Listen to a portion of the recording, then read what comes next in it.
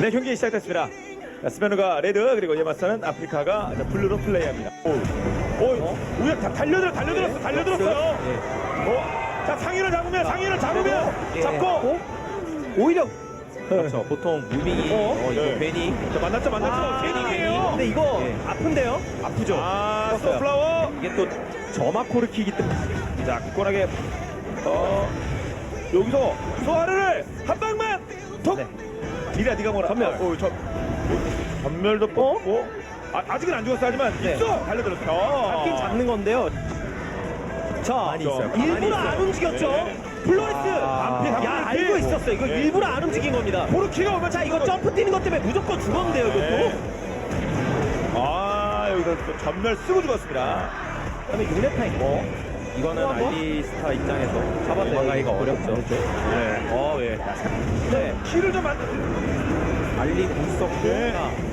진영. 빅토리스. 그리고 사실. 네. 급성장. 사진의 생존. 자, 누클리어가 딜을 하고 있긴 하거든요. 네. 자, 한 번 더 봐야 돼요. 한타가 요상하죠. 두명 죽었어. 제약인에서 조금 더 봐야 될 것 같아요. 예. 아, 밀어 넣었어요. 예, 이게 그리고 칼리스타 죽었고 빅토르가 칼리스타 안쪽으로 토스 당하면서 죽었습니다. 점프쇼. 죽었어요. 미키 전사. 3명 전사. 알리 죽었어요. 알리 반피. 죽었어요. 3명 때문에 반피. 죽었어요. 잡았고요. 익수. 그리고 날려놓고. 네, 랭가. 너무 체력이 랭가 없었어요. 납니다. 사신. 베이지. 여기서 상이 나갔고요. 상현 프리드. 이거를. 상현 이거 상현 뽑혔어요, 랭가. 뽑아. 이게 또 이렇게 되네. 그러게요. 또 랭가가 힘이 빠지거든요. 이거 같이 있으면. 오, 예, 궁 대박. 발키리까지. 상현 누크레 프리드. 살아갔어요. 상윤이. 사신 죽었어요. 예, 그러면서 뽀삐 잘 빠지고요. 영광 생겨. 각은 예술적이에요. 와. 누클리어가. 저걸. 오예. 예. 계속 쫓아가면서 알리. 자, 스크린에서 장렬히 진행.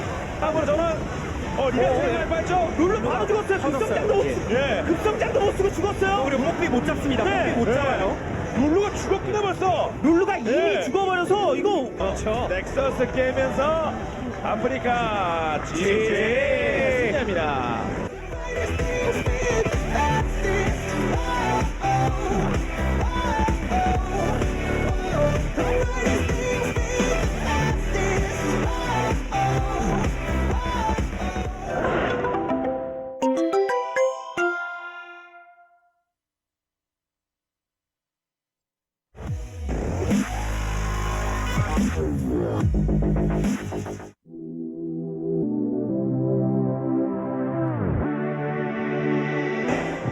네, 경기 시작됐습니다. 자, 아프리카가 레드 그리고 블루 스면입니다. 확실히 다릅니다.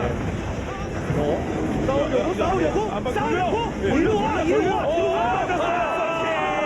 그냥 깨져버리면 네. 당연히 손해입니다. 자, 그리고 한타 플로리스 일단 네. 오히려 알리스타 먼저 잡았고 자, 코르키 잡고 코르키가 사실이 또 죽었어요. 전멸 들고. 네. 플로리스 들고. 자, 라이스도 호우죠. 이게 뉴클리어 상현. 여기도 좀. 일방적으로 얻어맞는 상황이 아니었으면. 잡아서 꽉 잡았어요. 네. 무너집니다. 라이즈도 라이즈 여기 왼쪽 뽀삐. 뽀삐. 뽀삐가 아니었어요. 느꼈죠? 글쎄요, 끝까지 치면은. 라이즈. 자, 누클리어. 네. 밖으로 튕겼고요. 네. 클리어가 튕겼어요. CC 연계가 제대로 안 들어갔습니다. 근데 이거 호우죠. 라이즈. 칼리스타가 아니, 상현이 이런. 이거 4킬. 또 호우죠. 네. 상현. 상현 선대. 라이즈가 버텨요. 이거 오히려 익수가 소천사로 한 번 더 살아났는데 네. 잡히고요. 네, 반대 실수가 없어야죠. 상현이 앞으로 내려가면서 상현 2명. 와, 상현 2명 좋아요. 라이즈. 아니 4대5인데 이기면 이거 네. 상윤이 그냥 다 때려잡습니다. 네. 받았어요. 대장군도 정맞으면 죽거든요. 네, 그렇죠. 자, 아프리카 익수. 프릭스 이게 완전 더 두나요? 첫승인가요? 제제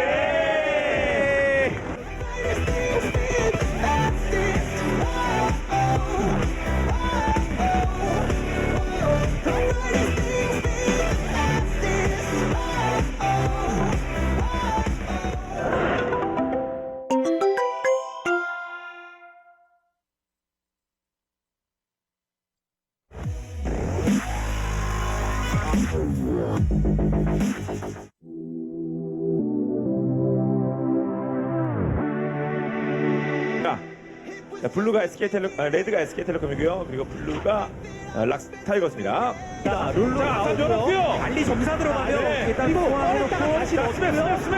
넣겠죠? 뛰어졌죠. 아직 아무도 안 죽었어요. 뱅기는 죽었고요. 뱅기 됐어. 상대가 왔을 때 그거 못했고요. 자, 전멸 빠졌고. 페이크를 물수 있으면 페이크. 룰루도 먹을 수 있긴 있습니다. 자, 순간이동 있거든요, 리사입니다. 동료가 오나요? 그리고 듀크 피넛이 피넛 타워 맞고 있고 듀크 죽었고 와 다음. 정말 아직 안 끝났어요. 칼리 제압 그러면서 싸우자. 뱅기 토스 당했어요. 이거는 뱅기 좋다. 뱅기 죽었고 그리고 이즈리얼이 일단 제가 밀어냈어요. 자, 이즈리얼이 어디까지 알아요?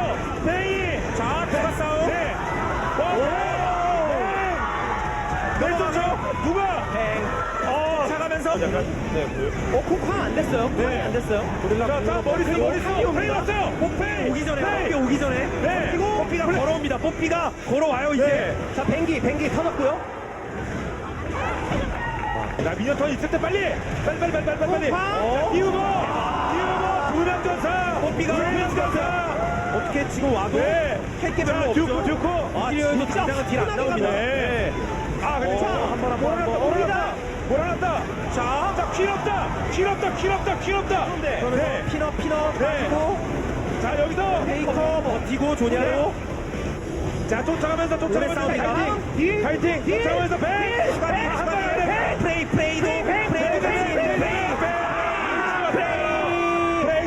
승리. 이산드라가 같이 네. 와, 이거 지금 퀸이 오네. 이제 퀸이 왔어요. 기다렸던 퀸. 스맵도 있고 스맵 자, 뱅이.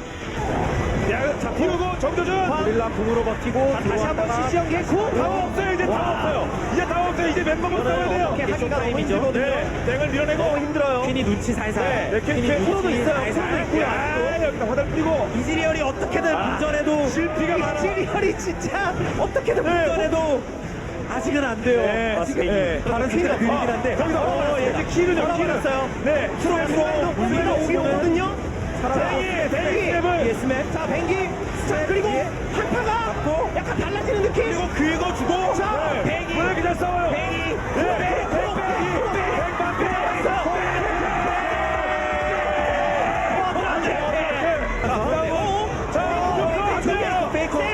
셀프 못 빠졌어요. 네. 뱅프리디. 이따가 뱅프리디. 그러면서 서로 왔다 갔다. 그렇지. 뱅이 뒤에 넣고 있습니다. 같이. 근데 프레이도 딜을 하고 있긴 한다. 갔다. 그러면서 네. 자, 딜라인. 뱅을 봐야 딜라인. 돼요. 자, 뱅을 피너시. 뱅을 봐야 돼요. 잡았어요. 뱅이 살아 그리고 있으면 프레이. 뱅이 살아 있으면 자, 뱅 살아 있으면 결국 싸움 길게 가면 이러는데. 네. 자, 이게 다음은 스매. 뱅이 살아 있으면 네. 풀어. 트리플 킬.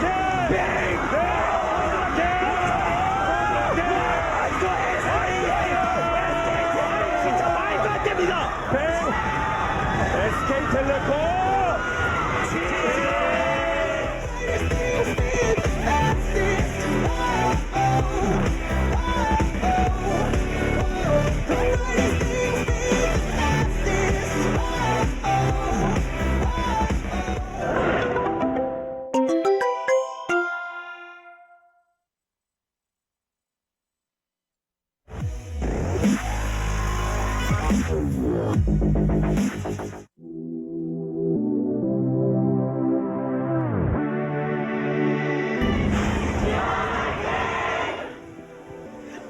네, 자, 경기 시작됐습니다.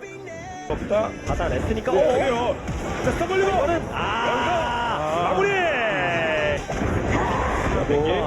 정화 없는 투팩이라 고치 피하고 고치 기가 막히게 듀커! 아, 망치롭게. 나준 거. 네.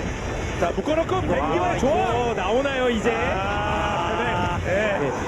아이고, 이거 찾아가면서 네. 올라가고 네. 또 추가 됩니다. 공은 없. 네, 공은 없고 오기 전에 잡아야죠. 오기 전에. 좀 많이 맞는데요? 특패. 너무 많이 왔다. 죽었어요. 네. 죽었어요. 태클이 걸리는 경기라고 볼 수 있는 어이구, 건데 비려. 예, 아, 뜨기까. 전멸까지 네. 있긴 쫓아가도 있는데. 막타를. 아, 먹었어요. 피오라가 오긴 오거든요. 네. 이즈리얼도 한대 좋아. 고 자, 잡아냈고 네. 여기서 추가 싸움 봐야 여기서. 됩니다. 네. 알리. 히오 자, 피오라. 잡혔고요. 아, 뱅기 학살 중. 전멸 뺐고요. 순간 이동이 무조건 이득 봐야 된다라고 네. 생각을 한 거죠. 한 명 잡았고. 자, 추가 싸움. 네. 뱅기까지. 뱅기 죽고. 여기서 페이커까지. 페이커는 안 됩니까? 페이커 풀피. 그거 잡아내고 풀피도 좋아요. 알리팅이 너무 좋아. 이거 자, 서로 아래쪽으로 갔고요. 자, 이제 울프까지 죽고. 데미지 뱅기. 엄청나게 다 네, 죽고. 이거는 아예 줄줄이 샀다. 더블킥. 네. 페이커 시작 타이밍 시작 기가 끌기. 막혔는데 이거 오히려 스랩이 스랩이 어디로 넘어가죠? 바로 스랩이에요. 싸워자. 이거 버스트 하네요. 네. 자, 피가 날아갔고요. 앨리스는 네. 아니고 먹고 자, 그리고 한번 풀고 싸우고요. 스매. 이즈리얼 하나 대패죠. 그렇죠. 대패죠. 아, 치는 판단은 예. 프로 걸렸죠. 아, 이거는 여러 버리기 작용. 시작하는데요. 아, 조냐의 몽둥이. 네. 제 앞됐어. 뱅에 한번 루트. 오히려 이거 그래도 뭐? 스냅 잘 빠져나갔고요. 골라 타키. 안 됐어요. 콩캉이 안 됐고. 네. 잘 싸웠죠. 자, 뱅기전사. 근데 피너 역으로 가이팅 고립됐어요. 혼자. 가격팀. 자, 뒤로 빠지고 자, 다시 한번 던지나요? 네, 꽝! 그리고 자, 콩카 넘어오면서 잡았어요. 뱅기 잡고. 자, 그리고 반대로 듀크 뒤에 죽었고요. 프로. 그러나 이거는 네. 피오라가 살아서 안 돼요. 페이커를 죽였죠. 넥서스 게임에서 네.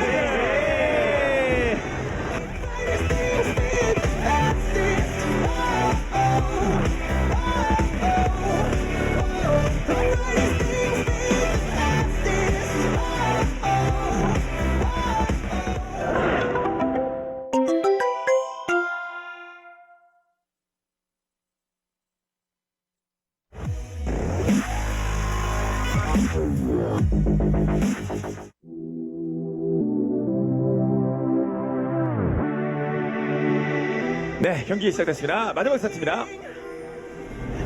저는 그래서 이번 게임 같은 경우는 이거 먼저 압박 넣고 퀸도 빠르게 와요. 퀸도 빠릅니다. 아이고. 탐 캔슬을 날렸어요. 네. 앨리슨 들어갔죠. 가요. 아니, 그러니까 이게 앨리스는 그 와중에 들어갔었는데 네. 자, 제자리에서 뛰었고요. 자, 빅토르도 와요. 자, 두 번 피고 쏴. 그렇죠. 일단 묶어놨죠. 먹고 빅터를 묶어놨고. 피가 죽었어요. 걸고. 오, 예. 결국 컬리 입장에서 이득 봤죠. 네, 그리고 빅토르가 예. 답으로. 이건 다시 패스면서 1대 영원히 1대. 실명 공격. 자, 실명 공격. 그런데 이거는 죽긴 죽어요. 죽긴 죽어요. 그 추가 이득 볼 거고요. 그래서 자, 스레브 뒤쪽. 울프 위험. 그리고 울프. 퀸이 오기 전에. 퀸이 오기 전에. 더블킬. 크레이브즈 더블킬이에요. 망치.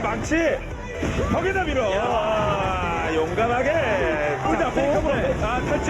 레이저. 집에 가. 듀크 위험. 너무 제대로 맞았죠. 이 피부가 두꺼워 맞자지.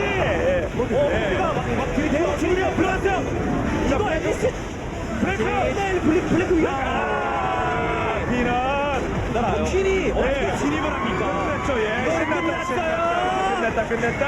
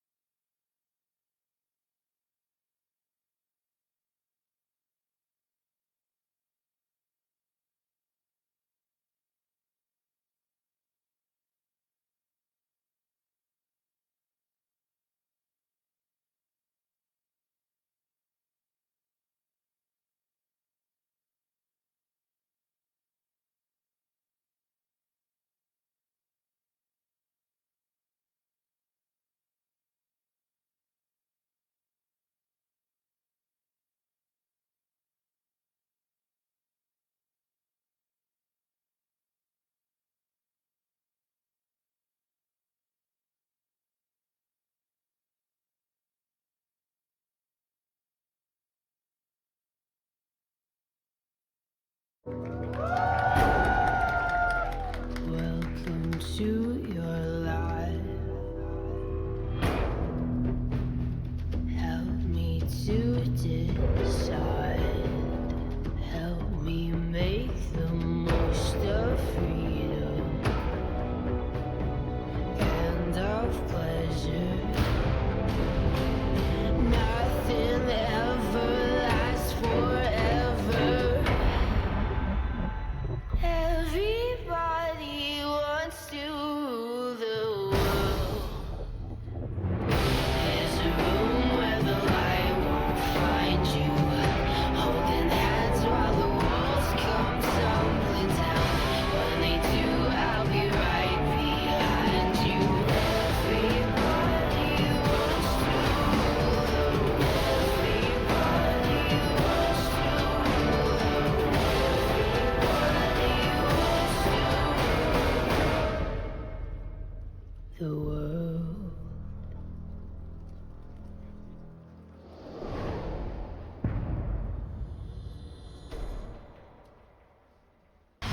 Today's matchup.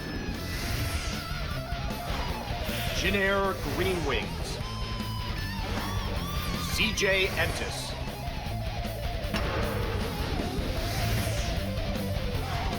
KT Rolster. Samsung. Lotte Kokalkon League of Legends Champions Korea Spring 2016 Round 1.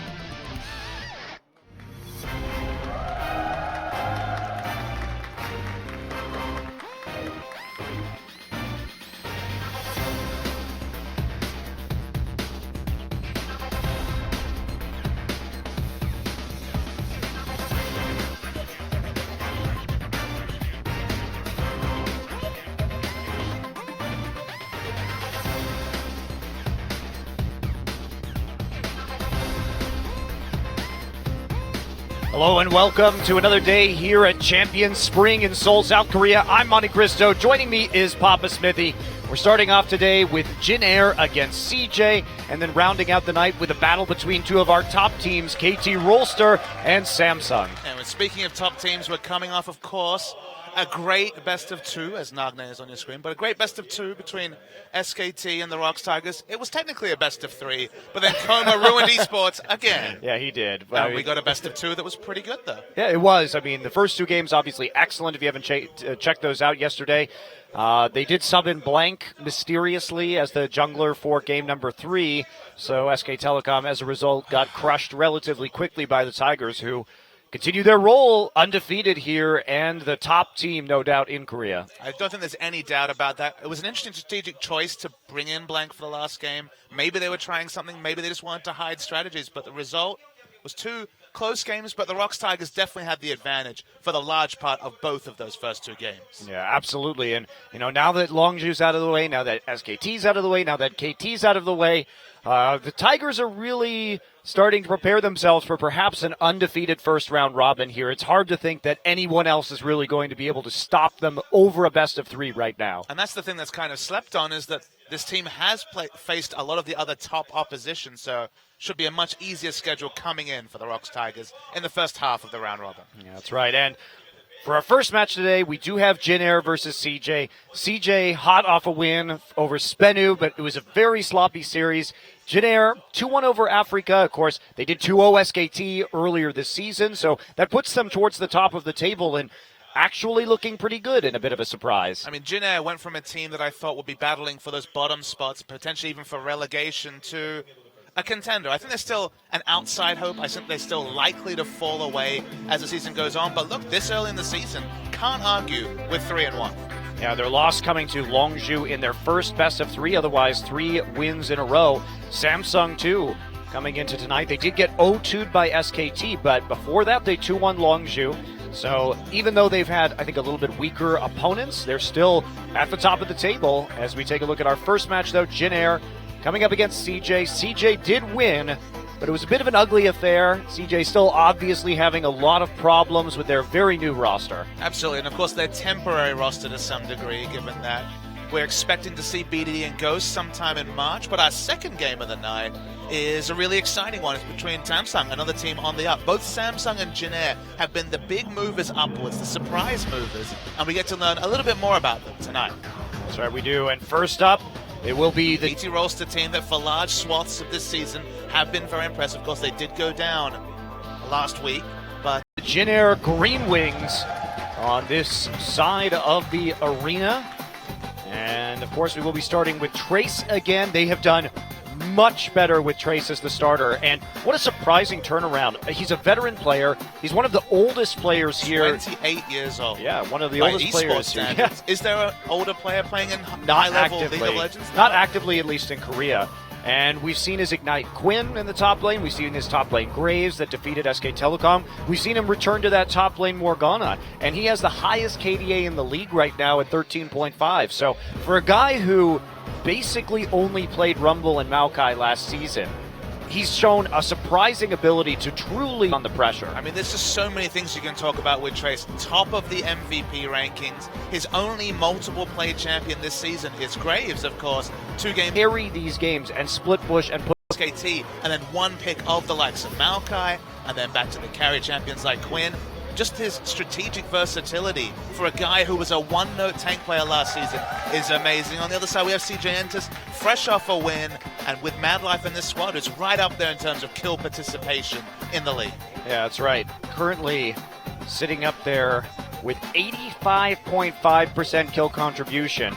And that just shows that CJ is incredibly dependent on Mad Life in order to get these wins. Currently, they are number 10 in the league at gold differential at 15 minutes. Now, remember, there are 10 teams in this league, and they are currently at over negative 2,100 at 15 minutes. So this team has been a bit of a disaster. But that stat in general is pretty crazy. Actually, the 3 other teams playing today also are towards the bottom, specifically Samsung and Jinair, right at the bottom in terms of their gold difference at 15 minutes. Okay, that's true. But those teams, even though they're 8 and 9, have 1/3 of the differential. They're only about negative 700. Okay. Negative 2,100, Papa Smithy. I'm sorry. That is horrendous. And CJ, when they got their wins, they were playing with around Kramer's Blue Ezreal, with Lulu, Tom Kench, Alistar. But I think you just have to deny Mad Life Alistar in some of these matches because that's been the big game changer for them. So we're looking at the schedule for Jinair. Of course, they opened the season with that loss to Longzhou, but the big win was over SKT. At this point, the EM Fire and Afrika wins were expected, but this team has always been known to play up to the level of their opponents. CJ are right at the bottom. Will we see Jinair fall into some of those traps they did against Afrika last time out? Yeah, and it's noteworthy that CJ Entus, their first 2 weeks were basically the most brutal possible. Week number 1, they had to play both SKT and the Tigers, and then they beat Spenu, and you can see the KDAs. There's Trace with a huge KDA, biggest in the league, and that comes with some losses too, so he's been more aggressive in lane, but he hasn't been dying more. He still has that incredible propensity just to stay alive, not get ganked in the laning phase. Great intuition on where the jungler is and when he can effectively push forward. And look, we singled out Mad Life when talking about CJ Entus, of course, the only veteran on the squad, shy, available, but hasn't been playing, hasn't been screaming as far as we know. But I want to shift gears and talk about Kramer, of course, was from the Flash Wolves previously. This guy has the highest team percentage damage share of anyone in the league, actually even higher than Bane, who's in second place. 35.1%, of course. That was on full display when they went solo damage carry, Blue Ezreal, and effectively a big tank line. And he did his job, so Kramer's stepping into the shoes quite well. Well, there are several aspects of that, though. Sure. So the mitigating factors are CJ, we know Mad Life has an incredibly high kill contribution, and it's because they only make plays around Mad Life. That's true. Where is Mad Life? Mad Life's with Kramer, where the plays are being made. Really does help boost his damage. Also, Untara, we see a lot of top carrying, but he's been playing Tom Kench and Maokai. Yes, he's so on the Maokai duty. The damage is coming from Kramer, really. And even when we talk about Sky in the mid lane, I mean, sure, he's played Lulu, but he's also played Victor poorly and not been much of a factor. I mean, we kind of look at him as the wave clear only Victor rather than doing those surprise bursts that we've seen from the likes of Crown and Fly on that champion. I agree, there's always caveats, but at least Kramer, when they put all the eggs in the Kramer basket, when he was playing Blue Ezreal with literally only utility and tank champions, had an impressive performance. I mean, honestly, I just banned 3 champions against All right, 3 champions. against Mad Life. I'm listening. Alistair, Yep. Thresh, Bard, done. Blitzcrank, baby. Let's get in there. Playmaking champions. I mean, why not? If you know that they can't make a play without Mad Life, remove his playmaking champions, and then just leave all the OPs up and have the confidence that you're going to outplay their CJ's very middling mid and top laners. I think you take away Ezreal. I think just as a standard pick, take away the Ezreal. I agree that you can take away, let's say, Ezreal, Alistair, Lulu would be my bans against them, because I feel like that kind of targets the only champions that the team has really looked impressive with. That's fair. I guess I have more confidence in Jinair's solo lanes than that, just to kind of pick up the slack right there, but we'll see what their blue side ban is. They're actually going to ban Fiora, surprisingly enough. That doesn't feel like it's in Trace's wheelhouse. Now, I say that, and it feels like Trace's wheelhouse is suddenly all of the champions in the league, but I feel like he's about lane pressure in terms of pushing on the likes of top Graves, or he's more on the tank side. Fiora and her dueling hasn't really been his thing, even though he has shown the Quinn, of course, this season. And that Quinn ban going to come out immediately. We have seen a lot of target bans of Graves, of Quinn, at Trace as the major threat, and now we are going to see the Corki, definitely a champion Jinaira's like to use in triple AD sieging compositions, so might as well not let them have that one been played by Kuzan and Pilot. Mid lane Corki is such a menace. It's the one that I've been most impressed with. Coco just wailing away on mid lane Corki in a gangplank matchup is just the potential of this champion. The fact that he has early wave clear. You know, when it's those flex picks, Blue Ezreal and the mid lane Corki. I think Corki takes the cake in mid, and in general is more oppressive. So that's why he sees the early ban. And yeah, the Lulu ban does come out. So blue side Lulu though, that's surprising. It looks like they want to first pick something else. Alistair, perhaps. I think you have to take the Alistair here, but no, the GP is available, and that means it's going to be handed over.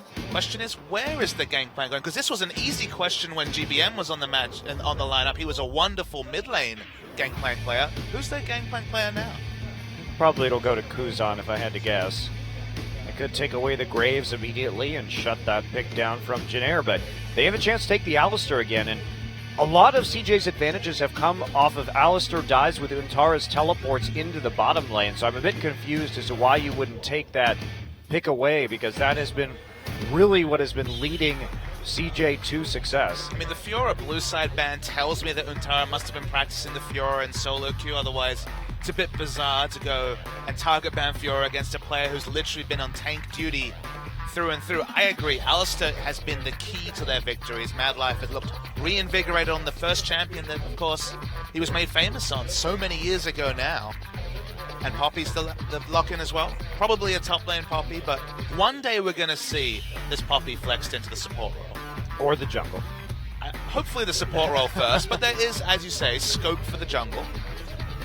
Graves is available. Yeah, they might take the Graves again. Do you take Graves and Gangplank, though? I mean, maybe if you have Elise available, you can find magic damage from somewhere else, but risky to go both Graves and Gangplank. Yeah, Lissandra's still up too, so they have some options. Kuzan could just take the Victor right away, play the wave clear game in mid, and buy time for Trace to play this GP in the top side. I go so far as to say that Sky has only shown passable results on Lulu and Victor. Take the Victor away, Lulu's banned. Sky will have to show something different. His Twisted Fate game left a lot to be desired. Also, they've banned Corki too, so there's not really an easy, safe mid laner that's available for him. There we go. We could see Callista and Victor, so very common picks here from Jinair, lacking a little bit of wave clear early in the side lanes. So Jinair's tipping the hand. They're saying these are our solo lanes, deal with them with 100% committing on top lane Gangplank. We have Victor in the mid lane. CJ now has so much scope to try and play around what Jinair has very clearly drafted into.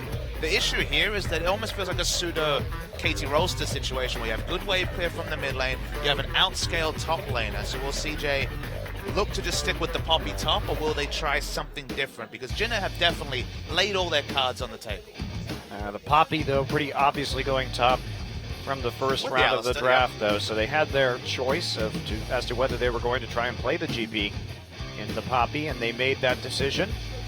Sky now hovering over that Elise for bubbling, and Kramer could just go right back On to the Ezreal. It's the one pick that he has done quite well on so far. So the question is, what will the mid lane champion be to round out what is again looking like a Kramer-focused blue Ezreal comp? I guess there is, of course, the blue Ezreal being a flex pick. So there is the chance that it's going to be a mid lane Ezreal, but mid lane Ezreal has been pretty disappointing so far this season. And Victor especially, the champion with the most reliable line wave clear, will be able to easily push in an Ezreal. So probably going to see some sort of wave clear champion with the last one, maybe even the Sandra mid from Sky.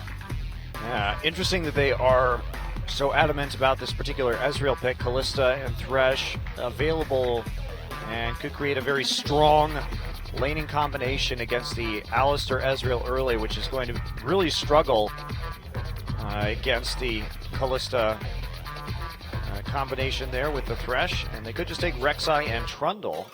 I mean, you're right on that point. The lane presence of Alistair Ezreal is very, very low. I mean, level 6 is a good burst initiate combo, but previous to that, it's going to be all about scaling up those tiers. Maybe lane swaps to open up the Alistair for roaming and try and get what Rox Tigers were doing so regularly. Get that Ezreal in a solo off lane just to power up the tier. And yeah, wave clear is what's needed in mid. The Orianna makes some degree of sense. Go with the TF again if they're comfortable into that matchup. Now, Jin Air has opted for some incredible zone control with the Pillar, the Gravity Field, and the Gangplank ultimate, the barrels with this composition. If they start setting up around Baron or Dragon, CJ is going to be in a lot of trouble because they're going to have to face check that, and it is going to hurt.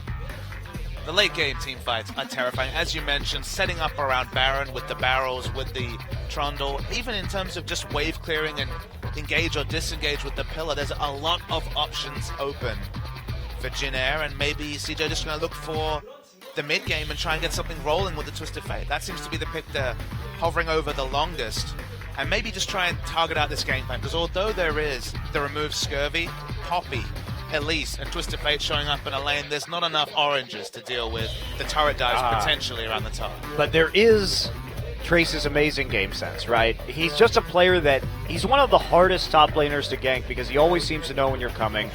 He wards well, he plays in a fashion where ganking is extremely unreliable in that top lane. So we'll see what Trace can engineer.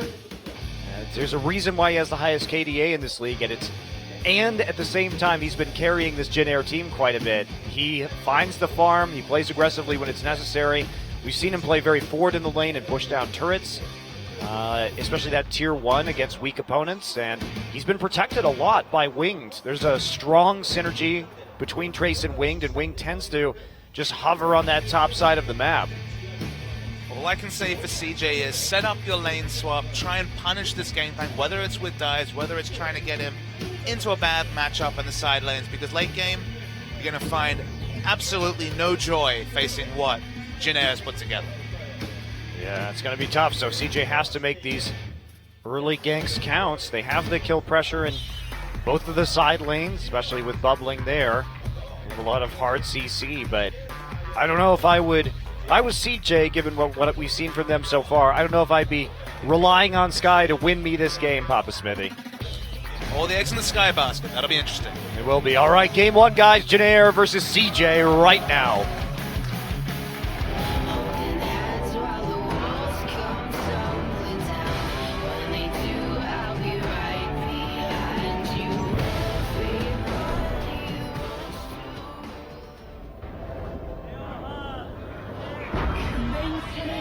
Everybody CJ fans still loud for this new roster as they try and work their way into March, basically. They picked up 1 win before March. That's actually sort of impressive in and of itself. Exactly. The march into March has been propped up, Monte Cristo. The March, CJ's March to March. That's what they're doing. Well, we'll hope when they get there it wasn't a death march. Look, March Madness is in full effect in the CJ camp. In fact, even the Ides of March are looking pretty good. Yeah, they are looking That's pretty when good. BDD's available. Yeah, maybe we'll get some March Mad Life too. Who knows? January's been pretty good for Mad Life so far, even in a losing team. So. I mean, he's been undoubtedly playing very well 미니언들이 under these 생성되었습니다. adverse conditions, and we're not going to have a lane swap in the end, so this should be pretty favorable here for Jin Air, especially in this 2v2 matchup. Kramer and Madlife going to have to be quite careful. And they have the blue Ezreal again, but far less protection than they've had when Kramer has shown those hard carry performances in the past. It's surprising to see lane swap not put together. Maybe Sky's is going to be paying extra attention to bottom lane around level 6. There's just a lot of ganking in the off lanes possible because the CC in the lanes is pretty incredible. This is a jungler's paradise. If you're bubbling and you see the wall slam from Poppy in the knock up from level 6, Twisted Fate has the gold card, and Mad Life on Alistar in the bottom lane. Bubbling has been one of the ones we've kind of shaked our head at. It's definitely been one of the poorer performers on this CJ lineup. And Wow, they gave blue buff to Trace. wow, this is turning the clock back a little bit. Yeah, actually, so Trace actually shared XP on both of those camps, comes into the lane with the blue buff. So we talked about the focus on Trace from Janair, and we're seeing it again. Of course, Rek'Sai doesn't really need the blue buff, so that's an interesting adaptation here so that Gangplank can farm up, really harass in the early game. Without the lane swap being a factor, as Kramer takes so much damage, but without the lane swap being a factor, remember, blue buff is usually skipped over by Rek'Sai and then donated around 5 minutes. It turns those timers around, you can play around that to some degree. As you mentioned, just not necessary for a kit whatsoever. But just starting off with the blue buff is a different pathing choice, and we'll see what Trace can do with that extra blue. I like it. More blue buffs in the game overall. Might as well hand it off to a top laner with which it will be extremely effective. He also has that corrupting potion, so just a ridiculous amount of sustain. Speaking of corrupting potions, I like that Sky's picked it up in the mid lane. Often we'll see mid laners go a bit more greedy with the Dorans, but corrupting potion, if you can get that early advantage just from popping it, winning those trades early, the extra sustain can really be important. Yeah, so handle that early deep ward as Che makes his way into that side of the jungle. They have really great vision to see if Elise is coming. Not really an angle they're going to be able to take. And Janair going to play very aggressively early on in the bottom side, try and deny this blue Ezreal. And I like their warding to make this happen. Watching Trace in the top lane already being punishing in a melee versus melee matchup for Gangplank. He can actually take the role of the lane bully and be quite aggressive in that regard.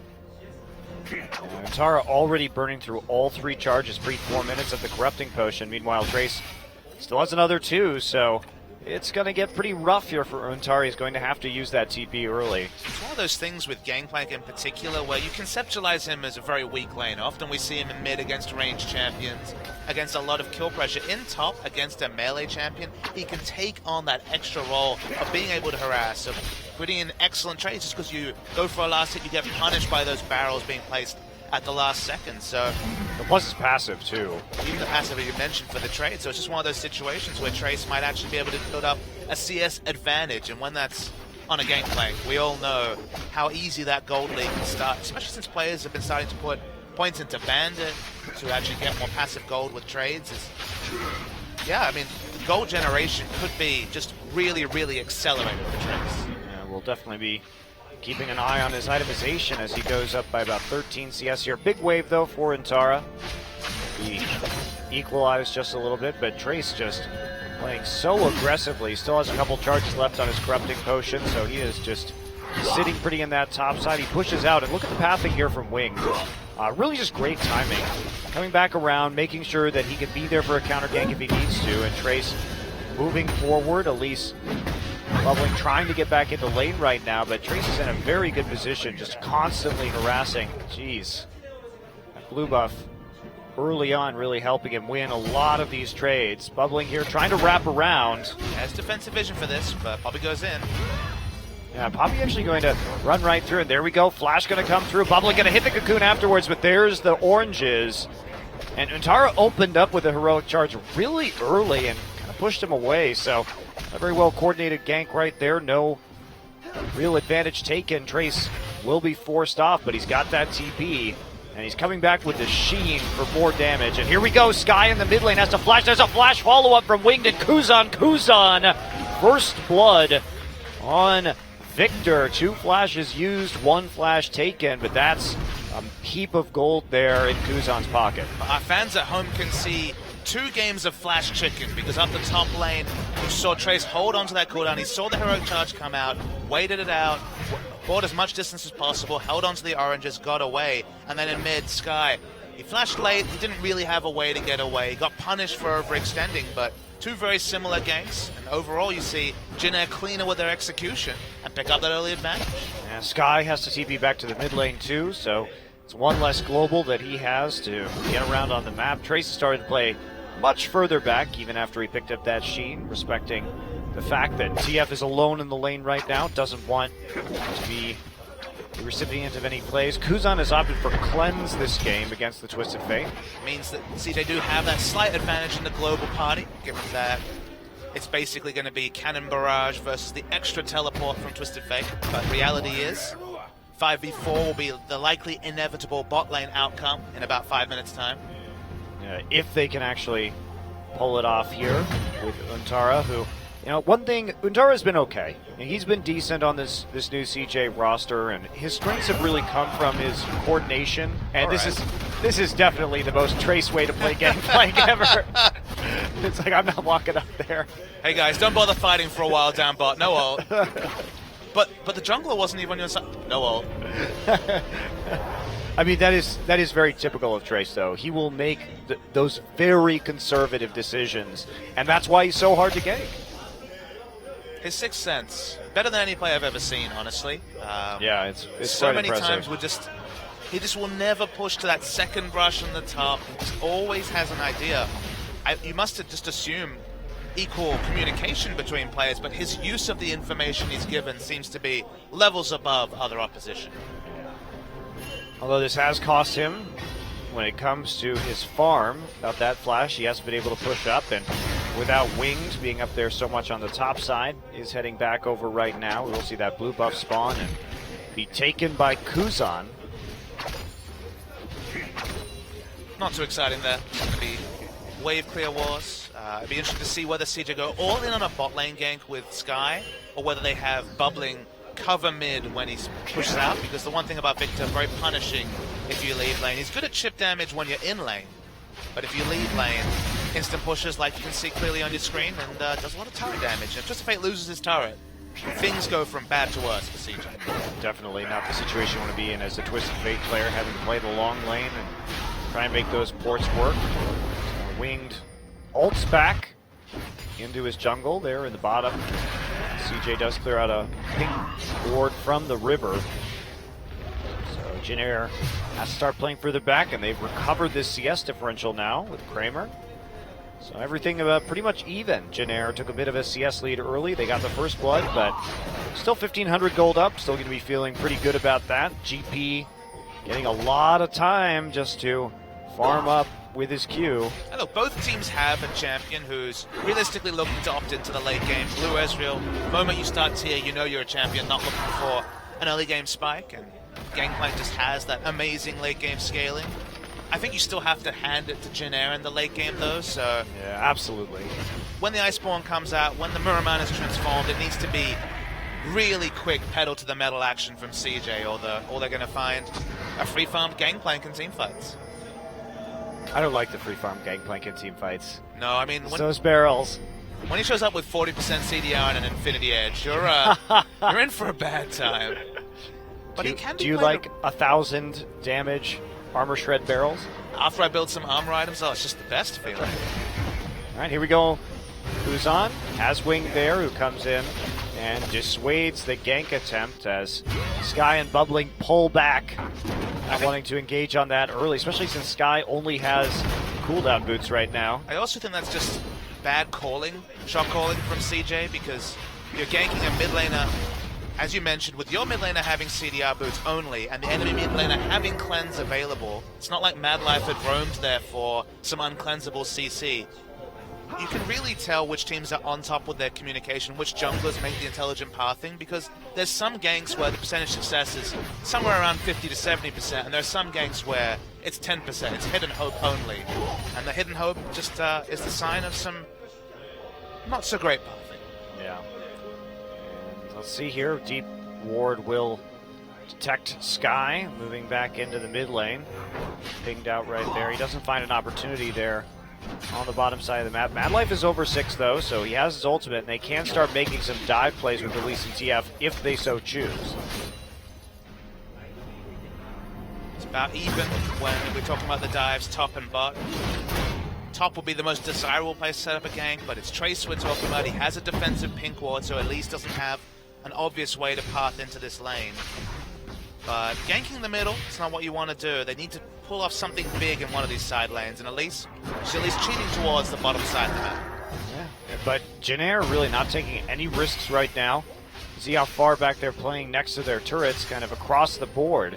This is really how we used to see Janair play last year, just incredibly defensive lanes, and then trying to scale into the late game. This is the KT Rolster style. That's what they've shown in 2016, has been this wave clear wars and scaling top laner. Bubbling's shown his face in bot, but looking for a flash pull from Madlife.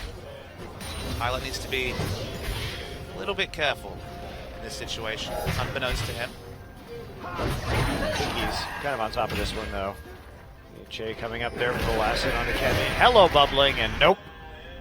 He will be found out. Cocoon just out of reach of Che. Well, Kuzan's going to be happy to see that. Can just start zoning TF off the minion wave right now. So let's talk about how the best teams play around situations like this when they're in CJ's shoes. The one thing they'll do, you'll notice, is when do they coordinate that bot lane turret dive? It's always when the trade damage comes through. It's always when Winged and Kuzan go to pick up the blue buff, right? Whenever they have the exact timer for that, that's actually a 30-second window, or maybe a little bit less than that, but that's the window to actually make the 4-man play in bottom. So we'll see if CJ can actually take into account the blue buff timer. That, of course, is a bit different, given that it was first donated at 3 minutes into the game. It's actually not that much different. It's going to be about 15 seconds different on the next spawn here, because we did see the Twisted Fate get that immediately. So they will have a timing window, but it will be narrow.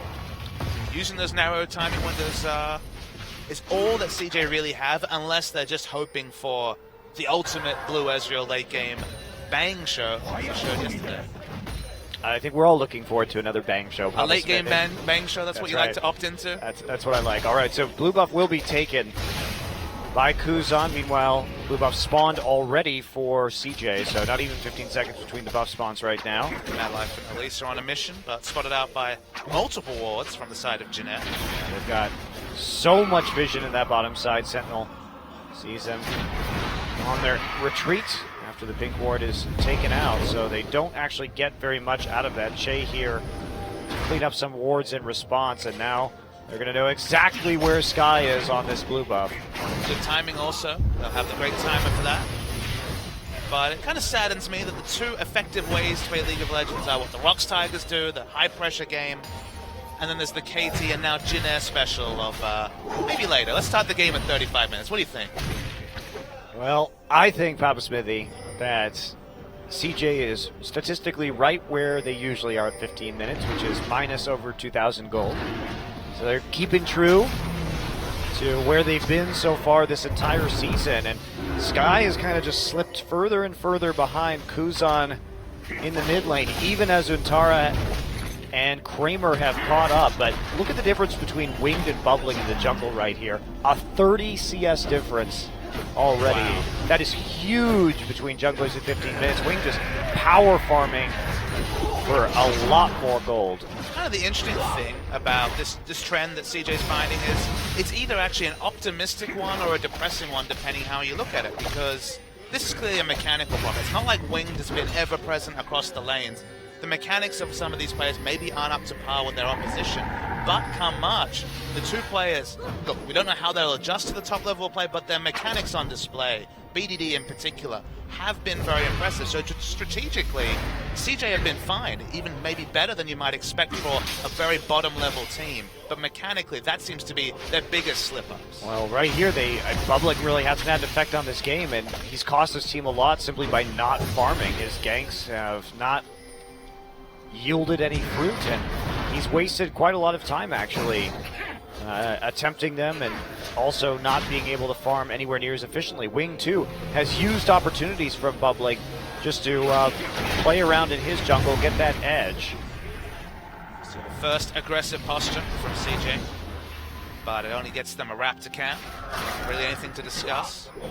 Notable that Bubbling, of course, is one of the few players in this lineup, I believe it's him and Madlife, that don't have an understudy. There's no sub jungler, so at least as of now, this is best you're going to get, CJ.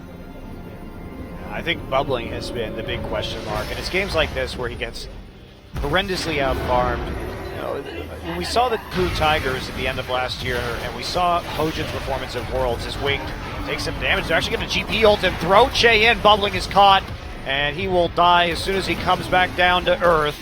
Che actually picks up that kill. They don't even have to invest too much into getting it. It's nice movement from Kuzan. I can't in position for it. Obviously, I can't count the number of times I have seen Bubbling die in the bottom side of the river so far this season. He gets caught out there all the time and collapsed on, and he doesn't have the pressure. Look how fast Kuzan was able to get there. They're going to try and respond with a dive. Trace actually getting low here in this top side, and can he survive this? He's going to keep running right here, flash for flash, but he's in the brush. Meanwhile, Winged on the opposite side of the map. Sky is out of range of that gold card. Wild card's not going to hit it. Trace remains safe. And now Untara going to knock Rek'Sai back into base. Now can they take a turret? But Pilot here getting a lot of auto attacks. Kramer trying to defend the wave as best he can. Will take a couple of autos in return, but that mid turret nearly falls, and GP and Rek'Sai are enough in the top side to make sure Jin Air holds on to their tier 1. CJ have been heavily punished for tying that turret dive. We spoke about it. Try for that port against a Victor comp with the rotation through from Pilot, as you could see, and you will lose your turret or damn close to it. Funny thing about what you were saying about bubbling is that you could repeat that sentence, take out bubbling and put in ambition, and you get the story of 2015, CJ. Yeah, that's true, actually. So it's nothing new for the CJ fans. They're used to their junglers solo dying. That didn't work. Well, that was weird. It's like he cancelled his bubbling. I don't think you're supposed to be able to do that. Well, he's just going to leave those barrels there for later. He accomplished his mission of delaying the recall, nonetheless. I miss GBM and his secret barrels that he prepared for later. Well, it's okay. Maybe we'll get lucky and someone will leave him Gangplank in the NALCS box ready. I saw him solo queue at Gangplank. He still got it, Monty. He still got it.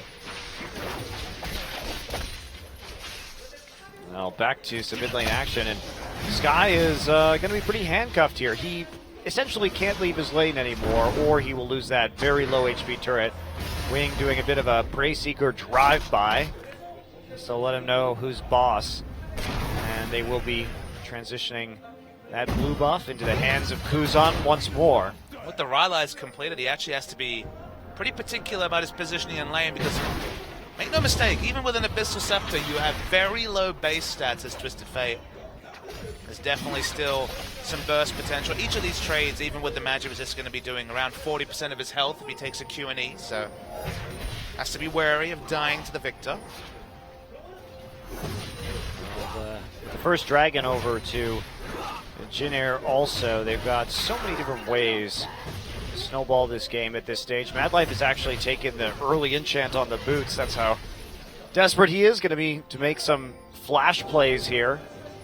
Lowering that cooldown as much as he can, and there goes the Rift Herald. Harold the Herald. Yeah, he decided that he was going to commit suicide in the Baron pit. I don't know why it shows him killing himself. That's very grim, Riot. I think Baron should kill him. Maybe he should just go away and live a happy life after this. He's like, well, at least I survived the first 20 minutes here. I'm not on death row anymore. I like to think that he takes a winter vacation every 20 minutes into a game. It's like, I've seen enough. It's not very winter in the map, is it, Papa Smitty? They tried that. It was very hard to read skill shots in the winter, so stick with one season Summoner's Rift only.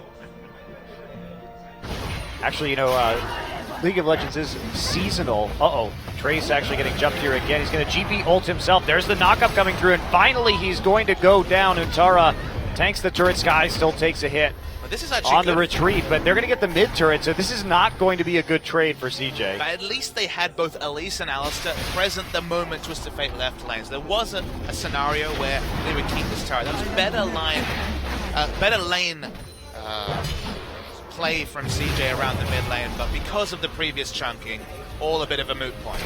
I don't think Elise and Alistair could have done anything right there. Winged also going to get some free time on the topside turret. This is actually a gank that could cost them 2 turrets in the end. Winged has a lot of items right now, and he's just going to Rek'Sai punch that thing into oblivion. Maybe Untara can save it. Yeah, he will, just barely, but That gank goes south really fast for CJ. 2 out of 2 times they've teleported top. They've been punished, and that's what a smart team with good shot calling like Jin Air can do. The Destinies have, if anything, been counterproductive from a CJ Enter's perspective. They have not been good. Meanwhile, Wing here still riding a huge CS advantage, and we can see that reflected in the items a little bit at this stage too. Has there ever been a jungle Flame Horizon? I'm sure there has been. That's something that's probably been less common. The Meteos Horizon.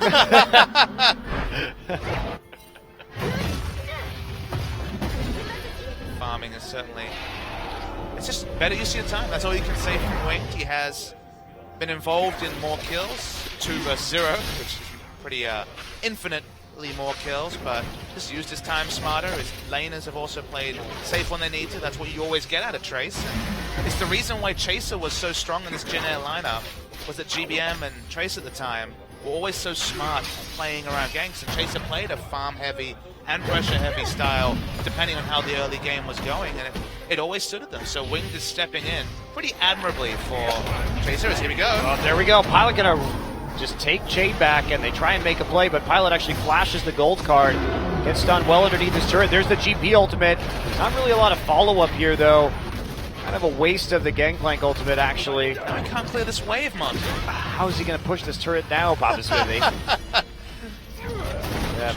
Utara here already with the Iceborne Gauntlet, so able to trade pretty well against GP at this early stage. He's opting for the Essence Reaver this game. He already has Trinity Force Essence Reaver. At 23 minutes, yes, it is rather disgusting, you have to say. You add in an Infinity Edge, he's going to be done at, what, 32 minutes maybe? I think that's the kind of timing we're probably looking at, maybe even faster depending on how much more farm he can get. Dragon number 2 now in the hands of the Jin Air Green Wings. Let's talk about how important it is for a team comp with Gangplank to have objective control. Because in the late game, so much of Gangplank's damage is around the barrels, that's very well known. Setting up aggressive barrels when you're not being able to kite backwards, it's actually really hard. Even with 40% CDR, you usually need 3 barrels to be able to link up and really snipe someone who's aware and who knows that you're looking to fight. And then you only have 2 left, and you can't really do it. Multiple rotations of that sort of damage. If you're fighting around 4th Dragon, where the enemy has to come to you, Gangplank is so much easier and more predictable to play. The damage is so much more reliable. You just have trouble walking into lane and be more than that. Yeah, Winged here just for a little bit of protection. Not going to clear out the ward, though, even though his Raptor buff was popped, still on the popping pursuit. With wave clear, with 2 dragons in the pocket, with good vision play, Trace being empowered to use that CS advantage and go crazy just a little bit. And here we are, GP ult used one more time just to clear the way, but it looks like it's not going to be quite fast enough to save this turret, as Kramer and Bubbling whittle it down, and they take the first turret of the game for CJ. But there's a lot more that's about to fall on the side of Jin Air. They have that top turret of CJ already at a sliver of health, and now they're going to finish it off. Lane assignment's going to be interesting. Winged is trying to pick on Antara, though. Yeah, Winged actually just co-opting the wave right there, cutting right in, and taking it out. So they fight tower with tower, and now only a tier 1 left for CJ in the bottom lane. Everything else down, and TF with very limited options for what he's going to do and where he's going to gank. Well, with a build like that, it's mad life. Nice flash from Kuzan. Sky's gone for the Lich Bane second. It's probably going to be Zonia's third, but he has a split push build completed. Will they put him in the bot lane to try and just push up quickly and create some headaches for Jin Air? Or will they try something different? Again, his build is only really primed for split pushing, so he's probably the best one to go to this bottom lane and try and do damage to this inner turret down bottom. Kuzan, too, has picked up a Rylai's first this game, not typically the primary item that we see on the Victor, so really prioritizing some of this crowd control and team fights before stacking up for the Deathfire cap. One thing I like about what Kuzan's done is that he has a Gangplank in top lane with an expensive build, looking to take a farm approach. I actually like going over Frost Queen's play in this game because, again, while it has a great utility, it doesn't offer that much damage front-loaded. So going for the picks, going for the lane pressure with Riley's rush, I think is a smart choice from Kuzan, given the game plan type. Yeah, I think I totally agree. Plus, you can punish the overextension. Kramer actually had a flash out of there as Wing came in from the side.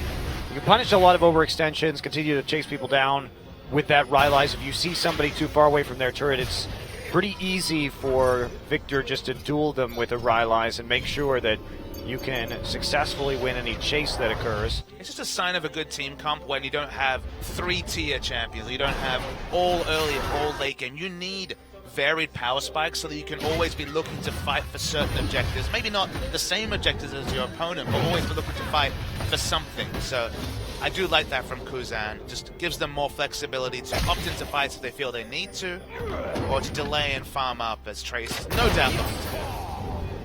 Trace is getting huge so far. More than 10 CS a minute on Gangplank. Well, of course, gets that extra gold.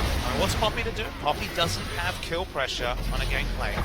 CJ could have set up around top, but notably, we saw Bubbling return to mid. You never gank for a Twisted Fate. You gank with a Twisted Fate. Yeah, definitely odd decisions made by Bubbling this game. But CJ still in it, and we've seen them play for the late game before and come out victorious. However, they are going to be hamstrung this game by their lack of dragons and their questionable ability to make plays on the map. Who can they gank right now? I mean, Winged has nearly 4,000 HP in a Banshee's Veil already.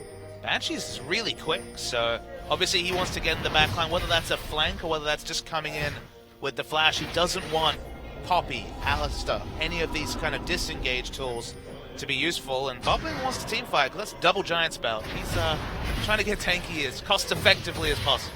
Stacking that HP. Pilot 2 actually going for the QSS into Last Whisper, so not something that we see too often on the Callistas. Usually you'd see a Bloodthirster third for Depends that who you're talking to, overshield. right? We got Stitch later tonight. He's the master of the Sterix Gauge into more of Malmortius. Definitely true. All right, big gank coming in though. Bubbling and Mad Life here to help. Mad Life lost interest. Nope, he got bored. Just wanted to get Trace off the turret. Die, Spiderlings. Get that gold. Hey, he gets the bonus gold. It was from the barrel. Exactly. It's a lot of money to be found in those spiders. I just realized we have both bankers. We have Twisted Fate passive and Gangplank in the game. Everyone's cashing in on the minion kills. No Avarice Blade though. Sad times. They buffed Cull in 6.2, Monty. Oh boy. So, are you ready for Cull top Gangplank?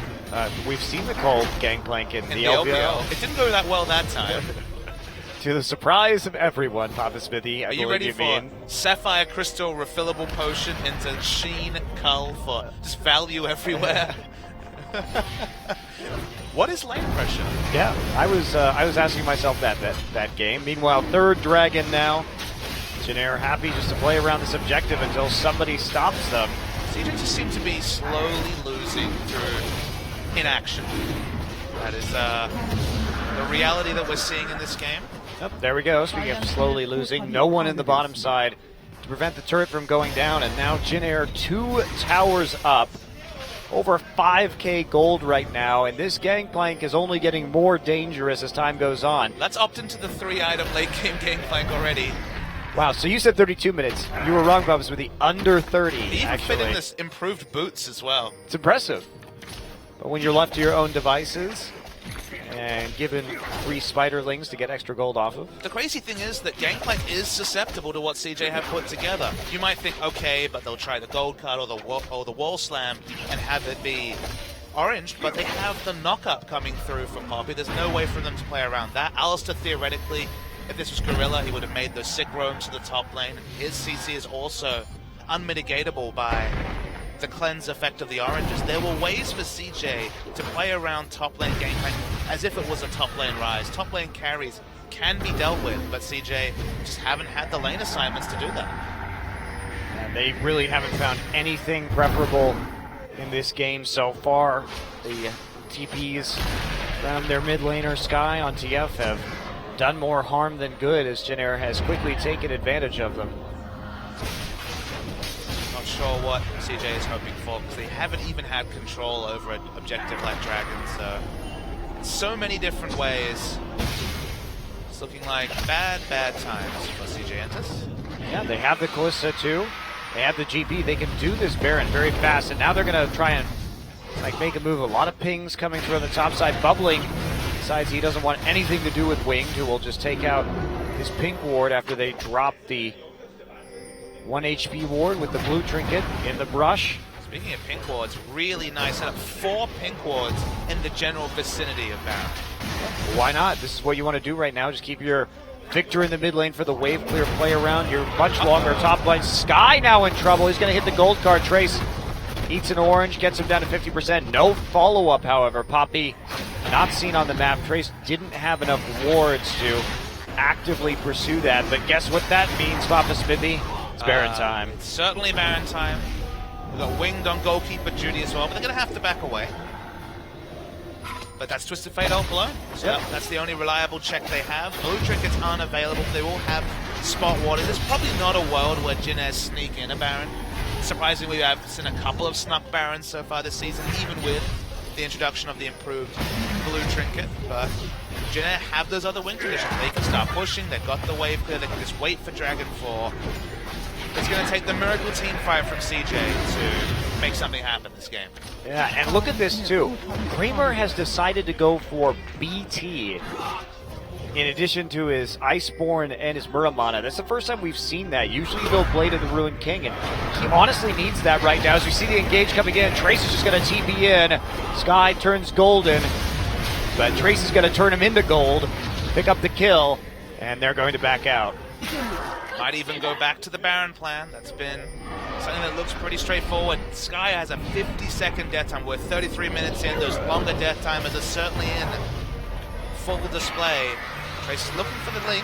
Just want to bait it. And there we go.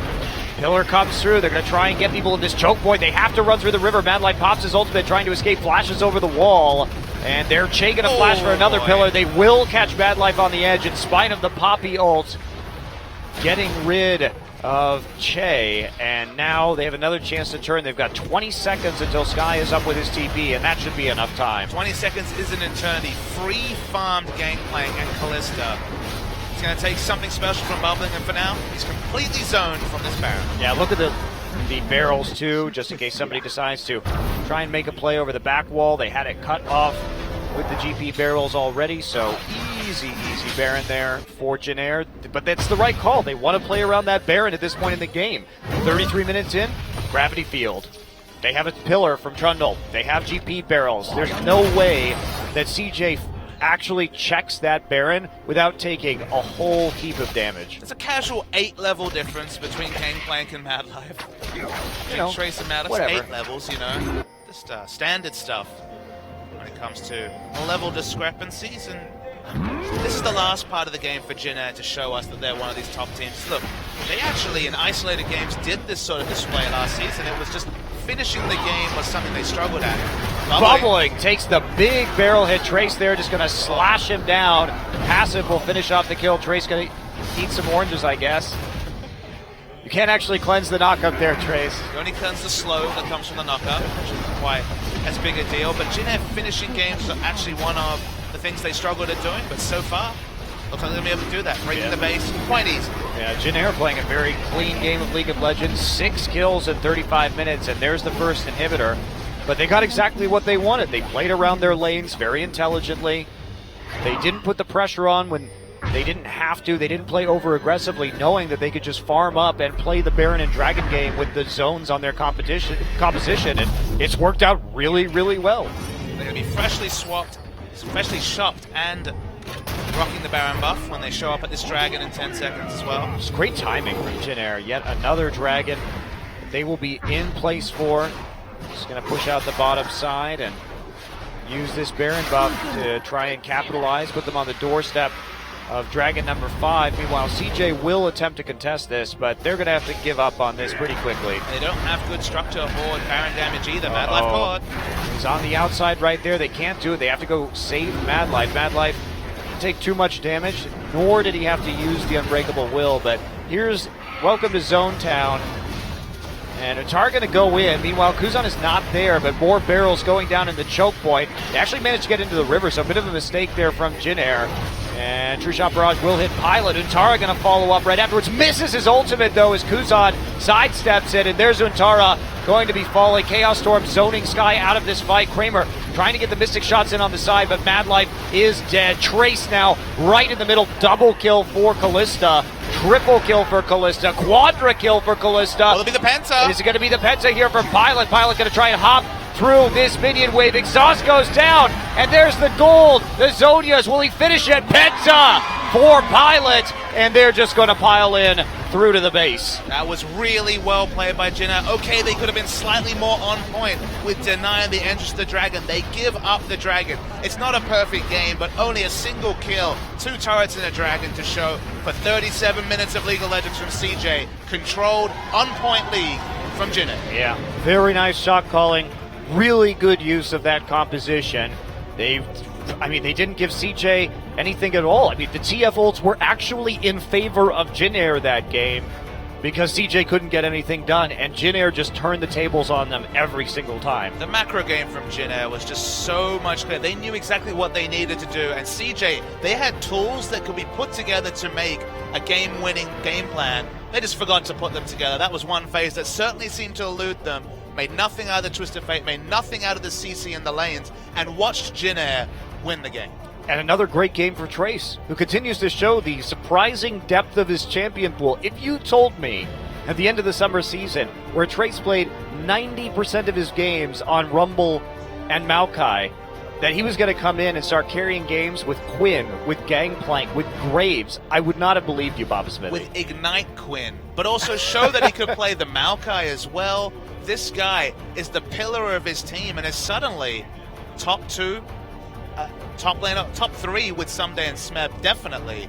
But just from his play and the flexibility of it, crazy stuff from Trace. Yeah, the shot calling too is the huge difference because the way they play the map with Trace is so much better than what we've seen with Soan.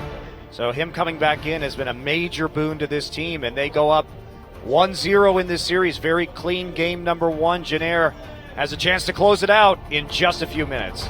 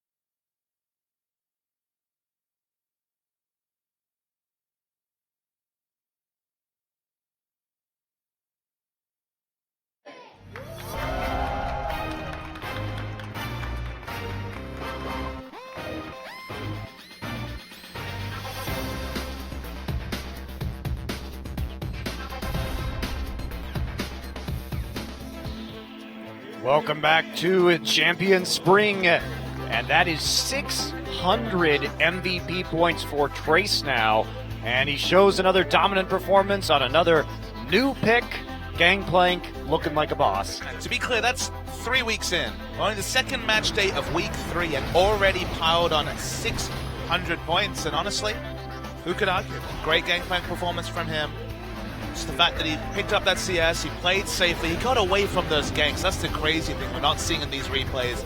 It's just how he was once again the same unkillable Trace in the laning phase. And then when you have free farm on Gangplank, you can do some pretty sick plays, it turns out, in team fights. Yeah, you can, but of course, playing that GP can be tough, especially in the situation CJ put him in. Poppy, TF, and Elise, but played back very safely. Even his death, they managed to turn into almost 2 turrets. Any play around the top lane either netted a bigger lead for the Gangplank or actually put CJ behind. That's the amusing thing, and when you can command so much respect and also still facilitate your team winning on a macro level, that's how you know you're playing some pretty damn good League of Legends. Indeed, and there he is, the Trace face. Never a smile in the booth, always serious business. And we are going to go into game number 2 here. Pretty much a lights-out performance from Jin Air in game number 1. They gave up 1 kill and I believe 1 turret. 2 turrets and a dragon. 2 turret. No, Yep. no, they gave up the dragon. You're right. 2 turrets, a dragon, and a kill. 1 kill. 10-1, the kill score at the end. In a 37-minute game. That's one objective every not very long. Yeah. 1 objective per 10 minutes for CJ. I believe it's 9.2 or so. Actually, all right. Kills count as half of an objective. All Okay. right. All right, we are going to go into game 2. Picks and bans now. CJ on the Blues side. Will they ban out that Quinn against Jin Air? Once again, has been a very popular ban against Trace, who will play it with Ignite instead of Teleport if you give him the opportunity. And nope, no one will be given the opportunity. Only the Magi's Lulu has been a bridge too far for Trace this season in his first appearance back in week 1. Otherwise, looks clean and calculating on everything he's got his hands onto. It's crazy that, again, the guy who literally only played 2 champions now has, I believe it's 7 or 8 unique champions just this season. Yeah, it's getting pretty interesting to see Trace's champion pool and the GP ban this time. CJ decides it was too much to let it through in the last game. How many top lane bans are we going to see? Because that's 2 already. They banned the Graves too. Tom Kench once again, so no deviations from the bans. Lulu, the last ban in the previous game, and Rise will be the ban. So Corki will be available, and Poppy ban. So Corki and Lulu up for grabs here in game number 2. Will CJ try to craft the Blue Ezreal comp that actually worked, the Lulu comp? They do have Lulu available as a first pick, but you have to think that first rotation on the red side, Corki will be the answer. In lane, Corki can match the wave clear and also has some decent kill pressure with ganks. And Winged was another one who really showed an impressive performance in the last game, specifically in his balance string farming and pressuring lanes, because when he did show up into a lane, he got a lot of work done, and when he wasn't, he was powering on the farm and 50 CS up consistently on bubbling. It'd be crazy actually to see them skip over both those picks and just lock in the Kalista. This seems like it is ripe for Jin Air to play one of those big multi-threat sieging compositions that they do so love. But I agree here. Take the Victor, take the Alistar. These are very consistent picks for you. Don't give Sky probably his best champion. Force him onto that TF or something that he plays quite poorly on. He could take the Lulu here. They are going to give that up in response. I think Lulu has to be the call. They have already committed to Kalista, who certainly has no semblance of a flex pick, even in this crazy AD carry role-swapping meta. But Lulu, I think, has to be the answer, because Twisted Fate certainly seemed to be more of a thorn in the side of his own team than the enemy team. That was a net negative right there for CJ in the last game. Couldn't get anything done with it, so I agree. Take the Lulu right now. Have a stronger presence in lane. Try and play around Kramer, who is the way you have actually won games, CJ. Kramer basket. Objectively better than Sky basket. Yes. They put a lot into Untara and Sky in the last game, and nothing really resulted out of it. So Thresh, not surprisingly, going to be the pick here alongside of Elise. So not showing too terribly much from CJ Entis early on in the draft. And that means going to see probably the jungler and AD carry here from Janair. It would be a bit surprising not to see a Corki. Certainly isn't an obvious blind pick top Could take laner Lucian. to talk about. Graves again is still available in this draft. Corki, while not being a flex pick, is worth a consideration. Well, given that Winged had that Rek'Sai in the last game, and he basically, in this matchup, Bubbling has pretty famously been out of position constantly this season, and he got collapsed on the river again. So I think Wing's tactic of just heavy farming throughout this game and counting on Bubbling to do nothing and waste a bunch of time trying to gank and not find anything was actually quite good. It got him an enormous item advantage. While he's not confident enough to actually take the carry jungler, the fact that Rek'Sai has the Tremor Sense means that he'll get that information to confirm that, in fact, Bubbling is doing nothing. Yep. Gotta get that Tremor Sense confirmation. Yep. All right, so we'll be Rek'Sai for Janair up against CJ's Elise for the second consecutive game. Lucian will be taken by Pilot, so they have a lot of great siege and poke here from the Victor-Lucian combination, and they're saving that counter pick for Trace, who, you know, honestly, who knows what he's going to play now? Tara, his champion pool is in fact basically a role play of Season 5, Trace. So let's see if he goes for the Maokai top lane blind pick. New Trace. New Trace and old Trace. All right. Gonna have to be something safe though. Taking a blind pick into the MVP leader, the carry top laner, Trace. So weird to say that. I mean, we've got carry top laner Trace and the Rocks Tigers with the biggest goal difference advantage in the early game. So the world has really flipped on its head. Look at me, calling that Maokai. Yeah, it's a safe pick and one of Untara's only ones that he's been able to deal with. But they don't have the Alistair to synchronize around turret dives, which is what they've had previously. So I think the takeaway of the Alistair was very smart. Does make it harder for them to make their TP plays into the bot lane, which is what CJ has preferred. They like to just pile into the bottom side with Untara, and they'll have a chance to do it again. They're taking the TF Victor matchup, which really didn't work out for them, and yes, do the Maokai, do the Gnar.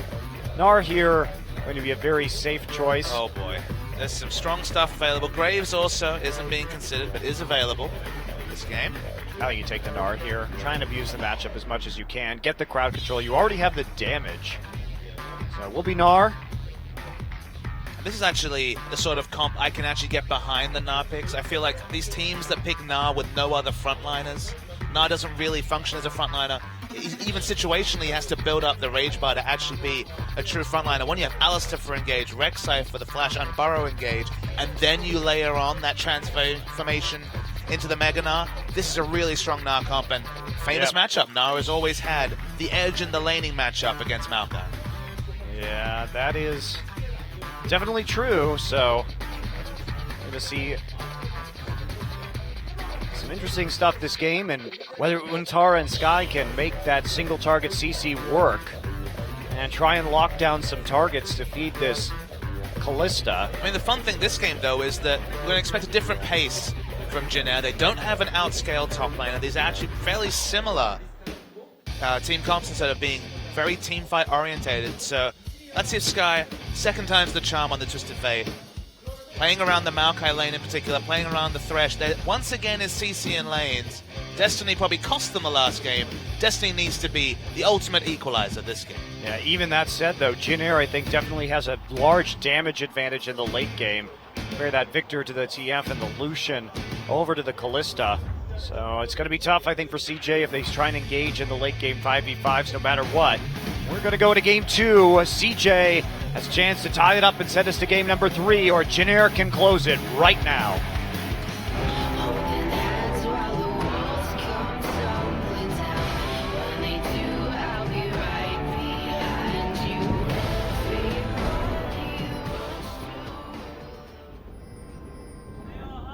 you. Welcome to game number 2 here between Janair and CJ Entis.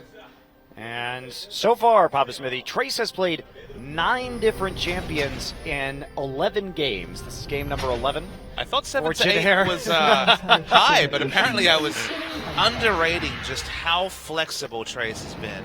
So far, The only champion he's had that repeat game on has been Graves. 2 games of Graves, 1 of Maokai, 1 of Morgana, 1 Quinn, 1 Lulu, 1 Tom Kedge, 1 Lissandra, 1 GP, and now 1 Gnar. And the fun thing is he's shown a unique champion every series he's been in. The only repeat games of Graves were in the same series against SK Telecom. So every time we see him piling on the MVP points, showing us something new. What a year for Trace. What a start at the very least. We'll not call 2016 over just yet. But wow, I mean, we wondered if Jin Air was going to be able to survive the departure of their star players in GBM and Chaser. Trace took a backseat to them in the past year, and since they left, I mean, they brought Soan to IEM. They didn't do so hot there, and then come back to Korea, bring Trace back into the starting roster, and they look like a much different team. Lane swap is initiated by CJ, but it's going to be cold. We can see Pilot and Che on the top side of the map. Lane swap was something they desperately needed last game, but notably just ended up opting into standard lanes, CJ enters, and were thusly punished for it. Now we do see them attempting it, but good call coming out from Jeanette. So they are going to match the lanes on the top side. A little bit of an invade here from Madlife as he looks to get some vision down on the red buff. They may be trying to make a play for this early. Elise is up there with him. Yeah, interesting. So they should know that this is going on. Thresh wandering off for that long. I think Kuzan a little bit nervous. And Elise is trying to go for the red buff steal. Winged making his way over there, but there's a lot of wards set up, and this will be seen coming. Surprisingly don't seem to be They on should the know. ball with what's happened. They're not posturing towards it. There's been no red pings in the area whatsoever. It's actually surprisingly sloppy play from Jeanette. They probably have a good idea now that the Raptor buff was popped, but Elise can go red to red very easily. The first red ping onto the red buff. The issue for Jin Air is that they would needed a clear call that this had happened, because it's of course risky in theory to be walking into the weak side of the jungle, or a side where you only have a 1v1 matchup, and trying to steal away the enemy red if you don't have clear information that's been taken away. But the result looks like a potential 3 buff for CJ Entus. Now taking away that red too from Winged, slowing down his farming mission. So very nice reaction early from CJ, but again, looks like it was really prompted by Madlife there. You could see the way that he led the charge into the enemy jungle in that scenario, and it's another one of those times where CJ really seems to only be able to make plays around Madlife. Wing is also level 3, did hit it faster, and now they have the pressures. They're going to be going after this Raptors, trying to slow down Bubbling. It's interesting how this is often the case, because if you don't take the small minions when you go for that steal, you actually miss out on so much experience that the jungler has been 3 buffed. Often can either be matching or even slightly ahead of you in experience, when it comes to those early levels at least. Looks like Wing didn't want to commit to the take right there. This is not the best reading if you're a CJ fan. KDA difference, 18.5 KDA to Winged, compared to 1.9 for Bubbling. That's bad. That's pretty bad, although you'll notice that Bubbling has more kills on average, Papa Smithy, but we don't get to see his deaths, which is also astronomically higher. Oh dear. Back to the laning phase. See Kramer having to play back, as Madlife has gone on one of his missions. First one was successful, so keep it up. He's getting the wards in there, using the power of this Ballista in the laning phase to try and just push forward and open up some room for Madlife to get the vision in. They have a lot of sentinels on that side, so very nicely done so far early by CJ Entus. Certainly taking every advantage that they can. This is actually another interesting one to track for Trace, because last year, when he was definitely not in anywhere near the same form as he is this year, he actually died in the Gnar versus Maokai matchup on the counter side, on the Gnar. So that showed just how out of form and out of sorts he was. So taking the role of the aggressor again is not spotted this time as Bubbling. Maybe trying to wrap around. Now there is a Rek'Sai here at the Krug, so there might be a possible counter to this. They're going to go in, Bubbling, going to try and find a cocoon. Che early is going to get knocked right into the turret, actually has to repel. They are going to get first blood onto Che. Bubbling there, takes a turret hit, but does make the gank work in the end. Looked like it was just outside of the Raptor sense as he started to move into lane, and by the time the call came through, was too late. So nice decisive call from CJ. Call in their jungler, and compared to last game where Bubbling was happy feeding out of control, not making anything happen in the mid lane, much better things here. Well, it's all Mad Life carrying, though. Mad Life's the one who called the red buff or the 3 buff early on to kind of throw Winged off there. Then we see all of the Sentinels and the Vision in the enemy jungle to check and make sure that that gank was safe and that it was okay to commit to it. Here's a stat I want to see. What is CJ Entis' gank success rate? Ganking for the lane Mad Life's not in. Yeah, it's going to be really low. Would it be atypically low? So that's, as you mentioned, playing around the duo lane, or a team that's famous for playing around the duo lane, does actually limit some of your plays because the enemy laners can play so much more aggressive, knowing that on average you don't make plays around other lanes. And that may be an evolving issue for CJ Entis as the season goes forward. I mean, we already, I think, know the answer to that question to a certain degree because Mad Life does have an 85% plus kill contribution rate for the team. I mean, theoretically, as a paper number, that could be Mad Life being like Gorilla and affecting other lanes, but realistically... But we know it hasn't been. Realistically, if you watch all the VODs, it hasn't been Mad Life unleashed on the map. It's been, please, come gank my lane now. Untara TPing into the lane with Maokai. Winged is found out. Took a long time in that, but Mad Life does see him with the lantern. So Winged actually falling behind levels, and this time he will be the one without the farm as he waits really almost forever there for the gank to work out. Now Rek'Sai is going to fall behind in the Vision game too as Bubbling sneaks into the blue jungle. No wards whatsoever from Jinair in the river, so Mad Life was able to stroll down to mid, but was matched by the blue buff spawning, so no Kuzan to find in the mid lane either. This guy's going to go for the same build. It's very defensive to start, but realizes that very prone to getting burst down is just a fate, so has to go with the Negatron first. Yeah, no blue buff here immediately either. We do see CJ has quite a few eyes on that. Nice vision around that objective, so they're going to know exactly when this is going through, and Sky safely going to push this forward. And look, the repeat engage. Sorry, the repeat invade from CJ. They smartly took away the first enemy red buff, and with a pink ward set up in the bush to see if Winged is usually, I guess, pathing in from base. Complete vision now, and another steal. So playing around their top lane advantage well as CJ enters.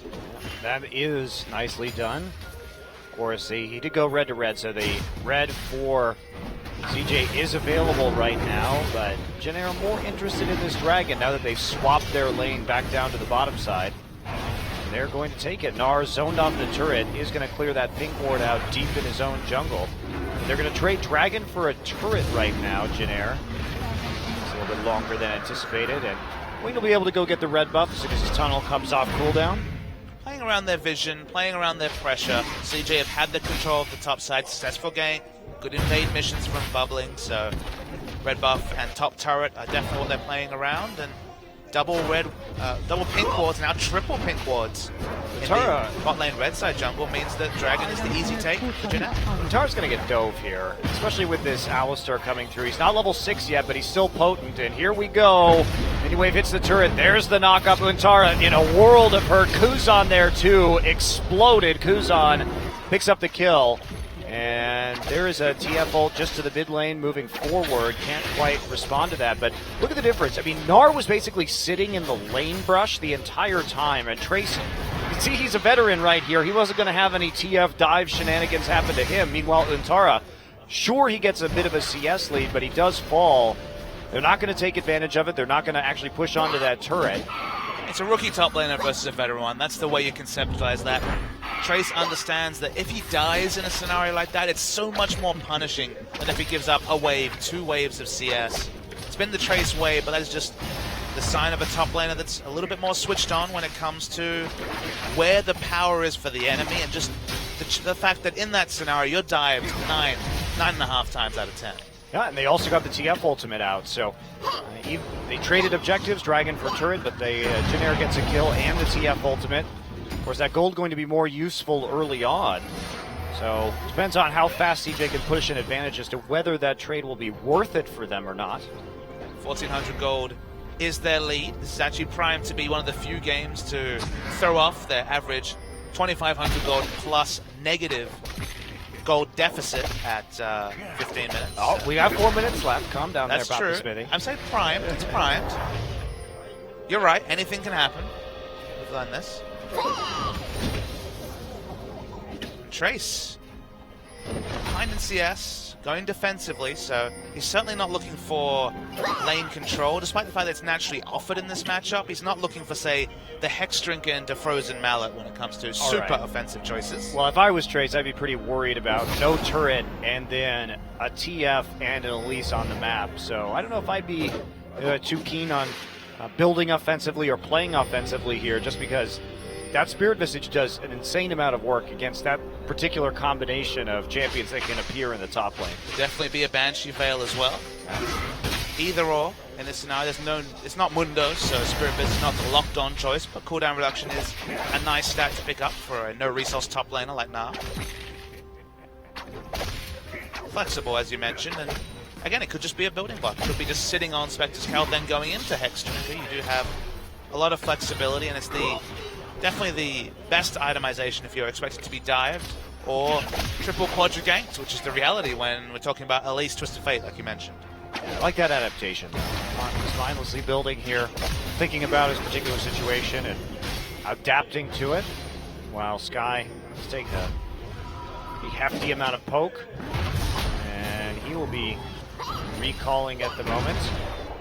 So Lucian still pilot having a bit of trouble on this pick, has fallen behind slightly when it comes to CS and also giving up that first blood, but the TF has been largely neutralized again. We've seen one ult, and it didn't do anything here as we get into the 13th minute of play. One thing that's interesting to think about is the kind of indirect nerf that came through to champions like Hecarim most noticeably, but Twisted Fate as well, is that you'll notice the Twisted Fate players used to having regular back time, as they're used to going back and coming back into lane after taking a bad trade. They're going to get hooked. They're going to grab him. Bubbling is here, but Chase still has ultimate. Does pop it immediately. Wing going to try and turn this around. They're going to punch Kramer back under the turret. Here comes the TP. Fate's Call goes through. TF also here. Everything coming around. Trace gets low, and he's not going to make it out of this engagement as Sky turns it around with the help of the Twisted Fate ultimate, and now they're going to push forward onto the bottom lane tier 1. I mean, this is CJ actually using their global advantage they have granted by the fact that Kuzan took the cleanse. And playing around a smite, they pick up the kill, but the objective play is the more important thing. They're going to brute force down this outer turret. You can see Kuzan will be doing damage to the mid lane turret. It's not going to be an optimal trade if he can take it down, but I don't think the solo push from Victor will match multiple members from CJ, making another nice map play. They're getting it now. 2 turrets in their favor, and it's only 50% off the mid lane turret for Kuzan. Does get a parting shot there as the minion wave Again, dies. This is just CJ being able to send more members bottom. You can see on the mini-map, Kuzan is actually walking back from base. There's no way for him to impact the bottom lane, so the brute force approach does work cleanly this time from CJ. That was really well played by Kramer and Mad Life too. Kramer flashing out of that situation while using Fate's Call and then re-engaging with a Thresh. Nicely done. The small point I was making was you can't build home guard boots anymore, so you're punished for those regular back timings a lot more if you're a Twisted Fate, so you're just less likely to be the first one to return to lane after a shot. You're less likely to be able to head off that minion wave that's been pushed by the Victor, so you either take more turret damage or you're less able to be proactive and make the map plays before Kuzan can get back to mid lane. Yeah, definitely. But at least he has the TP though. He can get back into mid lane if that is available. And Still going for a walk. yeah, still going to be starting his attempt at a split push here as he builds his way into a Lich Bane. But they're going to be trying to do some sort of 1-3-1 push. They need to, at minimum, get defensive vision on the side that the Twisted Fate is split pushing onto. Twisted Fate is no tank, so will explode if he doesn't have defensive vision. So good to see CJ playing around their win conditions, which for now is strong turret sieging, specifically trying to take advantage of the Twisted Fate. Pilot's here though. Has that very good wave clear. They're going to wrap around though and try and make a play. Pilot dashes out. Turn their sights on the turret instead. Kuzan is here. Did pursue into the back line there. Sky takes the lantern out, but blue buff Steel coming through from Trace doesn't have a lot of damage. He has Merc Treads and a Null Magic Mantle now, so pure MR. Merc Treads, interesting. Merc Treads saw also another Null Magic Mantle is quite curious. Hex Drinker, I guess. I guess it's going to be. All right, here we go. Another fight starting. Sky going to pop his ultimate. Wing caught out a little bit. Kuzan drops the Chaos Storm, but Mad Life caught, but Fate's called away as the culling comes in. Wildcard's going to hit a few members of Jin Air, but a very inconclusive engagement. Trace started that off being in Meganar in the river. Still has his ultimate up, but Narbar is empty. Turret has been sieged pretty well by the Victor already, but the wave clear is good from CJ. No more damage coming through. CJ ahead. Look, they made it to 25. They made it to 15 minutes ahead, Monty. So there's one for the record books. They did it. First time they didn't mess up early. Yet. That's really going to turn around their negative 2100 average, actually. Hey. Improvement. That's all you can really hope for from this squad. Seeing it this game. Uh-oh. Che actually going to go in for the engage right here. Trey still about 50% of the Narbar. Bubbling low, bubbling, burning. And there we go. Che going to pick it up with the ignite. And Tara has to flash over the wall. Kuzan here still on the pursuit. They are very afraid of Trace, who is about to hit that Meganar. And Jin Air starting to turn this game around. Picks up another kill in their second Dragon. And they are putting the heat on in the mid lane. The very hot laser. There we go. Jin Air takes a turret, a dragon, a kill, and they will be right back in this one as they close it to about 1.5k. Worth noting that because they prepped that first dragon early, pre-17 minutes is the second, so good timer for a potential fifth dragon relatively early or competitively in the game rather than pushing it out to the 40-50 minute mark. So that's good play from Jin Air. They get the answering kills. They're still behind in gold, but Trace has got a lot of magic resist, so they got that going for them, Monty. At least he has his Hex Drinker now. Third item coming through. Definitely not normal for this matchup, but he's been making it work. Did die once, and he's going to have some issues with his Callista in the team fights, but as far as his split push is concerned, he is set to go. It's definitely kill Callista, tank everyone else approach for the now. Magic damage through and through. Right, Twisted Fate, Elise, and Malka. Nice movement, though, from CJ. Yeah, CJ making a very definitive call here. They have the Twisted Fate ultimate back up and using their minion wave pressure, but you can see that Che and Winged and Kuzan already there waiting to back him up in case there was some sort of dive. They saw everything coming through that jungle, and now Kuzan waltzing back to the mid lane. They will take the Rift Herald in response. First Rift Herald, I believe, of the series. I don't think there was any taking in game one. If there were either. Still an objective that shows very different prioritizing. In fact, we've consistently seen it on junglers despite it being best known, or at least conceptualized for laner statistics. Well, I think that the 10% movement speed is been dubbed by professional players much more useful. Che actually going to eat a cocoon into a hook. And he's got some backup though. Kramer uses Q to jab him through the wall, but they've got what they wanted and they've got what they came for, which is an angle onto the final remaining outer turret of CJ. Answer the turret lead and potentially answer the gold lead. Only now 700 gold between the two teams. Definitely quickly answered. Bottom turret still up, so that is going to equalize things. You're right, Pop. 2-2 is the result. The mid lane turret being down for Twisted Fate was the story last game. It's been more on point this game, but still going to be just that natural minion pushing advantage for Jin Air. Instant wave clear from Victor, leading to the minions pushing in aggressively and giving them more options to play around CJ Entis' jungle. Yeah, we see that differentiation in builds too on Kuzan's Victor. Again, the triple magic damage threat of what was likely to gank him early means that he does go for Abyssal first this time around, not going for the Rylai's. So I like this adaptation we've seen from Trace and Kuzan here. Noticeably a lot less spooky ghosts in this series, though. Yeah, interestingly enough, we are still on 6-1, so no further nerfs have been incoming yet. Kramer actually took the Herald buff that time, so they did, in fact, give it over to their laner, and now Pilot to clear out the waves. Banshee is the rush from Nara. I actually like Banshee over Spirit Visage, despite the lack of self-healing and the cooldown reduction being a nice stat for the Nara. Again, it's about positioning for that Mega Nara. There's nothing more awkward than trying to look for the flash Nara and being stunned in the transition. So trying to give himself a bit more insurance. A lot of interrupts to the Nara play. So Banshee, good pick. Yeah, 2 targeted interrupts too with Maokai and Twisted Fate. So. And it's Mad Life on Thresh, so that's pretty close to targeted.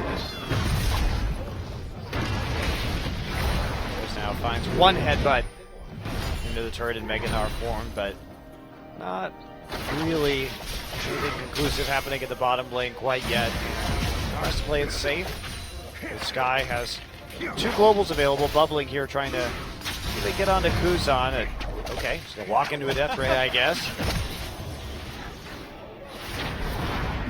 Not quite the happy feeding approach from Bubbling this time. It's been smarter, specifically that play around the enemy red buff, but since those 2 red buff steals, not been a lot going on for Elise, you have to say. There we go, back in the mini Nara form, able to do substantially more damage. Here comes Pilot, as they're going to try and take this. Kramer going to respond with an instant wave clear and attempt on pressure on tier 2, and that means that Kramer has to recall to answer this and make sure that he will be there for some wave clear.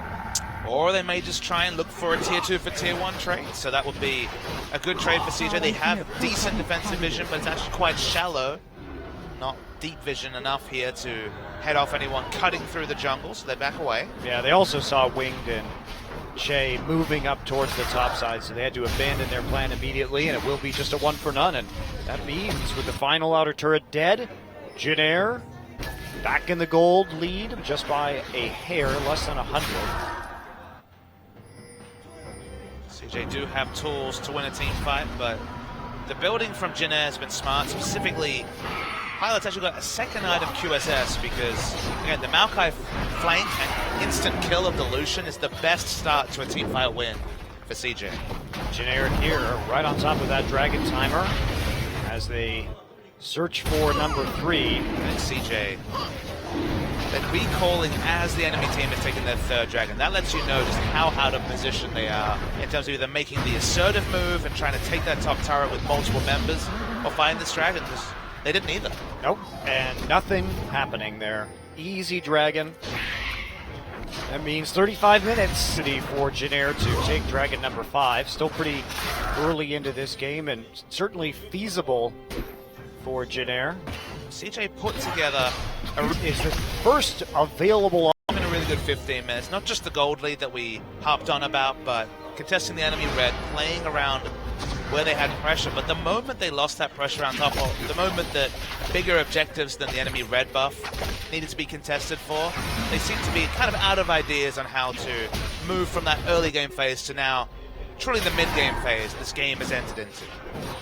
We talk a lot about BDD and Ghost, but as mechanically great as BDD is, and as impressive as he is as an individual player, these problems are not going to go away with the addition of new players. I mean, you add in 2 mechanical players, it's not a band-aid. Mechanics will mean that those gold leads have just been incurring because of, for macro play. Okay, maybe the mechanical inferiority will go away, so maybe you'll be slightly more in it in the early game, but if you keep getting out-rotated like this, with all the talent in the world, you're still going to lose. Yeah, I definitely concur.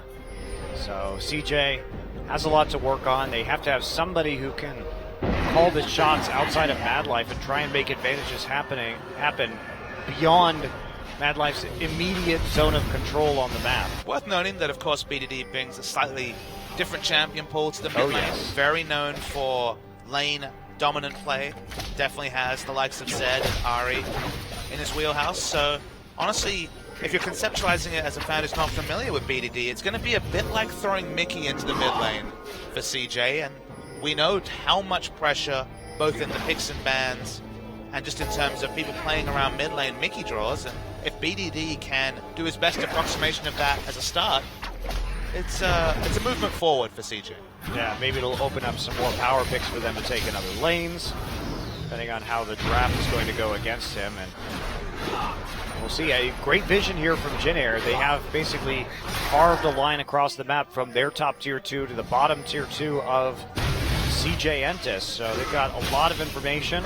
Best teams in the world tell a story with their pink wards, and those three pink wards in the Baron area tell you that CJ are looking to try and do the Baron. So I like what they're doing with that. That's something that completely moved away from them in the previous game. So nice movement forward, but Jin Air aren't going to be full. There's not going to be any sneaking of Barons. Well, I still don't have a CJ. pink ward in the pit either, nor have they cleared out the wards within Jin Air's own jungle, so they know it's actually perfectly safe to go ward the Baron right now. And they actually can't walk up behind the pit at the moment without any vision there. You can see that's why they're trying to fire that cocoon in. So Winged and Che will be perfectly fine. They've got a ward in there. They have tremor sense. They know exactly what is going on. All of Malmodi is actually completed by Trace, so he's turned his constituent parts into completed items maybe earlier than I would have expected. Basically disregarding the Callista, and it's Operation Kill Callista, tank everyone else, confirmed for Trace. See how well he can use that flash to set up his ultimate. Kramer really needs the QSS, probably coming in soon. Yep, there we go. Needed that. Very important. Yeah, definitely needed that. Timing couldn't have been better. Pilot down with the rapid fire cannon, so 80 carries. Just about even. Bubbling, trying to rid the Baron pit of some of these wards. Finally, they move a pink into the pit itself. You just would think that with Elise and Thresh and then Twist of Fate, who can of course Destiny in and instantly back them up, they could get more aggressive vision than they've so far been posturing for. Only now are they starting to push forward a little bit, but they have such quick reactions that you would think they could be a bit more decisive with their warding plays. We smelled something. Uh-oh, Sky actually going to get hit by the Chaos Storm. Kuzan just destroys him. Pops him. Wow, so a little bit too aggressive there from Sky as Kuzan came in. He cleansed the gold card, and that was all she wrote for Sky. And now Jin Air has been unlocked just a little bit. They'll be able to reclaim the vision over that Baron area as Jay dodges some skill shots right there. And here comes the rest of Jin Air, and there go the rest of CJ's pink wards. Goodbye, pink wards. So sad. Well put down, but when they're cleared, when the map pressure's completely gone for another 20 seconds, so you're just running in all directions. Might even lose a lot of damage on this inner turret. There we go. So making the most of this opportunity is Jin Air. There's the tier 2 in mid. Trace not getting much damage on the bottom side though. Tara should be there before he can do very much at all. He's backing out perhaps a little bit early, but you know what, Papas, they just want to set up for Dragon number 4. Yep, Dragon number 4, by far the safer objective. CJ, though, playing very aggressively around the Baron. I just don't think they're going to be able to fool Jin Air into thinking they're actually going to try and take it on. They do have someone to tank it. If Untara is actually off the map, he could tank this Baron for days, and Calista has the secure. With Elise especially, they have excellent Baron damage, but CJ making a decisive Baron call is not really something you play around as Jin Air, because you just don't think that this current squad could really pull that off. Well, plus they didn't clear out a ward right there that is actually seeing Bubbling and Mad Life at all times. Oh boy. So that ward still up, still will be up by the time the MVP Dragon ward. spawns and throw a Sentinel out, but Jin Air's not going to be baited into this at all. And now Rek'Sai can just duo down Dragon number 4. Too easy. Well, there it goes. They finally get it. Ward debris going to be useful for future ward clearing missions as, yep, 4th Dragon. Game's on a timer already. Yep. There it goes. And Tara here primed to TP. It's just you watch moments like that where CJ are just happy feeding around this Baron, just looking around, putting down wards, watching debris, and you just see Jin Air make the big plays. Jay does have to use his ultimate, and TF going to respond with a Destiny. And Tara zipping in. Jay going to get caught in the back line. They will take him out before this Rek'Sai could come in on the tunnel. There he is. It hook immediately onto Trace, actually. Was the TP onto the tunnel instead. Trace gets popped. And a mistake there. Trace could have canceled that. Was not in Mega Gnar form. Big mistake. First communication error. Didn't cancel, and his team didn't back him up, so of course he singled out and killed. CJ have very good Baron secure. This is their time to take it down. Yeah, but there's a lot of AoE left, and they're going to try and poke with the Lucian in this pit. Tara's getting low. There's Winged. He's going to get in, but Callista will take it with the Rend, and they can't kill Untara in the end. So first Baron of the game to CJ. Gold still even, and Jin Air going to quickly clear out these lanes as CJ has to recall. And look, Trace kind of gifted over the Baron buff to CJ. The first kill, there was nothing really that Che could do in that situation, but giving away a second kill, particularly of a tanky frontliner, by either not canceling the teleport or not having the clear communication that they need to re-engage. Even the simple fact that he was teleporting aggressively in mini-Gnar form in multiple different ways, that was pretty poor from Jin. Che here, especially caught out of position. Looks like they didn't have the vision necessary, but you have a Rek'Sai. There's no excuse, really. And look, CJ made a good initiation. Even though the ult had a second or so left, they still decided to get the easy kill onto Alistair as it was running down, and then Trace in mini-Gnar. You're not getting out of there, mate. No, I mean, it was a good hook from Mad Life, but why would you even complete that teleport? Two big mistakes made by Jin Air. First off, not using Tremor sets to see if they were doing the Baron. And second off, walking in, of course, as a result. And then the second part, the TP in from Trace, completed with nowhere near enough Narbar to justify it. Sky's trying to create map pressure, but Trace running him down. Banshees fail. Block the wild card. Trace erupts into Mega Gnar, and they're going to go after him here. Trace a little bit caught in front, but he's going to leap out. He's under his turret right now, but he's going to Gnar backwards and flash. Is that enough for CJ to take out this turret? Culling will come through. Sky going to take the brunt of the damage, and they're going to clear this out with the help of Victor. They bought themselves a little bit of time, but CJ still with that Baron buff and still on the offensive, clearing that wave as fast as they are able. Who's on here, though, with another gravity field, and actually going to use the laser to try and hit Mad Life. That was a weird decision. Twisted Fate's going to be doing this by pushing. He has the Lich Bane. We can see Rek'Sai shadowing the Twisted Fate. So much map pressure with the Baron and the Twisted Fate split push. Looks good. Oh, but Mad Life is destroyed. There we go, Antara on the back end. Wing coming around from the flank. Antara has to flash himself as they are on the run. Trace about to hit that Mega Gnar, but he does not have flash to pursue. Kuzan trying to get his speed boost off of the Spiderlings right now to catch up to Bubbling, but Bubbling has Dead Man's Blade, so that's not going to happen. Twisted Fate's going to teleport out. Couldn't get the turret down, so they don't get the massive objective from that play. Good pick onto Mad Life, as you mentioned. Got to respect that Victor damage. Death Cap now completed. Full stacked Hex Core and the Abyssal Scepter. Definitely, if you are in Abyssal Scepter range, you are taking basically true damage if you're Mad Life. Right, and the side wave control here means that realistically CJ not able to turn this Baron into very much gold. Sure, they pulled back about even, but since then it's been about 1,000 gold that they've managed to pick up.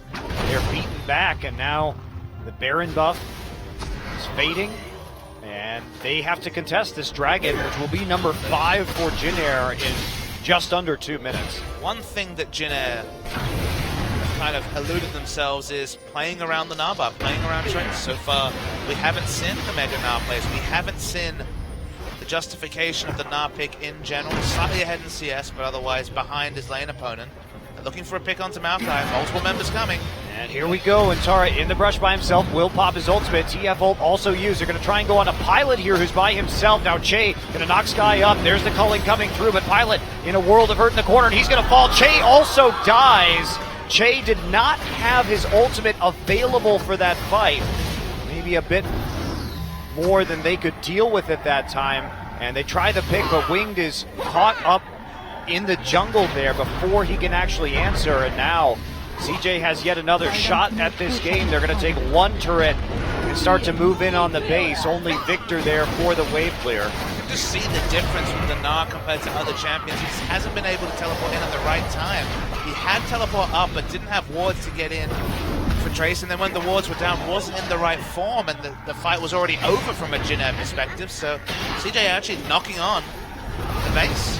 They are. They're going to try and take down this inhib turret right now. Victor is a death ray through, but I don't think they're going to be able to do this. Che has his ultimate, so the hook not going to be as threatening. Here we go. Trace is going to have to fall back. Pilot now up. Dragon up in 20. So at the end, sure, they lose an inhibitor turret, but Jin Air still threatening that aspect of the Dragon. They will have everybody up to do it. Rek'Sai hits the tunnel right behind the blue buff. We'll be able to get 5 members in. Look how much gold they're sitting on. The 4,500 to 4,000 gold basically they're sitting on. The whole lead is actually in the bank for CJ. So this fight will be very even between the two teams. Now Trace has no Gnar bar right now. He's going to try and build it up on a turret. They're going to catch Winged on the side, and he's just going to get CC'd and die. Kramer picks up the kill, and they couldn't collapse onto Antara fast enough. Trace about to hit that Mega Gnar form, though. Can they take out Antara? Chaos Storm down onto him. Trace is going to Gnar into the wall. They take out Antara. Double kill, though, for Kramer, who is carrying this game. Shut down onto Antara. 2 for 2 so far, as Sky also fell in the chaos. And who is going to take this? It doesn't look like CJ is going to be able to pull this one out. There's a lot of poke from Jin Air remaining. Sky made a pretty big mistake, ported into the backline to try and buy time on the Victor, but had no mana after the gold card, so only really Zonius with no mana. Obviously not a big threat for that. The Dragon has started. Bubbling's low. And here comes Che. Bubbling going to get caught out. He has just yanked over the wall with the lantern. Che takes a rend, has to flash out of this. Have they gotten enough damage? Bubbling nearly dies. Pilot now at 50% HP. So is Kuzan. Everybody low. Jinair have both their carries But alive. Antara, they need to wait for Antara here to come back up. He's got TP. Trace does not. So there's a chance here. They're going to back off. They know Antara's TP is up. And so they're not going to be able to do it. Kuzan will take blue buff instead. It's good threatening from CJ, because as I was mentioning, Jinair have both their carries up. There's no 3v3. Here comes Antara. TP in. Jinair wins. Minions are pushing aggressively in both lanes, though. CJ gonna take Dragon here, so that'll prolong this game further. No number 5, nice denial from CJ. Entis. Sky comes back up. Big minion waves. They're gonna probably lose that top tier 2, depending on how fast they can get back.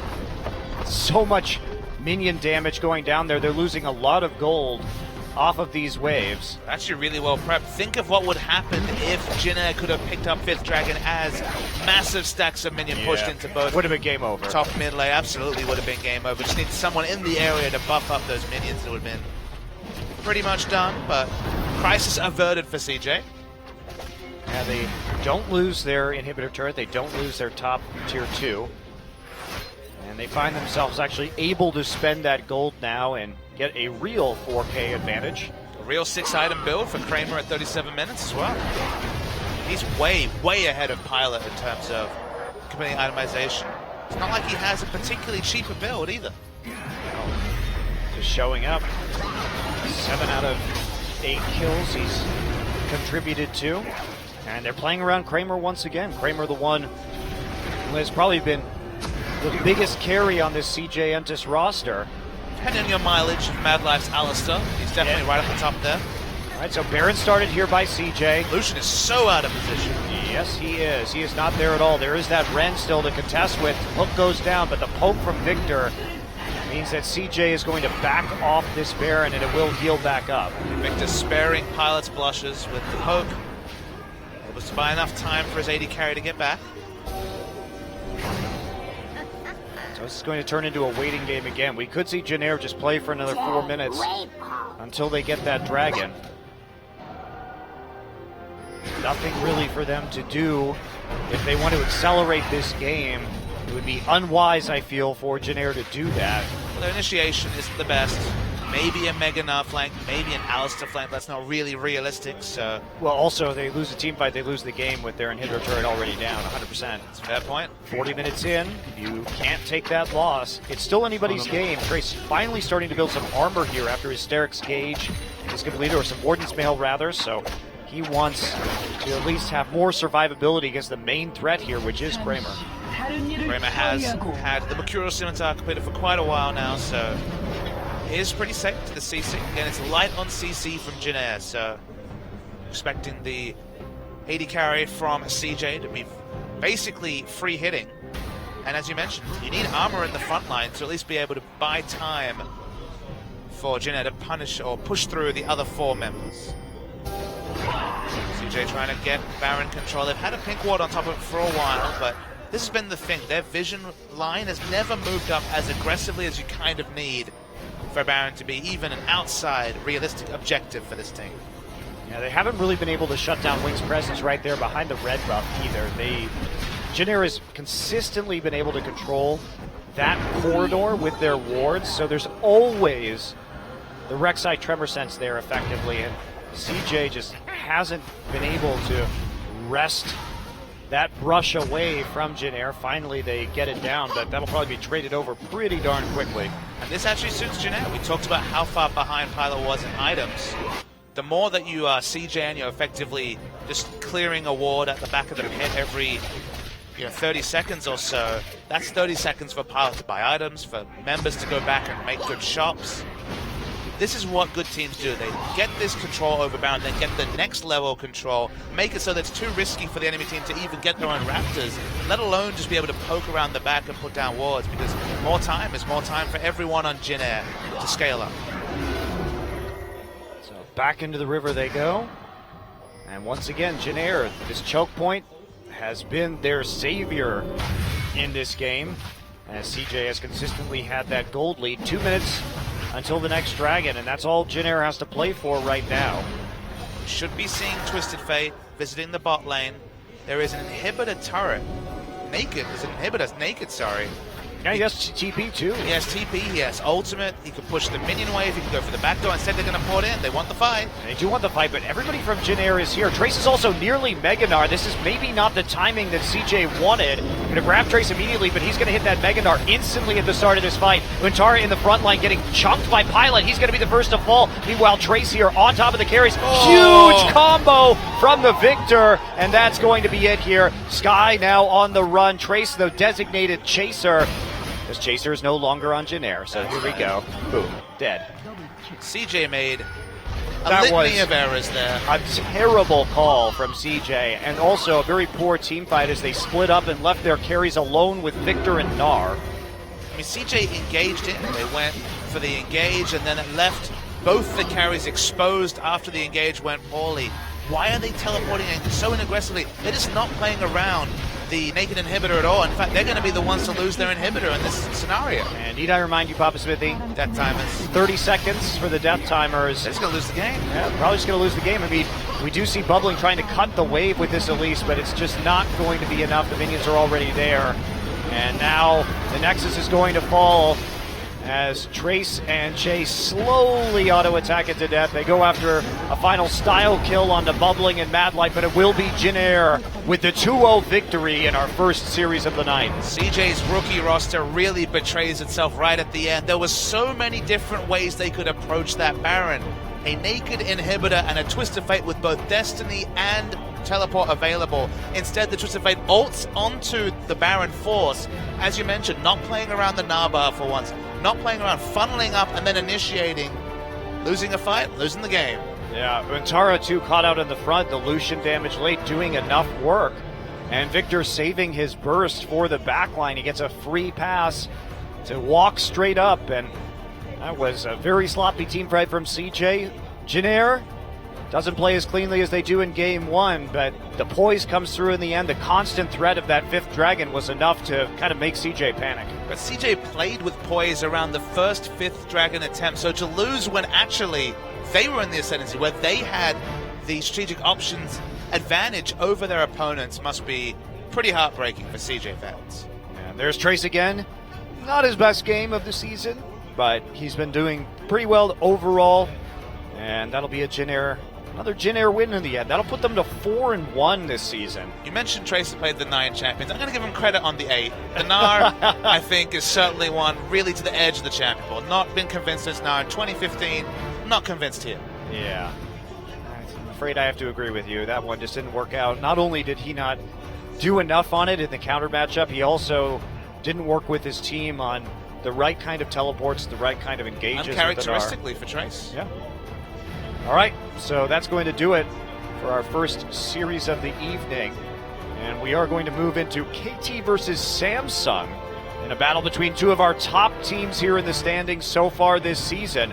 So you want to stick around for that in just a few minutes.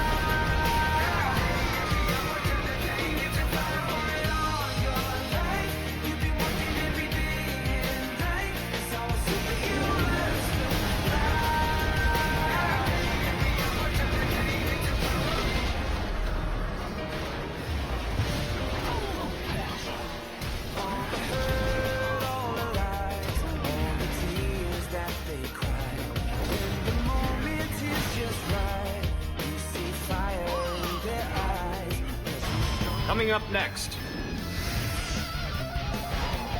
AT Rolster, Samsung, Lotte Kokalkon, League of Legends, Champions Korea Spring 2016, Round 1.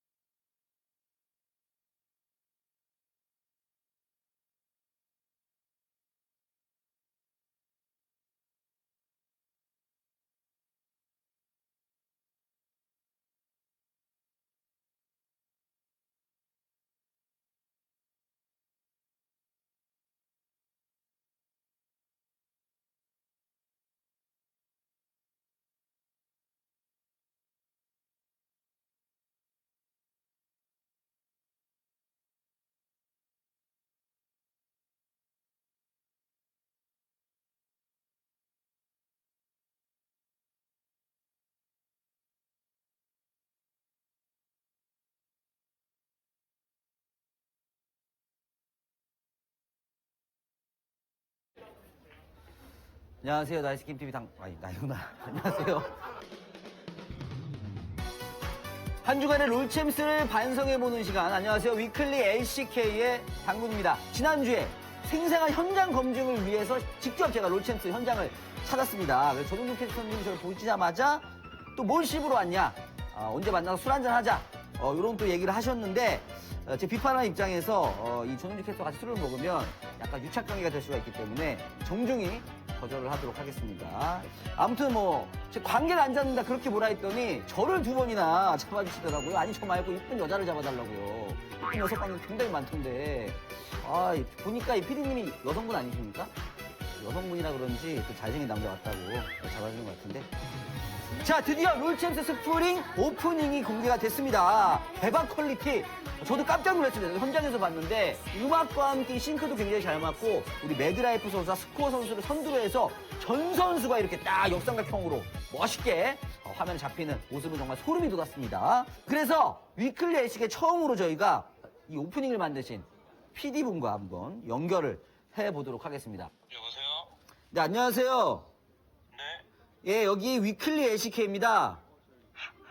안녕하세요. 많은 선수들이 와서 촬영을 하는데 뭐 에피소드 같은 거 없었습니까? 거기가 너무 좀 추운 데였는데 제가 애들 옷을 다 벗기고 저희 촬영을 좀 오랫동안 해가지고 아, 맞아요. 네, 너무 힘들어해가지고 미안해서 많이 못 찍었네요. 아, 그래 많이 못 찍었구나. 네, 좀 아쉬운 부분들이 있어요. 예, 그래도 보니까 막 선수 달리고 이러는 거 보니까 어색한 부분도 좀 있긴 있더라고요. 아, 네네. 예, 그런 부분도 이제 다음 시즌에는 좀 더 이제 다 개선이 되겠죠? 아니, 안 돼요, 안 돼요. 아, 개선 안 됩니까? 애들이 또, 아, 또 그러니까. 아, 단호하시네요. 보통 된다고 하는데 아니, 몇 년 해봤는데 안 되더라고요. 안 됩니까? 요즘 스케줄은 뭐 어떻게 되십니까? 네, 좀 쉬려고요. 아, 쉬려고요? 네, 지금 이거 하나 하고 쉬는 거예요?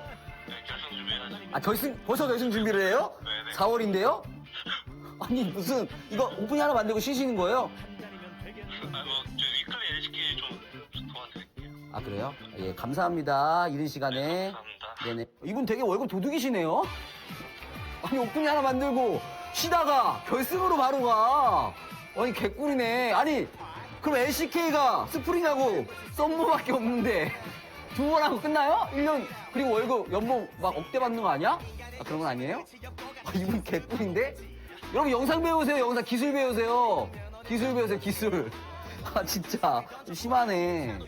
지난주는 그야말로 매일매일이 꿀챔스였습니다. 무려 11킬 노데스 15실을 한 선수가 있습니다. 바로 비운의 루시안, 노데스 루시안, 뉴클리어 선수 부스 안에서 숨쉰 채로 발견되었다는 소식인데요. 그래도 뉴클리어 선수는 행복한 거예요. 저기 멀리 LCS 보면은 맨날 패배하는, 맨날 숨쉰 채 발견되는 프로겐 선수, 프로겐 선수 생각하면서 긍정적으로 생각하죠. 그 선수는 맨날 숨쉰 채로 발견됩니다. 자, 그리고 CJ가 오랜만에 승리를 거뒀습니다. 스베누를 꺾고 첫 승을 신고했는데요. 인터뷰에서 이제 존 크레머 선수와 매드라이프 선수가 인터뷰를 하는데, 존 크레머 선수는 싱글벙글 막 좋아가지고 인터뷰 막 하는데, 옆에 있는 매드라이프 선수는 표정이 밝지 않았어요. 제가 보니까 존 크레머 선수가 싱글벙글 하는데, 매드라이프 선수가 약간 눈치를 주더라고요. 적당히 좋아하라고, 약간. 정말로 표정이 안 좋았어요, 매드라이프 선수가. 너 지금 웃을 때 아니다, 막 이런 느낌이었어요. 스베누 지금 잡고 좋아할 때가 아니다, 이런 표정이었거든요. 아무튼 매드라이프 선수를 필두로 해서 CJ, 이제 앞으로도 더욱더 좋은 모습 기대해보도록 하겠습니다. 자, 그리고 항상 유쾌한 우리 락스 타이거즈. 요즘 이 팀이 노래 부르는데 푹 빠졌다고 합니다. 특히 메인 보컬이 스맵 선수라고 하는데요. 이 락스 타이거즈가 경기를 준비하면서 노래하는 모습 준비했습니다. 참 고마워서 그동안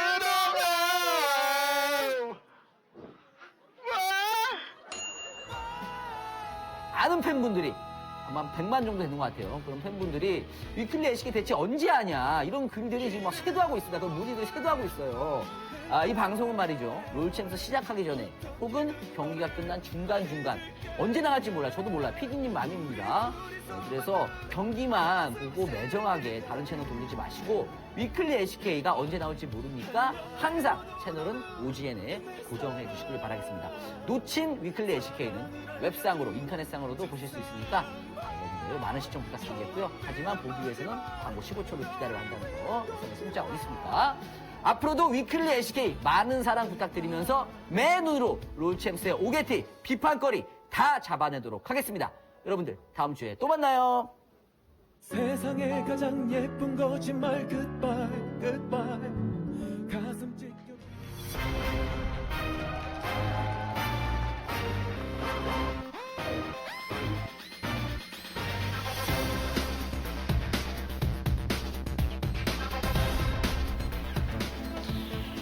Welcome back to Champions Spring, and your MVP is Kuzan. Once again on Victor, once again with a very nice performance, providing the burst to close out that game on the ill-timed, ill-conceived Baron of CJ. His score was very impressive, but as you mentioned, the fact that he could chunk out both carries in that final fight was really what tipped the game over after CJ had played a really impressive first 30 minutes or so. Honestly, they were ahead multiple times, swung a few times, but CJ spent the majority of this game looking pretty good. Yeah. Until the Baron, but Janair still had a lot of opportunities to win that around Dragon 5, so definitely wasn't the only thing that could have caused him to lose it. That was huge right there, taking out Sky.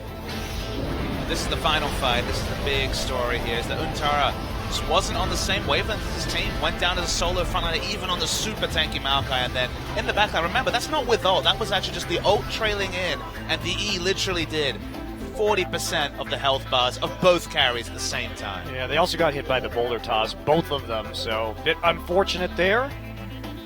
But of course, that does mean we are going to go to our MVP interview with Kuzan and Trace, and Robin will be here to translate it for us. Take it away. Thank you very much, Monte Cristo and Papa Smithy.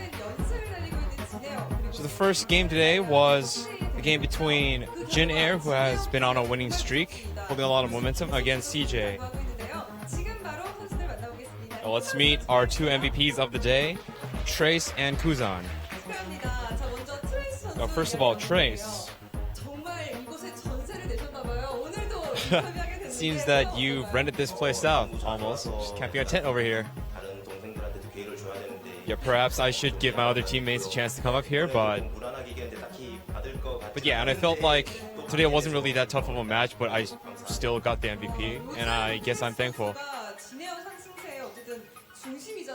You are the center of the rise of Jin Air right now. Do your teammates thank you a lot? So if you're close, you don't really say thanks, it just goes without saying. So yeah, I've just been taking their silence as a tacit agreement that they're thankful to me. He's just doing his own thing. Now you have a giant champion pool. You play 10 games and 9 different champions. Your opponents must be afraid of you.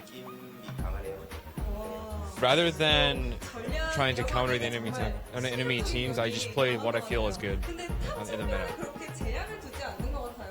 It seems like you're not really limiting your own champion pool. Do you have a champion that you haven't used yet but want to pull out sometime? No. I can't really say that here for strategic reasons, but I will say that, yeah, I do have a champion that I want to bring out, but I won't be revealing which champion it is. Mentioned in interviews he wants to play Top Misfortune, maybe not so much in 6.1. Well, maybe next season I'll bring out something else, he says.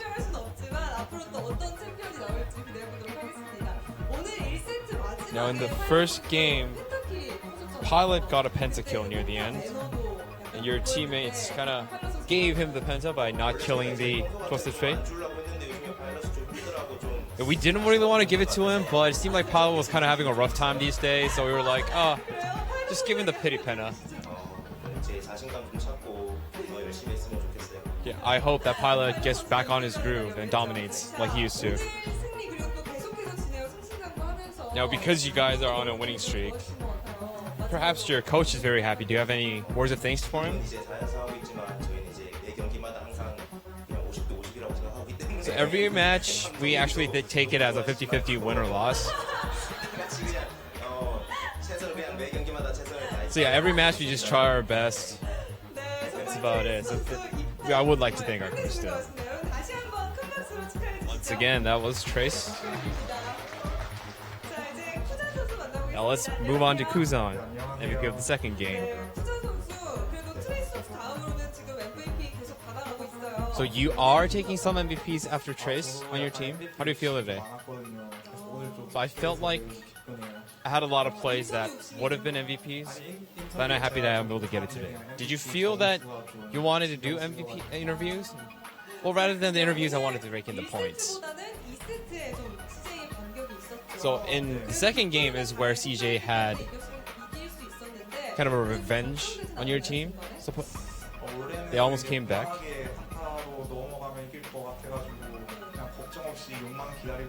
So yeah, in the second game, we were actually not worried about team fighting. We thought we were outscaled. We were just waiting for the 4th, 5th dragon, but CJ kind of had a comeback, so we did have some trouble. And hopefully next time we'll be able to close out the game a lot more cleanly and quickly. So did you think you were going to get MVP when you were playing the game? So we thought it was going to be either me or Pilot. And I did think that I was going to get it as the game progressed. Now today, Sky, your opponent in the mid lane of CJ, he appeared to have been kind of nervous. What was he like in game? Yeah, in the laning phase, I held the tab key and saw that he was falling behind in CS a little bit, so I do think that he was a little nervous. I hope he relaxes a little bit for his next game.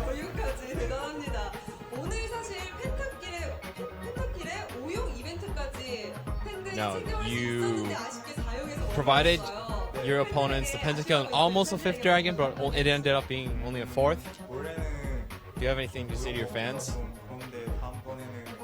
So yeah, it was kind of disappointing today, but next time we play, hopefully we won't even have to get to 5th dragon and we will be able to close it out a lot more quickly. Yeah, we definitely hope that we're going to be able to take the victories more quickly. And that's it for the interviews of the first set. Back to you guys. Thank you, Robin. And with that, another Jin Air victory. They move to 4-1 so far in the season. Certainly one of our top teams here in Korea. But we will be moving on to KT versus Samsung. A match between two teams towards the top of the standings. Very exciting matchup, actually. Samsung definitely doing quite well early on in this year. They come off this 0-2 loss to SKT, but they did beat Longju 2-1 in what was a very, very close series. And look, the SKT series, definitely the better team won on the day, but Samsung didn't embarrass themselves, particularly were very close for at least one of those two games. So I think there's a sense of optimism. KT come in as favorites, but we're learning more about Samsung and Jin Air this week. So far, Jin Air passed their test. Now it's on to Samsung. Yeah, KT also coming off that loss to the Tigers, another close best of 3. The Tigers are the team that remain undefeated so far here in Champions Spring. And first up, let's take a look at our teams. It will be KT Rolster on this side of the arena, playing that split push style for most of this season so far, really relying on someday on Yora or Gangplank or Rise to scale up into the late game. Interesting that we haven't seen this team in quite a while. It's actually 8 days ago that KT last played, so they've been off the rift ever since that loss against the Rox Tigers. Rox have actually played twice since then, so let's see how KT shape up. The score is actually going to be impacted by the global ban on Kindred this week, who's by far the best Kindred, I'd say, next to Peanut in the league. So always like to see score on a jungle AD carry. Give me the Graves score. That's what I want to see. You're playing in solo queue. I want to see it today. Yeah, we've been waiting for that from Score, of course. And one of the stories of these teams is that beyond CJ, KT and Samsung are 9th and 10th in this league in gold differential at 15 minutes, both at about -700.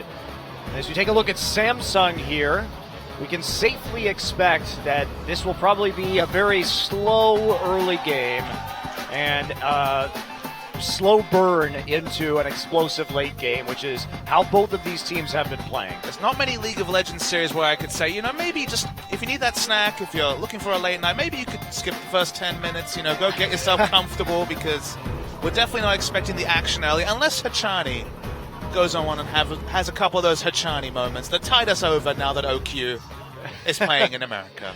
Yeah, that's right. It's a bit of a surprise this season, because if you just showed me the statistics, and said, which two teams are these in Korea? And you showed me the Tigers, and you showed me KT's. I would have said that this season, the Tigers' stats would have belonged to KT from last year, and KT's stats would have belonged to the Tigers from last year. So you can really see the difference that even one player on each team makes. Speaking of a single player and the difference that a year-on-year change makes, Cuvée last year certainly wasn't a top laner that we would have held in high repute, but he's actually started this season really impressively. His teleport use on the likes of Lissandra has been impressive. And how Lissandra impacts this draft might be interesting as we get some information. Despite Samsung's loss, still actually above KT in the table, but have played that extra best of 3. And they have also had somewhat of a soft schedule so far, as so has KT, playing against Africa and Spenu, rolling to some wins there, especially Africa in that first week of play. They got 5th Dragons in both games, so they just like to sit there, play 1-3-1 or 1-4. They love to pick Fiora for Sunday and just split their way to a victory. If Fiora into Lissandra, and Cuvé's best champion's been Lissandra, so how those champions impact the draft will be important. But, you know, you look at this, and EM Fire and Africa, also a fairly soft start of the schedule for Samsung. That win over Longzhou, a Longzhou team that's clearly still gelling together as a squad, is the big difference between the two. But the other fun thing, the jungles. These are some of the most experienced players still playing in Champions, both of them playing since that first season of Champions officially. They have been transitioned there from other roles. Score looking like one of the top junglers in the league, but Ambition, after a rough road on CJ, now he still gets caught out, but he's definitely playing much better at the start of this season than he ended in 2015. And Samsung often ended their games just like that CJ loss we saw, where they would do a lot of smart things and then throw it over forcing a team fight or forcing a team fight with a split push comp, something along those lines. Samsung seems to have ironed out a lot of those issues along with the coaching squad in the late game. Honestly, the big question to me, and the most interesting part of this series, is the picks and bans, because both these teams in the comps they win with have been fairly inflexible. There's been so much Crown playing that Victor and making smart plays with the Victor. It feels like a lot of the champion pools, although Cuvée has shown multiple champions, a lot of these other guys, Fly for example, so polarizing when he's playing wave clear compared to when he was playing something like the Cassidon. So I think the team that wins picks and bans will quite handedly win this series, and just excited to see how it shapes up. Yeah, he has been playing wave clear, but that also is not just Fly, it also plays into their style where they do rely on that someday split push to overwhelm their opposition. And there you go, the Victor banned immediately, definitely Crown's best champion this season. And Fly not willing, and KT in general, not willing to first pick it on blue side. They know that the first rotation pick from Samsung will come through, but look at this. Actually, both champions Flyers look most comfortable on are banned in the first rotation from either side. So Victor and Lux, the wave clear specialists, are off the board. Fly, of course, could play the Lissandra he played in the last stage, but his Lissandra play, specifically in lane, was a bit putrid. Yeah, and they did win one of the Lissandra games, but it really wasn't a result of Fly. It was a result of Someday getting massively fed on Gnar. And Rise will be the next one, so KT not going to first pick that champion for Sunday. Elise taken out, so they may be trying to force a Rek'Sai first pick here, especially with the global ban on Kindred this week. A couple of bugs with Kindred's E in particular, meaning that she's not available, which, again, Score is a wonderful Kindred player. So we're excited to see maybe the Graves or some of these more edge jungle picks make it through with the Elise banned. We're not going to see the Rek'Sai versus Elise wars we saw in the previous series. There we go, Lissandra. No Lissandra for Cuvée. He's had some fantastic engages. GP taken away. So are we going to see of course, the Alistar here, definitely an option. The Rek'Sai, very attractive. Corki, Callista. What about Poppy? That's another interesting question. We did see Poppy banned last series, and Cuvé's Poppy was another champion that he's shone on, but I think you're on the board with the first pick, Alistar, despite the fact there's these other picks that are being flashed that are attractive. The Alistar seems like the most all-around first pick, but we'll see what KT decide on. And the Rek'Sai is also going to be attractive with the Elise ban, so it's just where they're going to prioritize at the moment, and they're going to force Ambition onto perhaps a pick that is not so ideal in this meta, but Alistar looks like it'll be the go-to, and KT really not the team that's going to first pick an AD carry either. They've been overwhelmingly playing Lucian this season. holding on to the Poppy. They lock it in. All right. Now, So a team that plays around their top lane, locking in a flex pick top laner, but again, a champion we've only seen in top lane so far, is a bit surprising. So they go for the Poppy. Is it a takeaway from Cuvée, or is it something they've been practicing all week? Remember, it's been 8 days since we've seen them on this big OGN stage. Corki will head into Samsung's hands as a result. Well, they'll have that flex pick available until the end of the draft on red side. Kalista Alistar snapped up by KT Rolster. Easy pick for them. Yeah, really strong duo lane. And, you know, we talked about denial picks. Taking away Alistar from Wraith. Wraith has been really impressive on Alistar after a 2015 where he was in and out of the squad, you know, was sharing time with Luna and other supports. His Alistar's play specifically this season has been outstanding. So I think he's played at least 75% of his games on the Alistar, so smart takeaway from KT. Contemplating a blind pick Gnar here, or perhaps, well, we'll be into Poppy actually. So they know the matchup, and that's what they're going to select. Cuvée played a lot of Gnar last year, but we haven't seen too much of it in the league as a whole this year. And there's the Thresh pick for Wraith. Oh, baby. And we're probably going to see that, Papa Smithy. They've got the big front line already developed, so why not take some burst? The question is, what is Fly going to play? Exactly. Could be Corki in the mid lane. He could blind pick a TF. Now, back when he was on the Jin Air Stealths, TF was probably his best champion, so it'd be nice to see this one again. Ahri, a bit of a safer blind pick, though. Has been messing around with the Ziggs that he's called out a few times, but I don't think we're going to see the Ziggs here just yet. It would be a pure wave clear champion. Both Twisted Fate and Ahri have good wave clear, but Ahri will be a slight change of pace from his previous champions that have definitely been ones that skirt the outside of team fights and play on the back foot most of the time. But score on Graves, it just fits so well. It's something that any old school League of Legends fan, specifically a Korean League of Legends fan, would be accustomed to, and it's locked in. So we are going to see the Graves and the Ahri. So this is a change of pace from KT. Okay, I would say Poppy slightly outscales Nara in the split push in the late game, but similar roles in team fights. Certainly not the same outscale Fiora comp that KT have been by and by getting by with. And we could see the Tristana counterpick here in conjunction with the Corki would give them a lot of pressure on the turrets, and they're going to try to match the lanes and take a 2v2 with Tristana and Thresh up against Kalista and get the better end of some of these trades. I'm worried for Samsung, though. When we do see the likes of the Corki mid, these siege comps, which I think are very strong in the meta, there's usually more disengaged than literally just a Thresh. Nara is more of a ranged auto attacker onto turrets than really a champion that can dissuade all in. Specifically, you can play around the Naba. This is a high-risk siege comp from Samsung, and one that KT have good ways to deal with. Poppy getting into the backline is going to wreck some stuff, let me tell you. Yeah, and they have so much mobility, too. Great engage, huge amounts of bursts. Ahri will have no problem getting the flank, neither will Poppy. And we know how good Sumday's teleport flanks can be.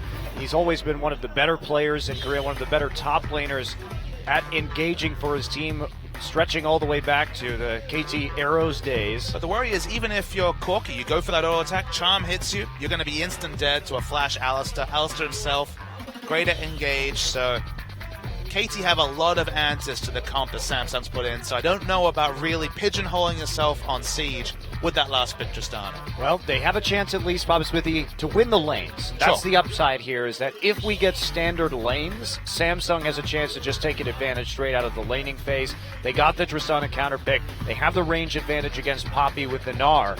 So can they do it? Can they get that snowball started early? That will be the question for Samsung here. KT versus Samsung, Game 1 starts now. Mother Nature, everybody wants to rule the world.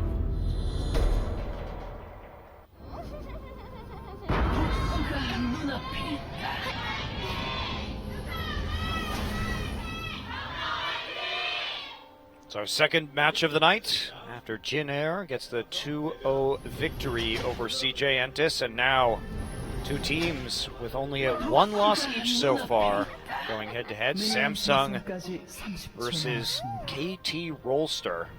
Look, a new look KT draft. That's exciting to see on its own. no longer pigeonholing themselves into last rotation counterpick top lane. They've gone for Someday first picking his top laner. KT finally have some lane pressure with the Ahri in mid, who will probably be matching wave clear for wave clear, but does have obviously kill potential depending on the ganks. And look, Jungle Graves, that's already lots of excitement for KT. Yeah, I like the way that they're attempting to play in this game. They have a lot of opportunity to do some serious burst damage on dives with the Ahri and the Graves. So we could see some nice roams from Fly in conjunction with Score. It's something to take a look for. This is surprising to see. So KT are actually initiating a lane swap despite the fact that you'd have to expect Gnar to have quite the superior 1v2 compared to Poppy. Obviously Poppy probably not going to die, but can only really do AoE wave clear from very short range. But yeah, dodging out of the Tristana lane matchup that's always been one of the better ones against Kalista in the laning phase at least. Yeah, I think that makes sense. Arrow has actually been doing a lot to carry this KT team right now. He is number 2 overall in kills in the league with 35 so far. Who's first? Kuro. Interesting. Of all people. Well, you also have to remember, Papa Smithy, that KT has only played 3 best of 3s, and Arrow is still in the lead, or still in second place, so he has been doing a lot of work on that Lucian, and going to be on Kalista this game. By far the least amount of games played has been KT, as you mentioned, so that is actually, that average per game will be very, very high, so getting Arrow ahead seems like a smart early move. Wraith going for a walk, finds the jungle follow, but a little bit late. Feels like Samsung were late on the uptick with going for that information race. Yeah, definitely if you start to take the Krugs right there, your support can be there while they're doing the red buff. Not going to be roaming quite so quickly this time, and just gets information about which camps they've taken, and will help them out when it comes to making a decision about how to play out the rest of this lane swap. Meanwhile, KT here and Samsung, they both started on the weak side, so they get full clears of their own jungle, no camps taken. And Graves is actually going to be given the blue buff here, it looks like. Graves with blue buff can do excellent dueling. He's also good in these fast push of the outer turret situations. He does do very good turret damage, but he's actually going to focus more on selfish stats, like picking up the Scuttle Crab, not rushing to get turret damage in. And we're returning to the standard lane swap that, again, not every series is like this, but when we do see it, it's been pretty straightforward, brute forcing of the outer turrets, mirrored on both sides of it. Yeah, meanwhile, we actually see Rek'Sai here going for the gank in the mid lane. Fly has to flash, so Ambition decides, well, we saw what happened in top. Actually, Score showing on that top side turret may have been a mistake because it actually initiated the gank in the mid lane. Once they knew that he was going to help that pressure, and he really didn't provide anything. But he was waiting for the Krugs to respawn, but in showing, he actually pretty much caused Fly to have to use his flash. Ambition got a ward in, and then made that decision afterwards. KT immediately transitioning to the Rift Herald. Very, very early Rift Herald. Yeah, I'm probably just going to give it a Score, though, what we've seen on how KT likes to play. Score doesn't die, actually. Very aggressive with the juggling, but yeah, another one of these teams that prioritize giving that buff to the jungler. One is Score, who's been mostly red hot in terms of form so far this season. I don't mind it at all. Yeah, had an amazing week 1. His first week was pretty unbelievable in terms of his performance, particularly on that Kindred. Do you know how well Peanut was playing, that he actually largely neutralized the effect of Score in that best of 3? Yeah, again, we haven't seen him since then. Great first week. Not the strongest series against the Rocks Tigers, and now on the Graves, that definitely fits into the Score wheelhouse. It's evolved from, the likes of Sejuani, Rek'Sai, and Gragas last season to some more of these aggressive picks like Kindred and now Graves. Yep, and we return to the lane swap here. Both top laners are zoned off the turret. Ambition starts to put wards in, takes the Grom. Meanwhile, we did see that Someday had to back way off the wave and try and take the Wolves. They do have information on the jungler, though, and that went over to Someday in the end, so he did actually finish off the Wolf camp. Meanwhile, Score will take the Wolves. Score is the highest level in the game, or joint highest level in the game. We noted that when Ambition was making his gameplay in mid that blew the flash of Fly, it was Score actually just taking the enemy Krugs, so been focusing on getting himself ahead. Just like Nidalee, Graves can really power farm himself to an early gold and level lead because he clears the jungle so sustained and so safely, so quickly. Whereas you can see Ambition more priority on getting Cuvée some experience in the jungle follow. Score here too, once again returning with that Herald buff. That actually does get a little bit more damage down onto the turret as a result, in addition to his auto attacks. So they're going to even up the speed of this trade. It's one of the few champions we're putting it on that jungler in particular. A ranged AD champion with Herald. Just means you bring in the Herald, you bring in a minion wave, you get into melee range on the Graves, and those turrets die really fast. Speaking of dying really fast, Sunday takes a massive chunk. He's trying to get a pink ward into his top side, but still deep vision there from Ambition, who grabs the crab. And Sunday's gone for the now popular boots only. Rush the Swifties, get away from ganks, be fast, be in position for those wall slams, but obviously trading not an option for this pop. Prey Seeker trying to find Graves there, who had backed up all the way to the tier 2 just to make sure there wasn't going to be any shenanigans as Someday cleans up the wave. And Gnar all the way across the map now from where this wave is. Poppy going to get a little bit of a freeze right here. Ambition still trying to take away some of the enemy jungle. I gotta say, if I'm gonna compare Gnar with no gold to Poppy with no gold, I think Poppy wins that race pretty handedly, unless you're the master of the Gnar bar when it comes to teleporting.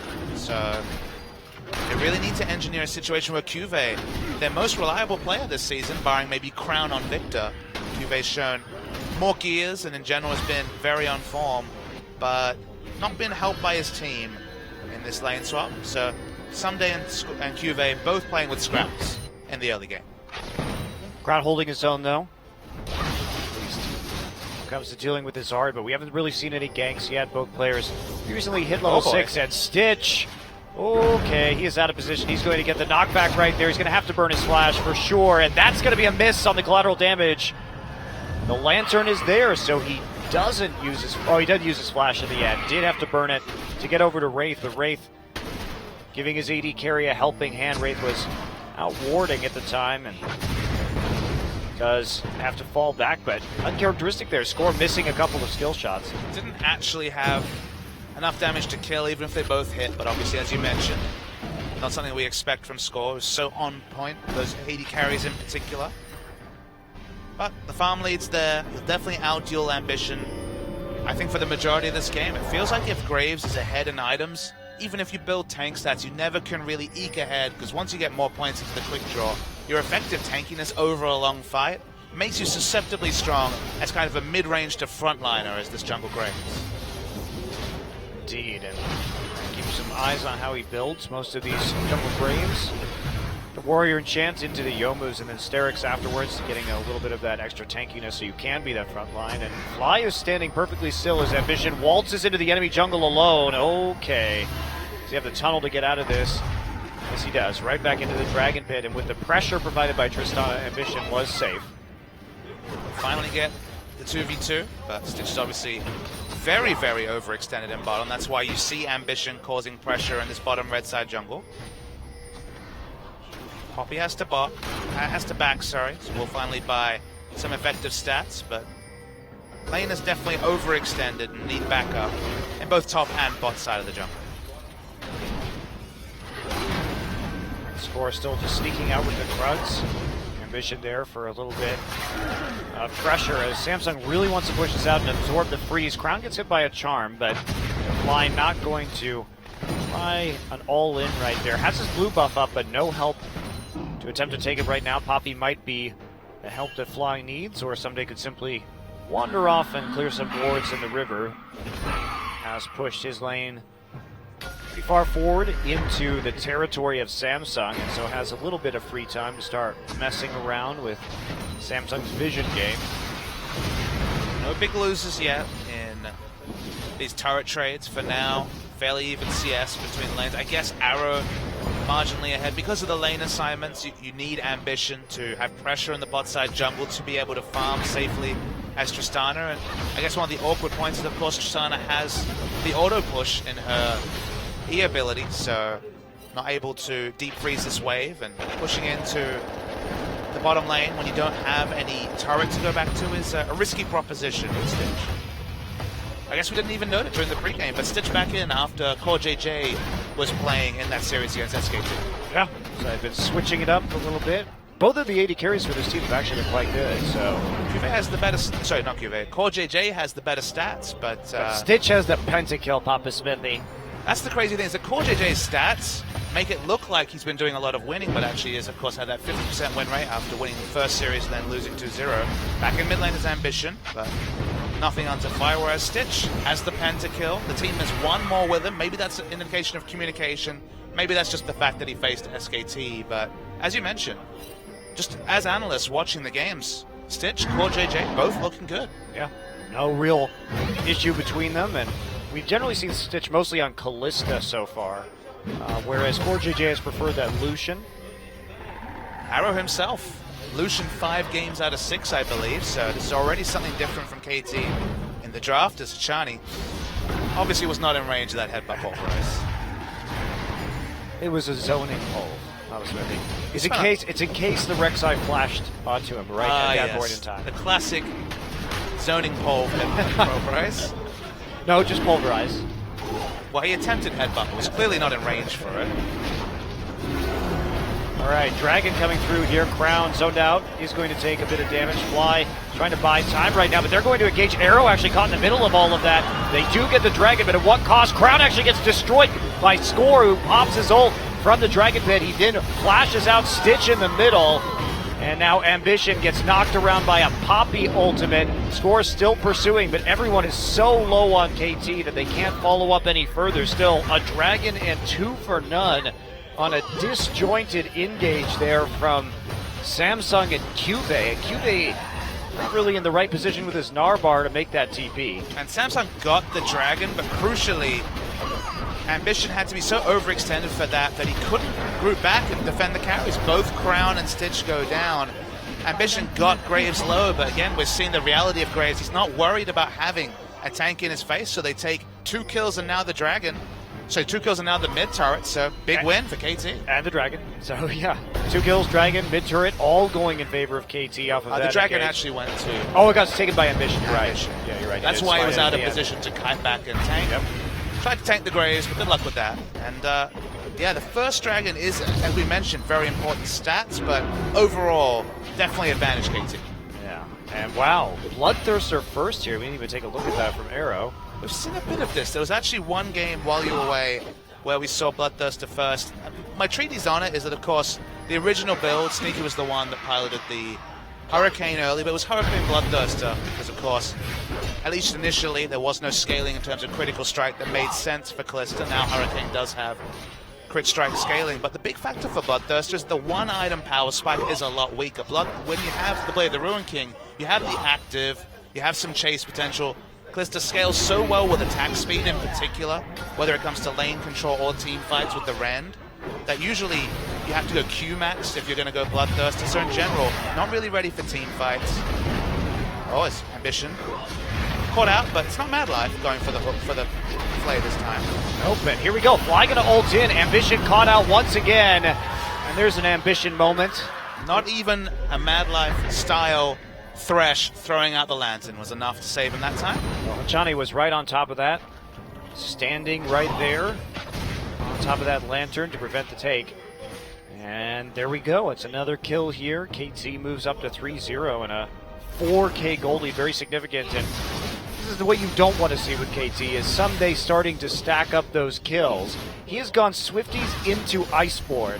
So this is probably the most carry-focused Poppy build we've seen. Usually you go Swifties with a tank item into Iceborne, not just straight move speed boots. Look, it's not quite the Iceborne. someday carry build I hope for. Where's the Trinity Force, please? But you're right, it's the build that makes more sense. Your disruption is going to be insane. A lot of these Poppy players, Poppy, if you're against a majority physical lineup, and he is, of course, Corki, more than half of his damage is magic, but otherwise it's physical damage up plenty from Samsung. If you can stack armor, the one thing you'll notice is that actually the Iceborne Gauntlet armor scaling in terms of AoE comes through as a pretty big factor in terms of disruption, because I've seen Iceborne Gauntlet, 400 armor poppies in competitive play just run fights with massive slowing fields that of course scale with that armor.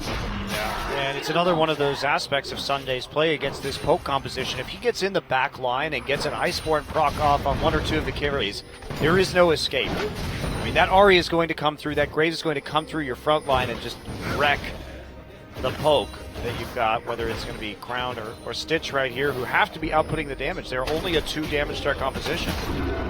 Turn to the Rift Herald. It's not the 4-minute Rift Herald. It's left alone for a while. Now, KT has actually done better with this Rift Herald than we've seen most teams do. Even in that mid lane after the Dragon play right there, Score still had the Rift Herald, and it did really help put down the damage to take out the turret after they got the Dragon stolen away. Look, jungle AD carries picking it up. That's the one class of jungler that makes sense to me. But that factor is Sunday's already on top of Cuvée. Yeah, forces the flash, and here's Score. They've got the minion wave prepped up. They're just going to blow him up. Bye. Taken out with that shotgun, and you know what? They've got a wave right here. They have the Rift Herald buff. Should they want to use it, Score decides there's more kills to be had. And Score going for the carry build as well. So Someday and Score don't let us down. Ghostblade from the jungle. Someday going for, as you mentioned, the straight rush into Iceborne Gauntlet. Remember, Score picked up that kill. He's level 11. 1,500 gold ahead of his opponent, and this is what Score does in solo queue. Now translating it to competitive play, his play on these dominant, fast-farming junglers that can also duel is so impressive. He's 2 levels up, too, not to mention the gold lead that you noted, and that's a absolutely crazy advantage out of the jungle, especially since it's about 18 CS, but he's just been grouping around the minion waves with the rest of his team. 45 seconds now until Dragon, and goodbye Samsung wards here in the river. To me, Graves is like a slightly better Nidalee, just because, of course, Nidalee has longer range poke, but the fact that Graves, once he gets 5 points into quick draw, can play in those close quarters, and his jungle clear, both their jungle clears are very, very quick. It feels like the Graves are just that much more valuable in the late game, and they're pretty similar in terms of skirmishing in the early to mid game. Yeah, I actually don't think Nidalee is very good right now. I think it's definitely overpicked. I mean, when Runeglaive was around, I agree. I feel like Runic Echo is actually very, very powerful on her. I think the champion is over-prioritized, but you saw what Peanut was able to do last week on that champion. I feel like it still has a place, but Graves, to me, outclasses her in a very similar way. Yeah. I just feel that with Nidalee, there's always a better answer for a composition than having Nidalee, because she's a bit feast or famine. You have to get that Rod of Ages scaling up, and she's very volatile to play with in the late game because of her ability to get caught out and just instantly deleted from the team. I think the Rod of Ages point is actually an interesting one I hadn't considered, just because you get that slight dip in your power spike 20 minutes in when you get your Rod of Ages, whereas Graves only gets stronger with that item book. Keep building long swords into things like the Serrated Dirk, into the cooldown reduction, building into Ghostblade or more Malmortius or into the Sterix Gauge. You're right, the itemization feels like it just keeps getting better for Graves. It's clunky. The power curve is very clunky. And even though people will say, well, I would like Nidalee because I'm running a poke composition, I actually think that more peel is better for your poke comp. So if you have an opportunity to take like Elise or Rek'Sai with a 2-threat poke comp with like Varus and Corki, somebody's just going to go in right now and knock up Wraith. Wraith is just destroyed by collateral damage. Ambition flashes over the wall, but he's got a dozen spears in him already, and now Arrow with the finisher on the red. Meanwhile, Fly found Crown on the flank and prevented him from really joining in that battle at all. Really smooth dive and very sudden from KT. We didn't even note this, but we have the 2 Pseudo-Mouth ults in Poppy and Alistar on the same team. Both of them can engage into that melee range knockup from far away with both the heroic charge and the headbutt, and the result is the bouncy castle under that inner turret. People die to the burst damage. Really liking what KT's put together, and importantly, it's not about Someday only. It's actually been Score that's been the big hero this game. Yeah, 100% kill contribution. And his performance has been putting it together for KT this season. You and I were talking about the Malphite ults that Poppy has with the 0 delay Seriously, cast. I was watching the NACS game earlier, and I was trying to just work out, because I haven't looked at the numbers, how long that knock-up is. It looks like it's longer than Unstoppable Force. Maybe that's just because of the animation, but I'm like, this is a long knock-up. When Alistair's coming there as well, Cleanse isn't going to do you anything. The melee range use of that ult, but the fact that it's also got that other use, depending on if you're sieging in a disengaged fashion. Poppy's got it all going on with that ultimate. And the best part is that you can stun somebody with your E and then knock them up. So it's actually even better than a Malphite Sure, ultimate when it's next to a wall, but in that scenario where we saw Someday, you flank, you get into range for the point-blank double cast of the ultimate with the heroic charge, so it's a lot like Headbutt in that scenario. And instant cast, instant knock-up, instant death for Samsung.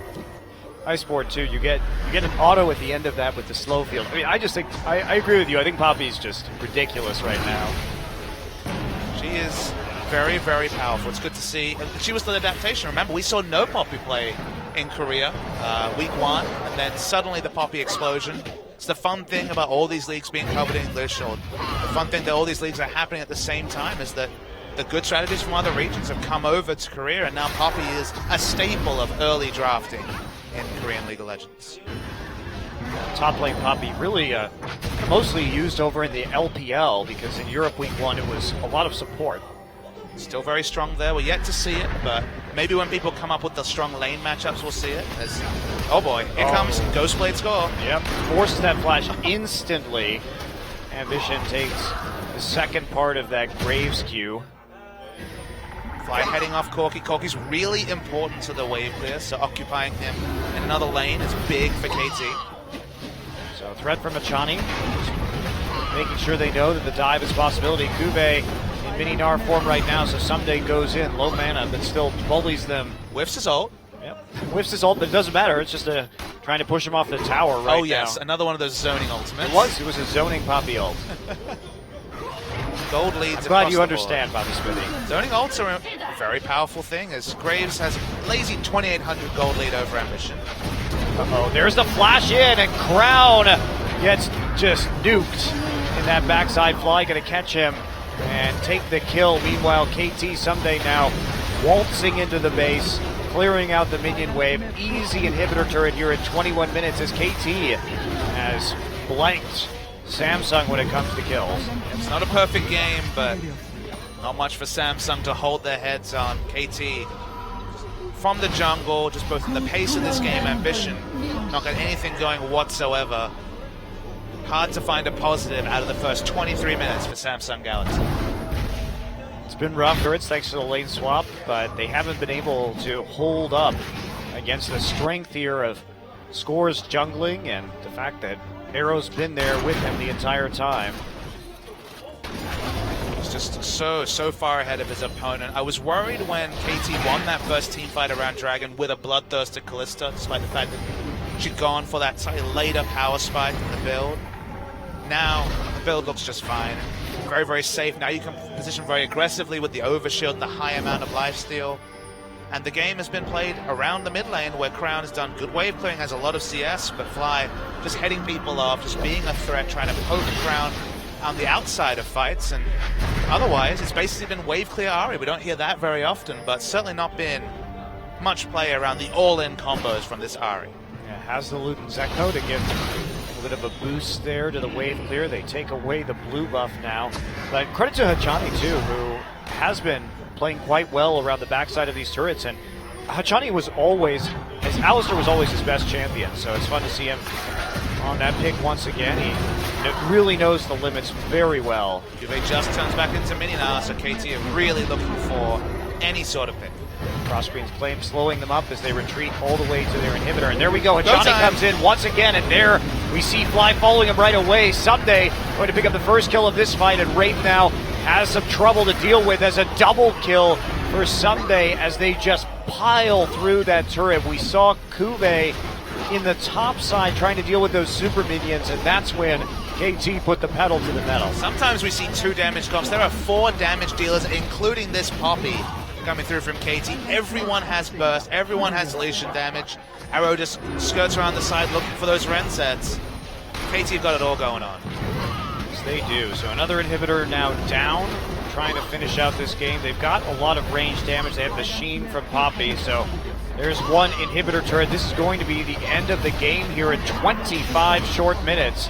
KT, a dominant performance, lights out when it comes to kills in game number 1. They finish it 9-0. And KT seem to have got that 8-day break exactly when they needed it. Have gone back, have obviously changed their style. No longer is it about purely outscale with Someday on the likes of Fiora in the top lane. They give Score something aggressive in the early game. The Graves we wanted to see certainly delivered in many different ways. And KT finally has shown a different gear after playing so much of this season in low gears. Slow, long, drawn-out games. We thought this was going to be a 45, 50-minute epic. Easily over in 25 minutes. Yeah, that definitely KT's most convincing game of the season. They didn't give Samsung room to breathe right there. It's just suffocating them. And Score with 100% kill contribution really put his stamp on that game. The first time we get to see him play Graves, something that we have been eagerly awaiting, and he did not disappoint. Undefeated on the Elise, and now you add something much more aggressive in the Graves, and damned if he didn't look amazing on that champion. Another facet of the draft you have to play around is just how strong he is, and this is the way with Jungle Graves. You're noting it on our screen.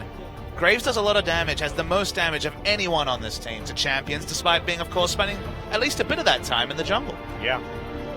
Did manage to get above Poppy and Ari and Kalista. Look at Poppy's damage, 6-6-6-6. That's right.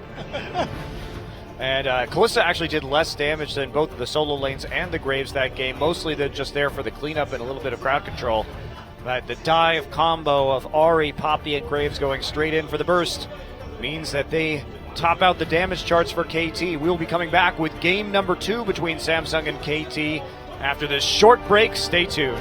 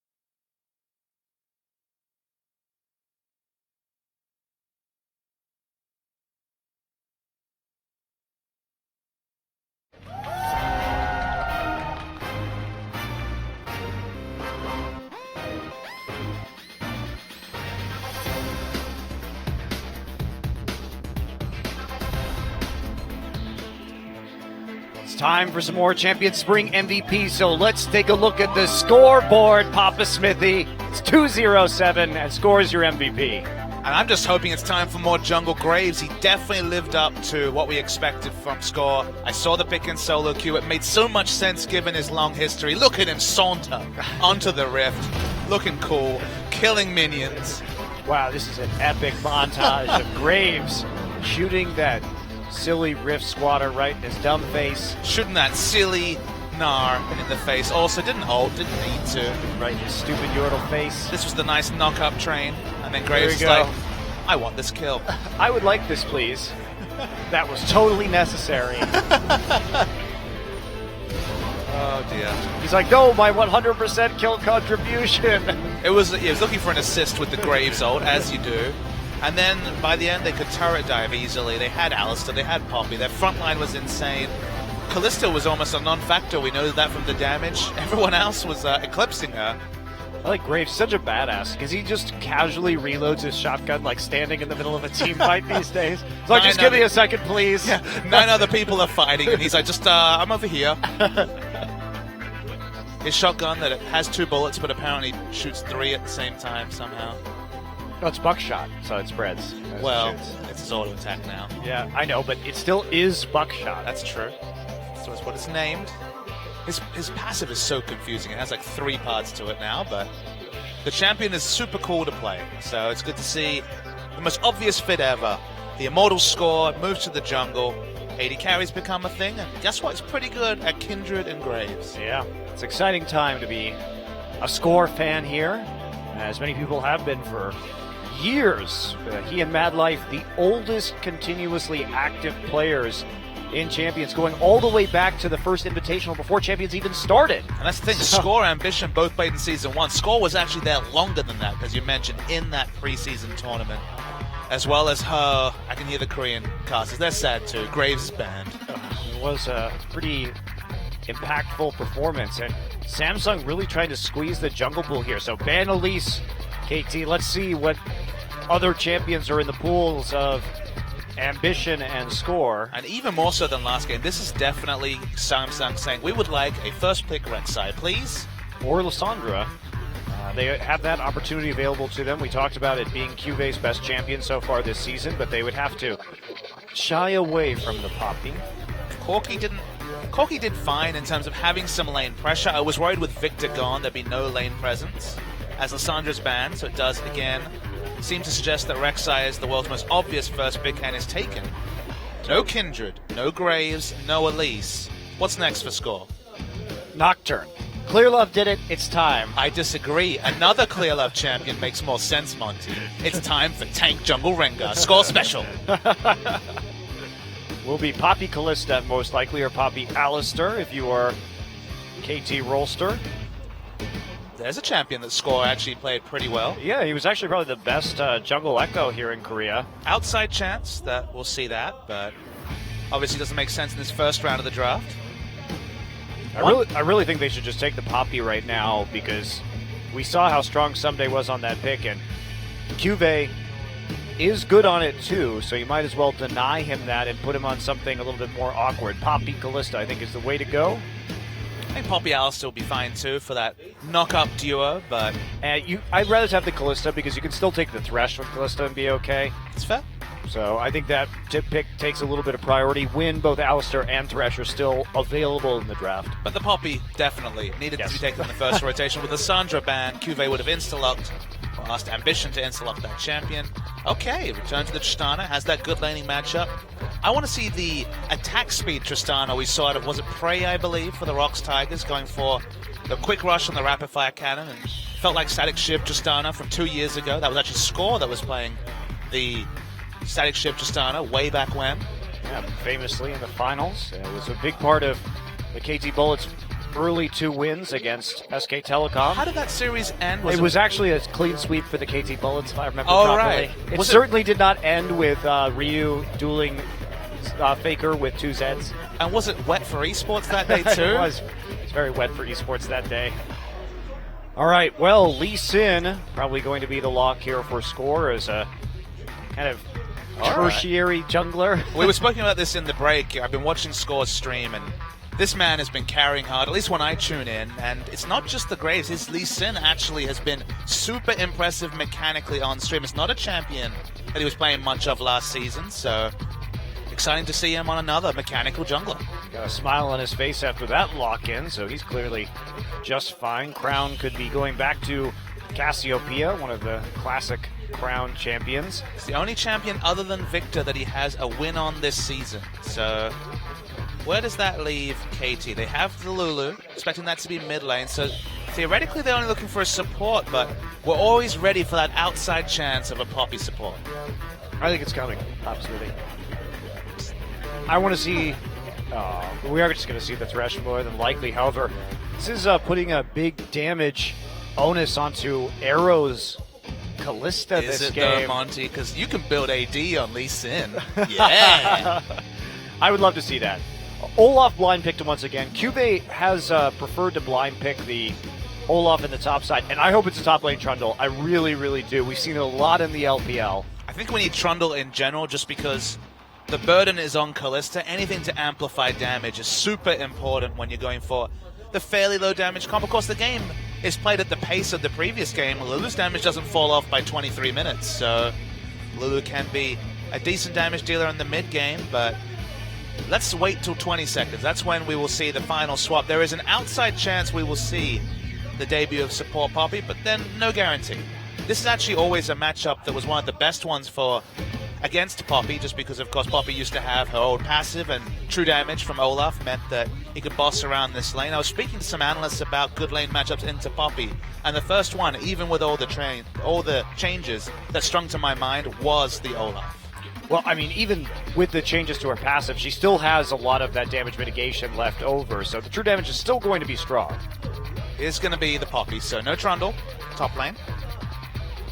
All right, well, Someday it certainly delivered on that pick in the last game. Does have that different matchup. Cube, really the only player here in Korea who likes to blind pick that Olaf, despite it being a perfectly acceptable blind pick in the current meta. No speed buff for him this time.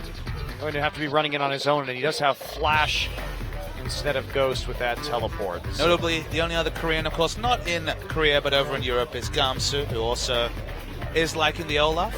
I think this matchup might be good. I'm really excited to see another data point of Olaf versus Pop.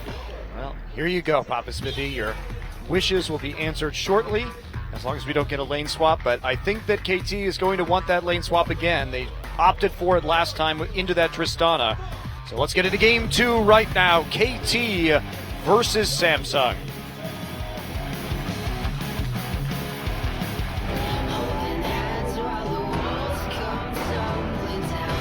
When they do, I'll be right behind you. Be what you want to. 그 맹세를 받아주마.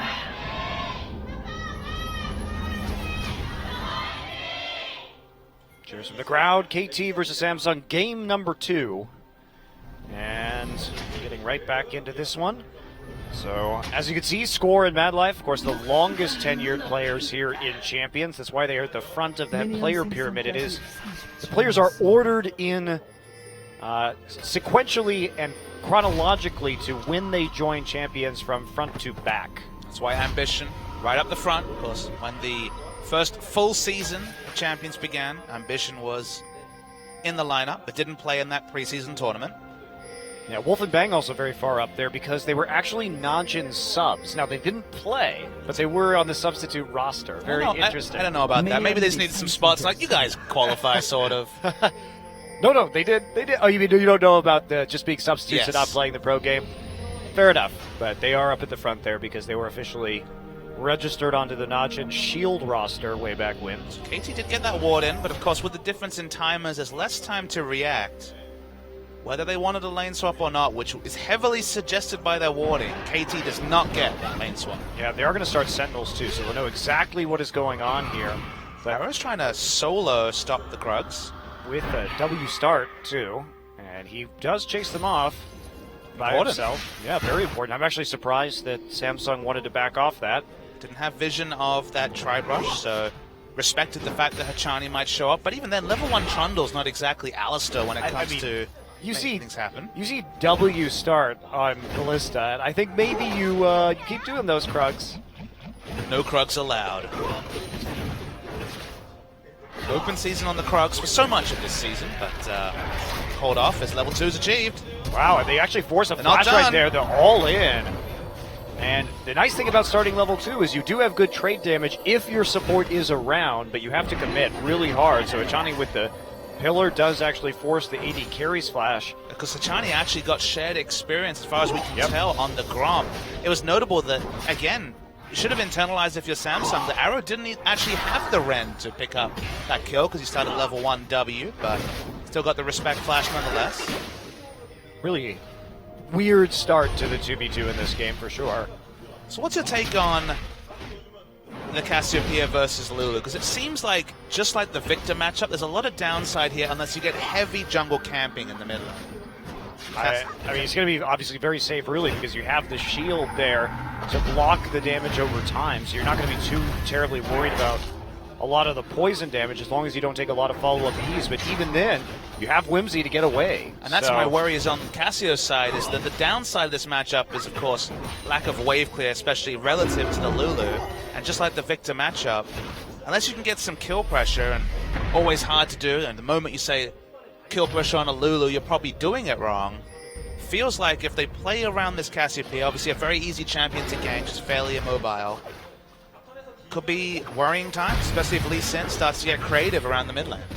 It's up to score. However, Fly does take the TP, and not going to have as much. Crown has the Ignite. I just think that, well, you're not going to get a lot of kill pressure here from the Lulu, clearly, but you are going to get some decent wave clear. And from Crown's perspective, he's going to get a chance to stack his tier and get those Cassiopeia stacks rolling. There's not a lot of threat on him either. So if he's confident in his positioning in the late game, if they can make it that far, they should be pretty tough to deal with, because certainly Samsung has a very powerful late game composition with Olaf and Tristana and Cassiopeia. They should have that big advantage if they can hold out long enough. I feel like a lot of the late game relies on how tanky and strong Cuvée can get, because Crown and Stitch are definitely going to be fighting on the back lines. Cassiopeia struggles to get that damage in.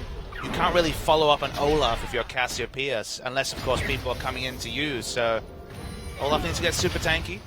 Cuvé's overextended. Yeah, he is. Does have flash. Score just going to sit here. Has the Raptor buff, so knows he hasn't been seen by Cuvée.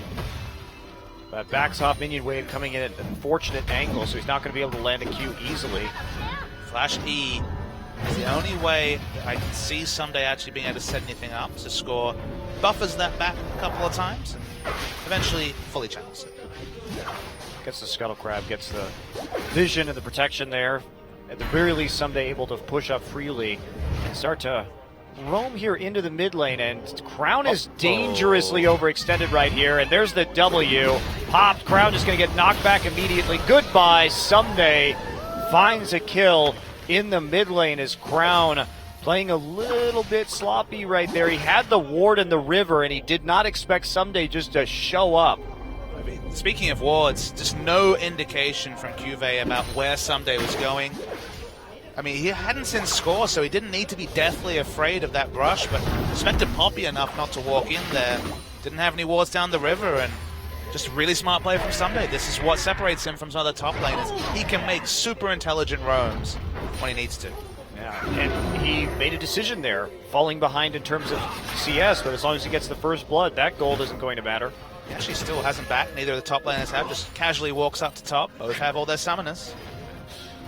18 CS is the disadvantage, but getting a kill makes up for a lot of that. It's about even in terms of gold, but the pressure it puts on Crown in particular is massive. Even though Crown didn't actually blow a summoner, realized he was dead.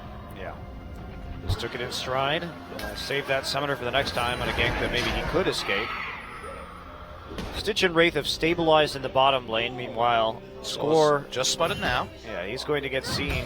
And Cuvée backs off to the safety of his own turret. Crown decides it's time for a pink ward on this side, and that's where he's going to be standing, avoiding any more possible ganks here, as he did see Score make an about face and could have been headed back down his direction. Nice hit by Polv onto Arrow, which is going to be trade damage. Big trade win, though, for Samsung.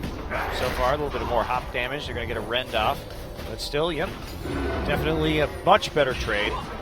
And that's what we expected in this 2v2. They tried to counterpick this lane. They fell behind a little bit early. Fly actually has to use his ultimate right there. Crown had also ulted, that's why it went so low. Cuvée, somebody's trying to look juicy, but for now, not enough. Wow, Score really trying to push Sumday's advantage. He has been hovering around this top lane consistently, and now Someday has been able to close that CS gap just a little bit, but Cuvée going to turn it right back around. It'll remain about 10 ahead, about 12 ahead actually. Going to have to be a damage gank. If Score had level 6, I think they could have brute forced a kill because Ragnarok wouldn't have been enough to dissuade all the damage, but when he's full health, very, very hard lane to gank his top. So, saw somebody buy a Giant's Bell, resell it for 2 Ruby Crystals and a Cloth Armor, so going with the components to start things off. Trying to get as many raw stats early as possible rather than just picking up the flat HP. Dead Man's Plate and probably Banshee Veil, or at least some Magic Resist coming through is the likely pickups for Someday, but looks like Iceborne Gauntlet just not really fitting in. The Ruby Crystals are very important against the true damage from Olaf. If you're Poppy, you're going to be trading in melee range, so you're going to be eating those true damage swings from Olaf, so health very, very important in the matchup. Dragon has begun here. They know Tristana has gone back.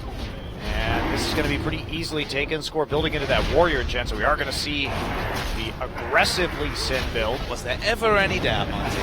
No. No, there wasn't.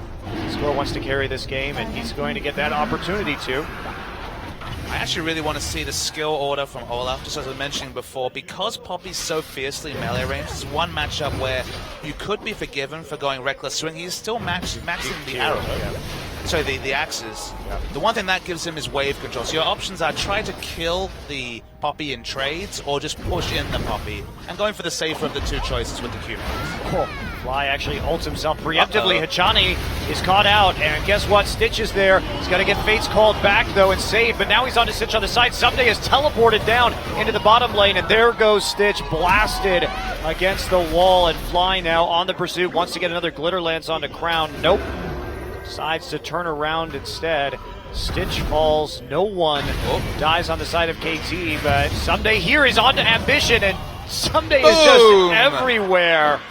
Comes back with the buckler swing from his auto attack to finish the kill. Krugs giving him a helping hand, but Someday has just been everywhere this game. Just Poppy things, Monte Cristo, and he didn't even know. He didn't need to.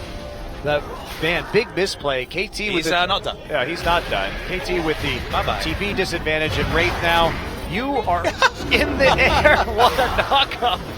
Arrow gets that one. Someday walk out with the, I don't know what that is on his head. This is the part in solo queue where you say, can you please control your lane? There's Poppy's everywhere except top. Well, I mean, he's just farming champions right now. He's already 2-0-2 in 10 minutes. He doesn't care about CS, but man, that all-in from Samsung was a total disrespect of the teleport possibilities from Someday. Cuvée will try and close this gold gap with the help of a tower, so actually the trade ends up being somewhat even. Well, in terms of map pressure, in terms of the snowball on other lanes, even in terms of the kill score Someday's put together, the gold lead's only 1,000, but the pressure specifically created only by Someday. Someday has literally been doing Score's job for him this game. Score, 0 successful ganks. I mean, Someday, 100% kill contribution. 0-0-0 jungle Lee Sin. So question marks at both the enemy top laner and the friendly jungler this game. I love it.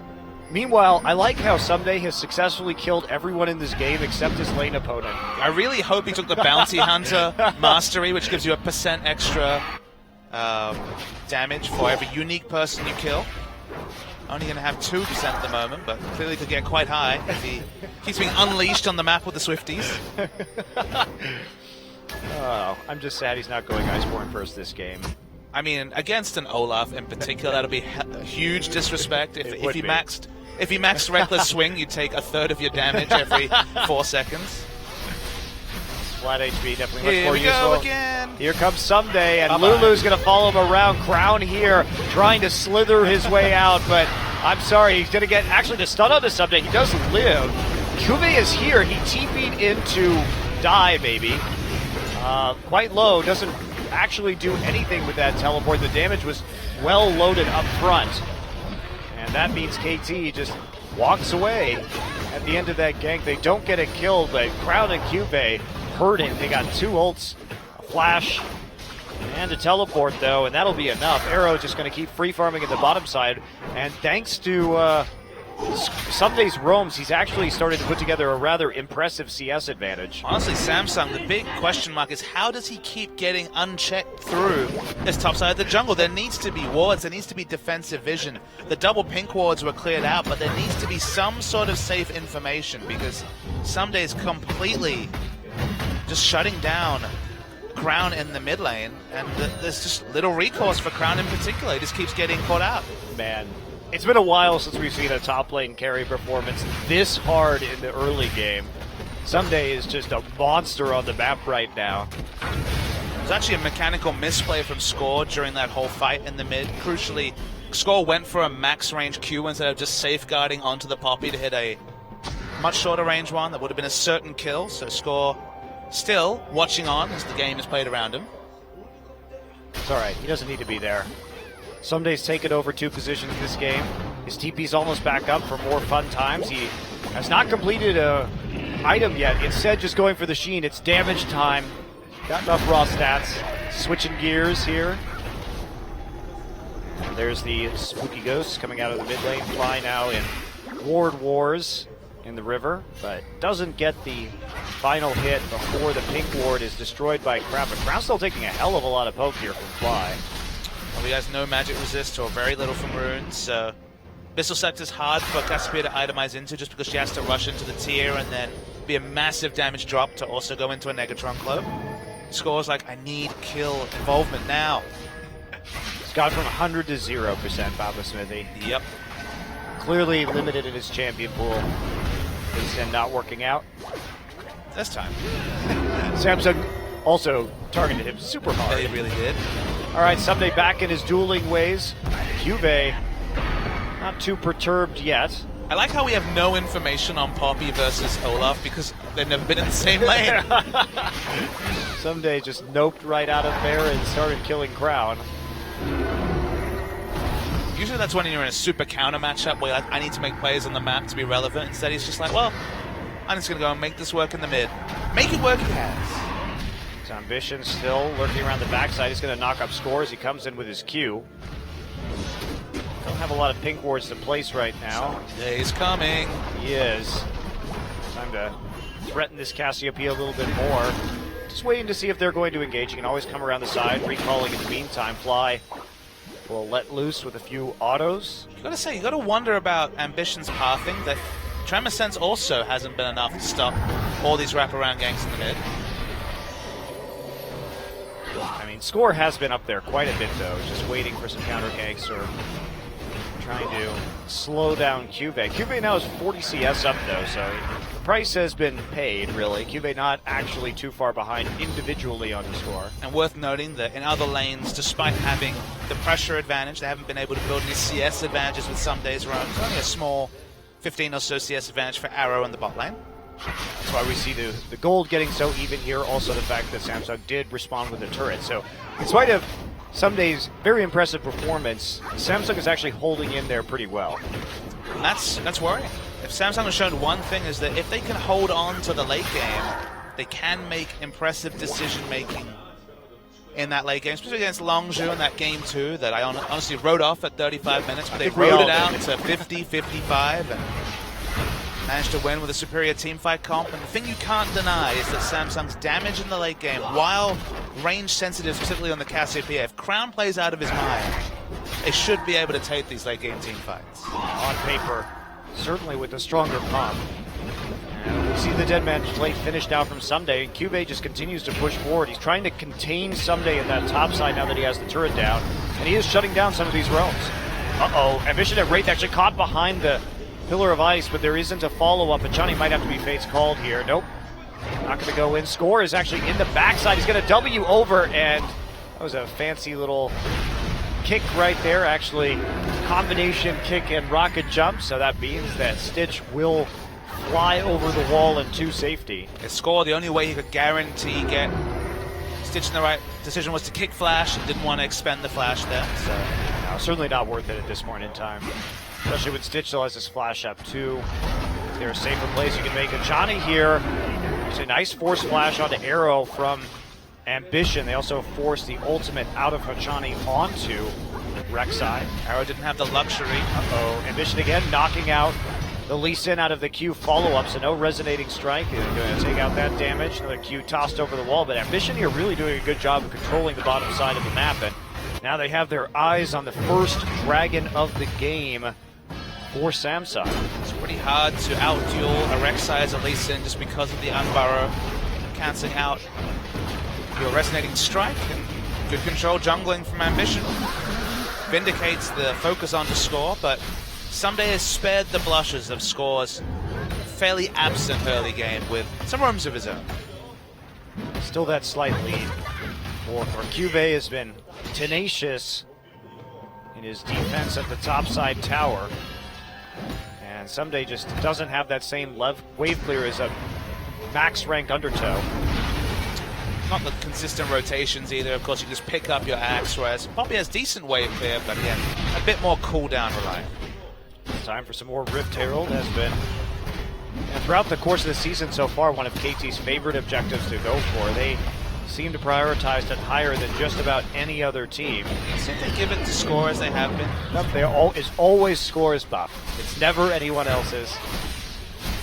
Well, he is the oldest player on the team, so he probably gets to make those decisions. My buff. I'm the shot caller.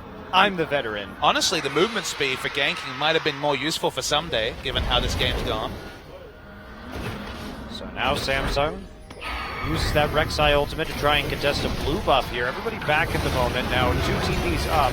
That's going to be a very, very fast blue buff steal. Ambition gets it. He's caught behind the Pillar of Ice, but there we go. Arrow going to chuck him over the wall. There's Someday once again coming in with the TP. Cuvée coming in from the side too, but there is Score. And now KT Rolster on the retreat. They kick Wraith backwards. However, Someday getting low. Arrow there. And there's a great ultimate from Cassiopeia. This is going to be a big team fight win for Samsung. They're piling in under the turret right now. How far are they going to go? Ambition starts to tank it up, and Johnny is going to be low alongside Fly. Fly just trying to recall right now and prevent the ace. They're going to come in the end, and now Samsung on a 4-for-1 trade. Fly attempts to escape through the enemy jungle, but that was a very nice Cassiopeia ultimate from Crown. A really good play from the Cassiopeia. Stitch can catch out Fly. Does he have enough damage to take him out, though? Looking likely. No, Fly's going to run away.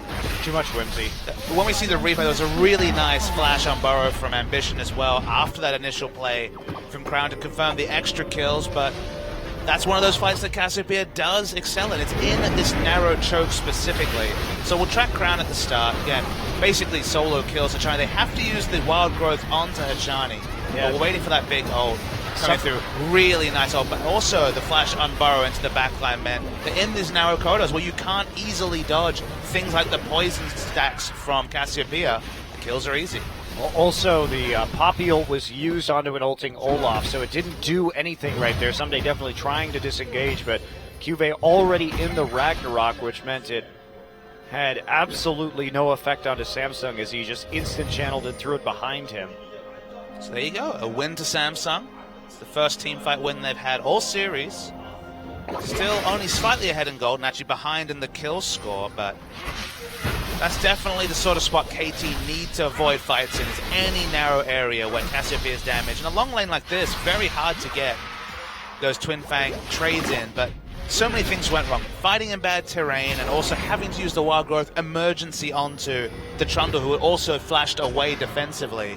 Got no value out of the suite of utility from Fly, and Samsung pick up an easy teamfight win. Yeah, KT opted into that too because they yanked Trundle up to the high ground out of the river and then immediately pitched him back in with the Fate's Call. So they could have certainly just disengaged from that entire scenario. Now Cuvée is here and trying to put down the pressure, spamming those axes into the mid lane. The wave clear starting to falter a little bit. They need to really bring Stitch over to the mid lane, though. The siege of the other champions here is desperately poor, so need Stitch to get any realistic turret damage. It looks like it's going to draw someday out of top, though. Yeah, just got the Hurricane, however, for Arrow, so they are going to at least have slightly better wave clear than they did previously. Someday going for a walk, as he's been doing most of this game. He actually, remarkably, is caught up in CS to now only -10 after being 40 down at certain points. Has to worry, though. He is very susceptible to magic damage, has stacked on the armor, a little bit of HP, but largely armor. With that second Ruby Crystal, though, most likely to be some magic resistant coming.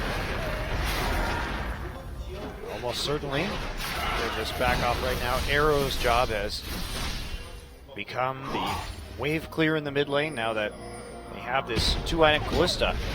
So KT's still able to play around double teleports for Sunday and for Fly. They have a split push. It's not the greatest split push in the world, but it is an option. Crown, I think, really needs to pick up the distortion boots.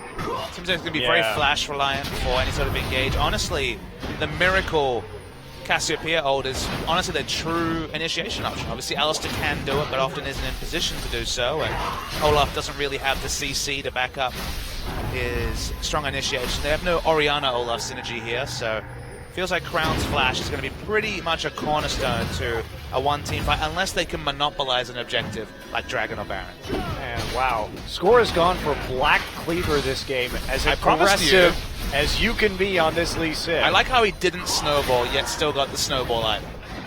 He's like, no kills, doesn't matter. Build and damage.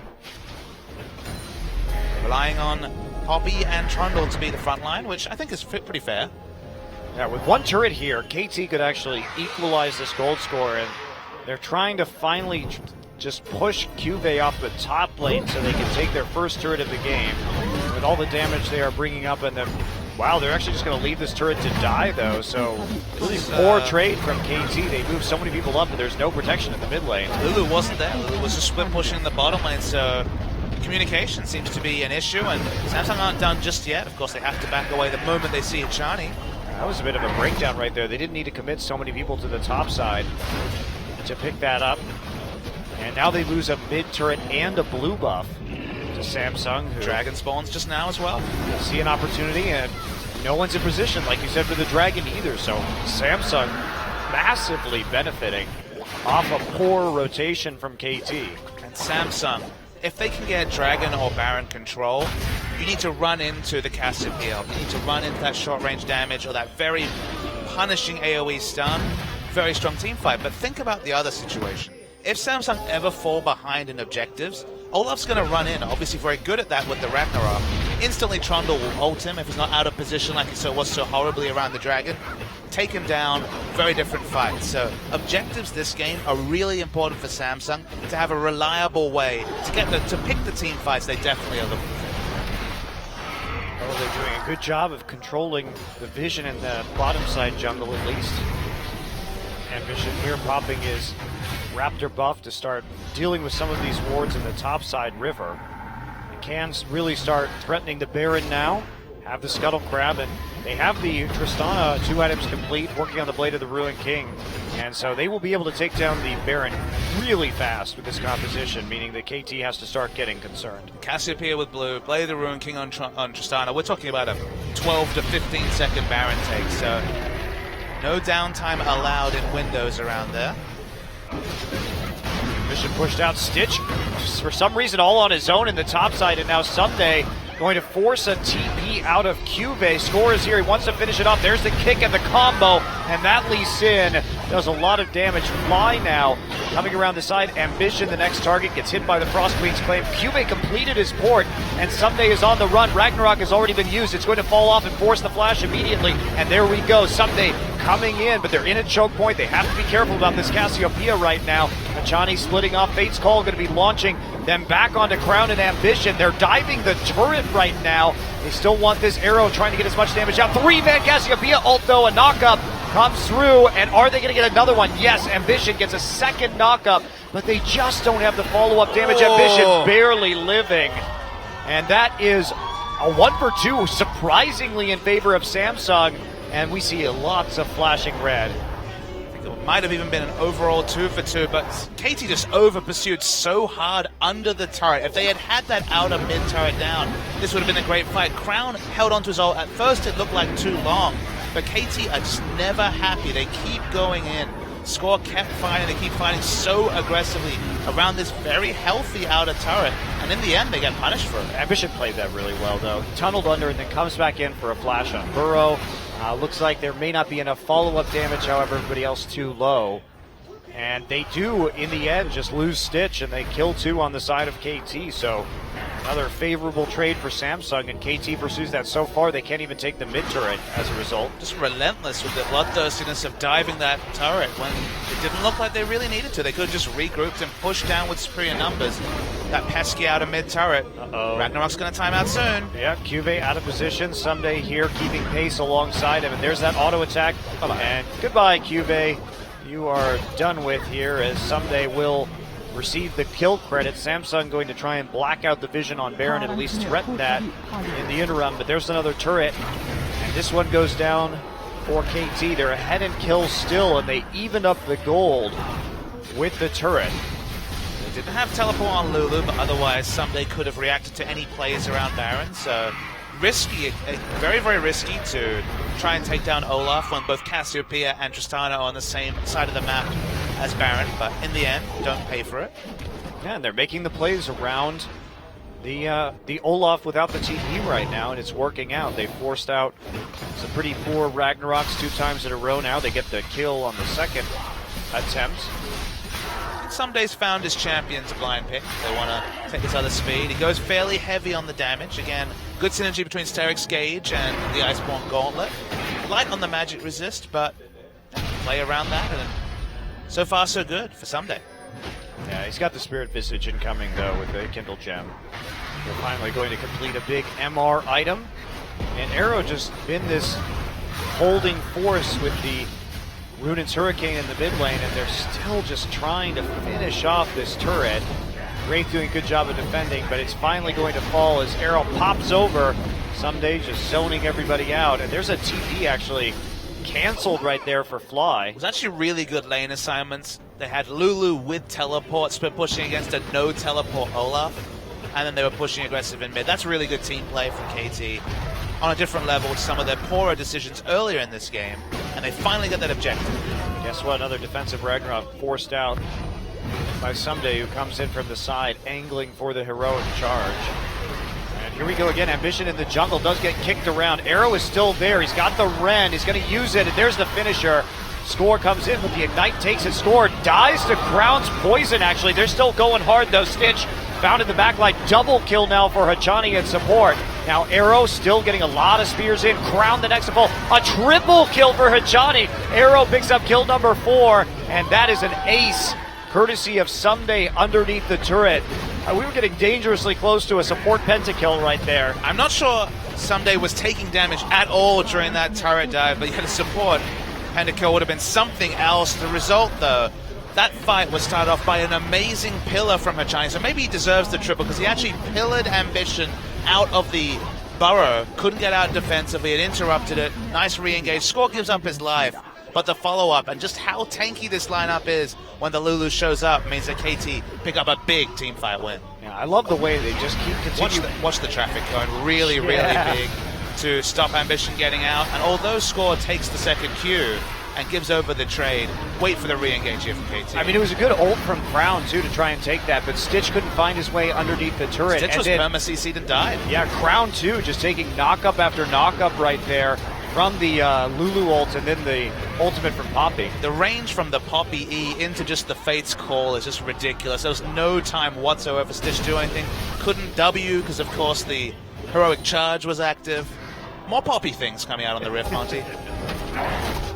Someday lost his 100% kill contribution score, Papa Smithy. What a terrible game. It's all over for Someday. I'm disappointed. Back to stacking that armor, get that slow field, even more CC and disruption.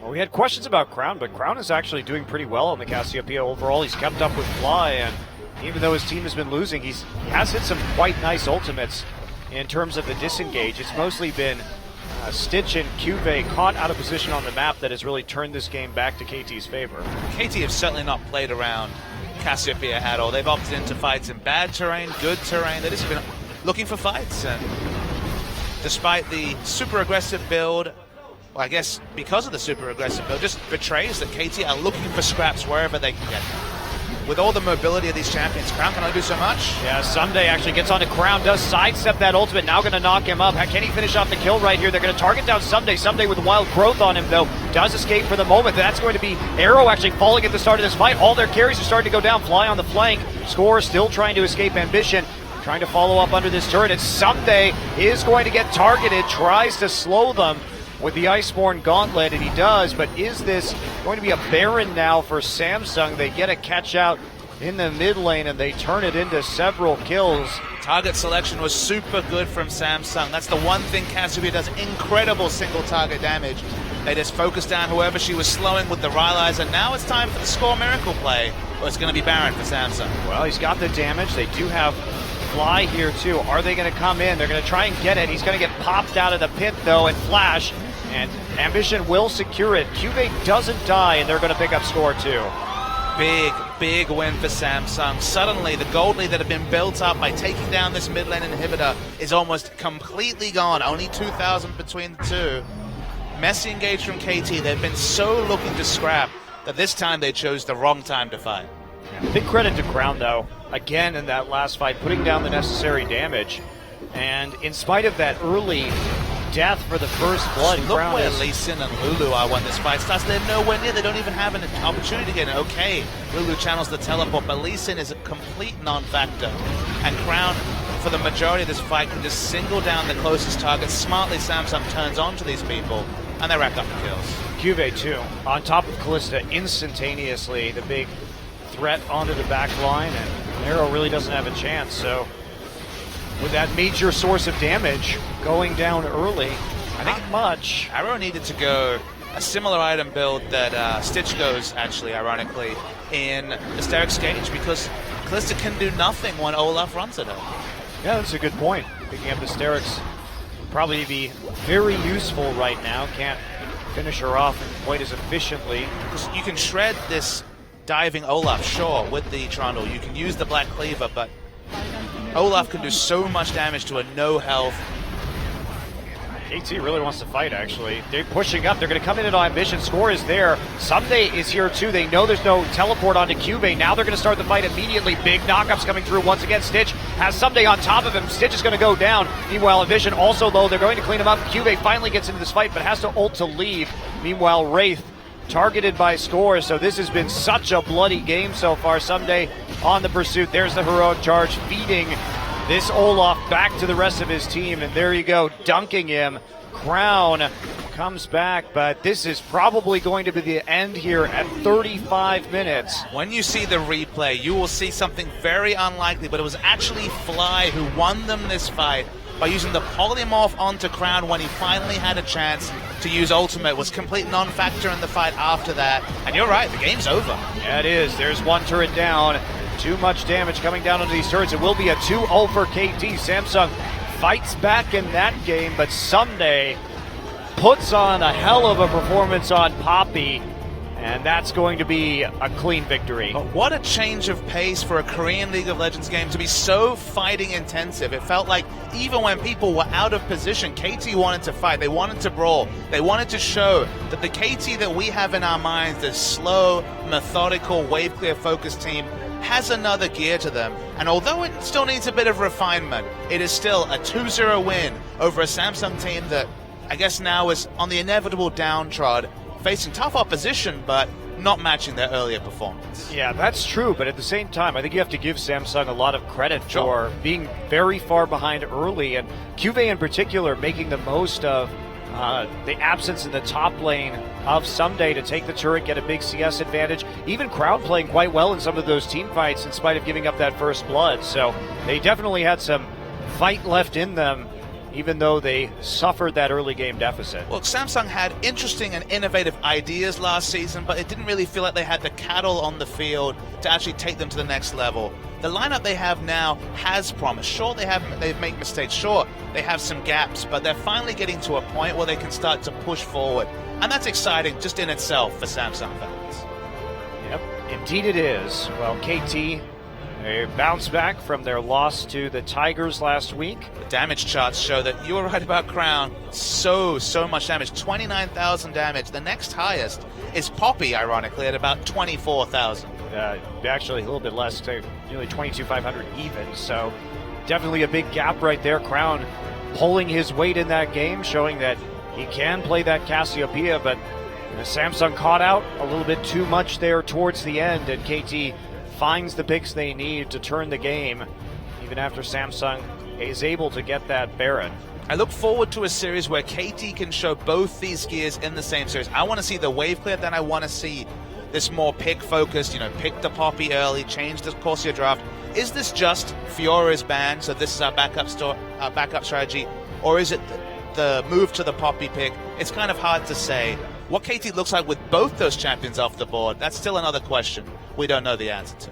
Well, I mean, the Fiora wasn't banned in this series, so just falling by the wayside, even though we saw that heavy priority on the pick from KT Rolster in the beginning of this season has fallen away. Now Poppy is what they're going to be going for, and with Sunday's performance on that champion, it is hard to argue, and to the surprise of no one, Sunday will be your MVP from that game. His roaming performance, getting a kill onto everybody except for his top lane opponent in the first 10 minutes of that game. And look, it's a high bar, but the only time I can remember a laner having quite this impact on the team game in Korea was Dade on Twisted Fate about 2 years ago, I guess, almost at this point. But the fact that he could just leave lane so reliably and do Poppy things in chiefly the mid lane, but then impressively in the bottom lane as well, was amazing to see. Just so sneaky. You do not expect the Poppy to be there. And the bottom lane. Remember, Olaf's just taking a turret at this time. You do expect the Poppy to be there for Wraith after he kills Ambition, but you don't. Ambition had no reason to believe that Poppy would be waiting in that brush. And look, we were wondering about the Olaf versus Poppy lane matchup. Still have my hands up in the air at that one because there was no lane matchup.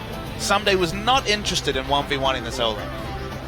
Here we go, and Chani gets a triple kill. Crown tries to kite it out, has that face of the mountain. And we talk about Poppy damage. I mean, when she's second in these damage charts, it lets you know that between the Q and I guess the Iceborne Gauntlet procs, just all the incidental damage seems to be higher than you'd expect for a disruptive champion like Poppy. So maybe a couple of tweaks will take out the damage side. The CC, though, it remains to be seen. Someday, just all over Stitch's Tristana in the back line. Cube on the run, but Someday is running right past him and using that heroic charge to move him straight back into the team. Poppy things. Just Poppy things. And here we go, Nagne sitting alongside Arrow in that front row, coming back to see KT, his former team tonight. And we'll see where Nagne ends up after this season. In the meantime, we are going to go to an MVP interview with Score and Someday. And of course, translating that for us will be Robin, so take it away. Thank you very much, guys, for another great day on the cast. And it's a shame Doyle wasn't here because Hachani drew blood on the Rift today. He did, that's for sure. The triple, the support Indeed, triple. a near pentakill. Anyways, we'll get to the interviews as Score and Someday come into the interview booth. Now, Score, you guys lost a set last week, but picked it back up today. How do you feel? Yeah, last week it was kind of disappointing because we thought we could do better, and this week we definitely practiced a lot and were able to bring it back to our own standards. Now, in the first game, it was kind of a landslide victory. Now, as a former AD carry, you played Graves. You performed very well. Yeah, well, my Graves is pretty good, and I was very confident that I would be able to carry that game. So what does it feel like? Are you satisfied with your jungle Graves play today? Yes, for today I am. Now in the second game you picked Lee Sin, and your Lee Sin win rate so far has been 0%. Well, I was gonna try some insect kicks and stuff, but whenever competition begins, our coach wants me to practice Lee Sin. And he's like, oh, this game is great for Lee Sin, you should start playing it. And so I just did what my coach told me.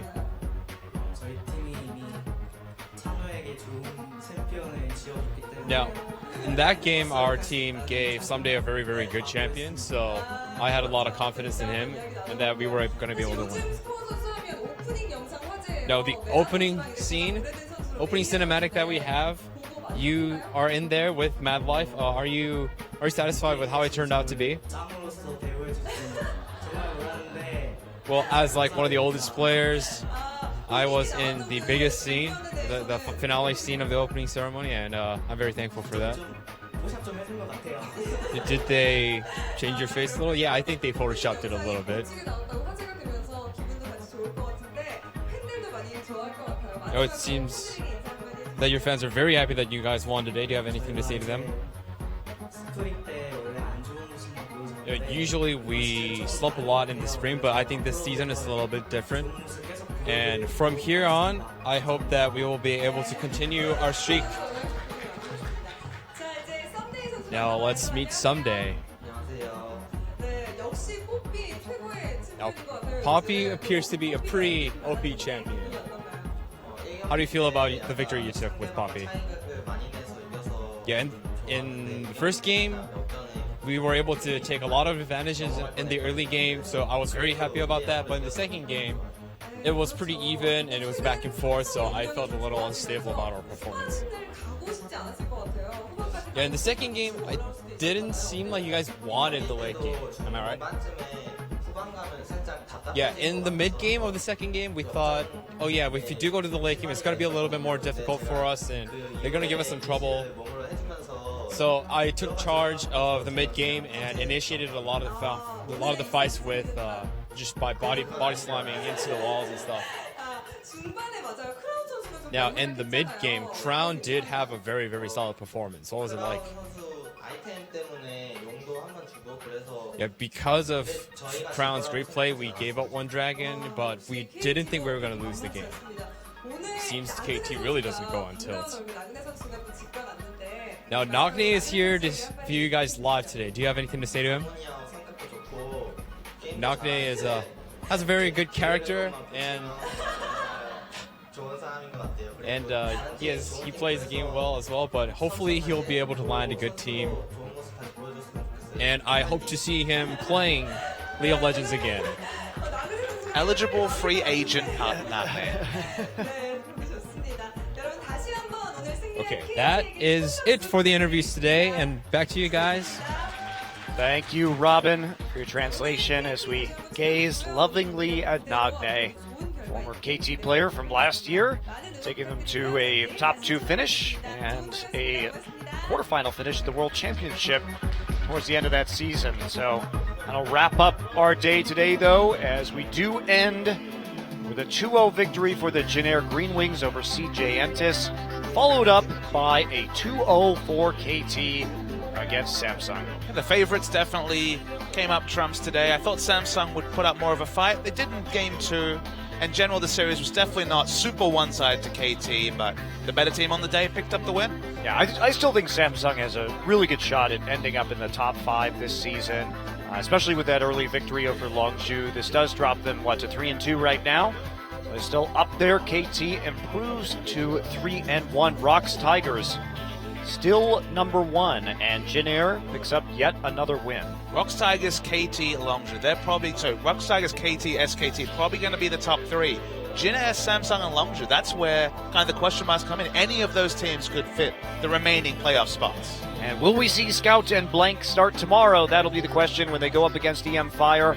Longzhu Gaming versus Afrika Freaks. Longzhu really needs to start closing out some of these lower-ranked teams to start justifying their superstar roster. Yeah, lost to Jin Air and then lost very one-sidedly to the Rocks Tigers. So this is a very winnable game for Longzhu. It'd be a big disappointment if they couldn't pick it up.